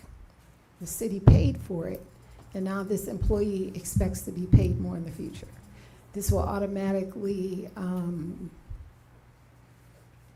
it's kind of baked into the cake almost. And the cake is the job itself. So it sounds to me when this position is, when the job description is updated, that we will be looking for someone that possesses those qualities so that we won't have to pay them, give them a raise in the middle of the job of the year if they were to go and get a clerk certification. So it really doesn't have an impact on pay and benefits, total compensation. It's just we're adding more job duties to their job description. Is that, because that's what I'm hearing. Yes, we're adding more job duties, and the person that has these skills, I mean, it would only be fair for them to ask for what their salary, we ask for the salary requirement at the time we interview anyway, so. But it prevents an employee from saying, I didn't sign up for this. I should be paid more because I'm doing more. Absolutely. Okay. It prevents that, as well as it protects us legally, for the most part, is probably the main reason. Okay, Those are major duties. thanks. Did I get a motion? Did I get a motion? Oh. I need a motion to approve or to deny Resolution 2026-21. I motion to approve. I have a motion by Councilmember White Williams and a second by Councilmember Meeks to approve. Any further discussion from the council? Any further discussion from the public? All in favor? All opposed? I have Melissa, how did you vote? 4? I voted for. Yeah. I voted with Mr. Meeks. All right. I have a 4-2. Moving on to agenda item, positive happenings. I'm gonna start at the other end. Councilmember Cheney. All right. I am grateful to be here tonight as a public servant. I would like for us to move forward with the city business. And one of my most positive happenings is the sound system. You all can hear us. So I'm grateful for Michelle number 1.5 for our sound system. Thank you. Councilmember DeShane. I am grateful. We had a incident in our community yesterday, and Chief Turner and his staff did a fantastic job. I got a chance to get out of my vehicle before I was leaving the subdivision to witness the police officers that were there. And they were doing a fantastic job. They were calm, they were keeping the situation de-escalated. I got a chance to speak with the mother of the young fella and pray with her. And based on what I saw, I was able to say to her, I am sure this is going to end up the results in a positive manner, and it did. And I commend you guys. My positive happenings is the police academy, although I missed last night, but the two weeks that I have gone has been very informative. It's been a lot of fun, and I appreciate the police department for putting that on, and I look forward to our sessions going forward. Councilmember Mitchell. I'm gonna echo what Councilwoman Sherry mentioned about the sound system. And for years, probably I spent about 3 times to get this mic to fix. And this is best so far. Councilmember Meeks. Don't put her head. I know it's been taking a while, and I know we're all anticipating it. Well, we're not anticipating it as much as our young people in the neighborhood, but progress is definitely being made over at McBrayer Park. It looks wonderful so far, and I mean, it's going to be something nice when it's finished, and I think it'll be worth the wait. But I really appreciate all the work and the money-saving ideas, doing things in-house, thanks to our maintenance department. Councilmember Fritz. Yes, I'd like to give a shout out to Chief and particularly Lieutenant Arnold. I had a situation with my daughter about 2 weeks ago, and a situation that could have really went bad, but immediately Chief Turner called, and I mean, he was like, Melissa, we got it, but my daughter has mental health issues. It's just something that surfaced started in July. She's 20, she'll be 29, and she's doing well now. So I was really, really happy to see Representative Flanoy come out, and I'm going to work closely with him to see if we can bring some more awareness for mental health in our city. I'm not sure what happened in Southampton yesterday, but it could have been pertaining to some sort of mental health, and mental health is something that affects many of our families, and I never thought it would be knocking on my door, but nevertheless, I'm gonna stand, do what I can for the citizens of Hampton as it relates to mental health, and I'm just, like I said, great shout out to the police staff, because that situation could have went badly, but they were very patient, and I appreciate that. Thank you, Councilman. Madam Mayor, if I could say, I thank y'all very much. But the three things that were brought up about the police department, that are initiatives of our mayor and council. That is not solely done at the police department. The Citizens Police Academy is something I know most everybody there has been to or is currently in. And the two incidents we had, both mental health, the reason we had the resolution we did and that patience, it doesn't just happen. The training that you guys invest in our officers, it makes all the difference in the world, so thank y'all. Thank you. City Manager Baker. Yes, ma'am. Oh, and the drone, if you're listening. Yeah, and he also wanted to thank you all for the drones too, because they came in invaluable with that whole situation being diffused. That's your positive happening. Oh, well, I'm very pleased to be here. It's been I'm sorry, I was mesmerized by the bunny in front of me. It's been a interesting first few weeks, so, you know. But yes, I'm very glad to be here, and y'all aren't gonna run me off, so thank you very much. I'm assure this gonna be that's it. You're gonna be smooth forward. Can I add something? I just want to say thank you for adding Base Camp to one of the tools that we use. It's been very helpful. And I appreciate staff giving their updates daily or weekly. So thanks. So I ditto everything everybody said. Everything in the city of Hampton is wonderful. I'm not lying. It's wonderful. So,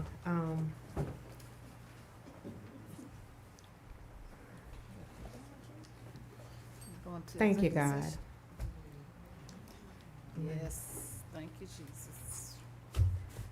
I need a motion to move into executive session. I make a motion to move. I have a motion to move in executive session by Councilmember DeShane and a second by Councilmember White Williams. All in favor? 6-0. We are now in executive session. Really? We got whole executive session tonight? Hey, young man. How are you?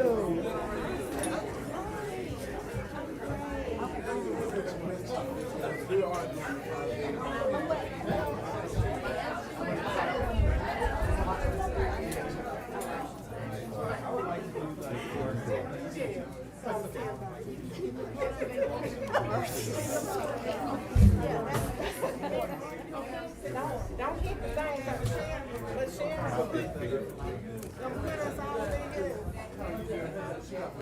Okay, I'll be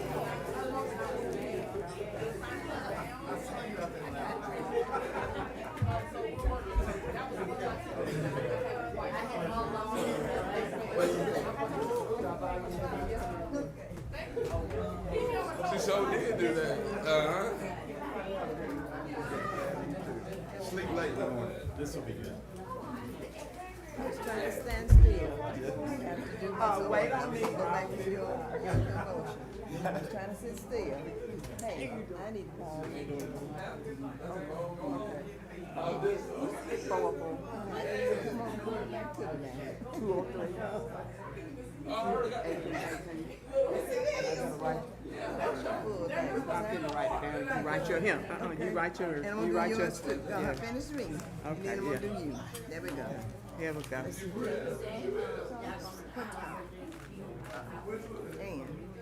And I was gonna look. I was trying There you go. hard. That's yours now. If he said one more time, anybody else, I was even say yes, sir.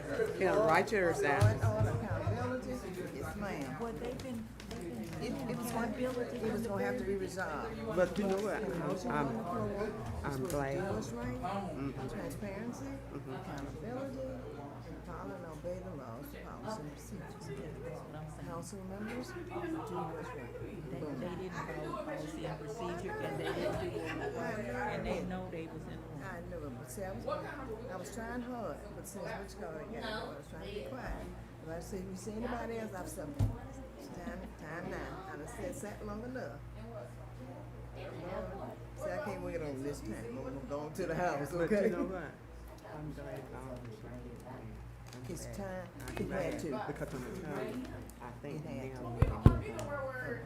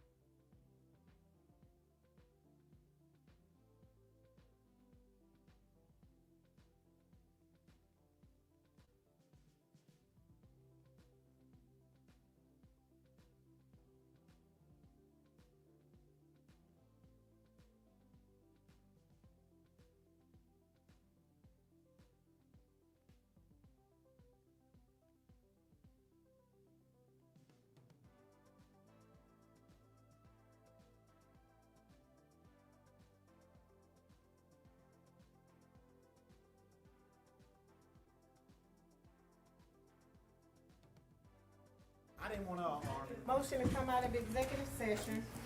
I made a motion to, Second motion.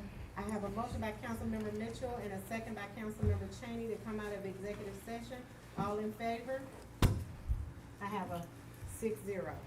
I need a motion to approve, to move forward with the MOU, with, authorizing the city manager to sign with an agreement that includes Piper Sandler for the Equinix and TPA MOU.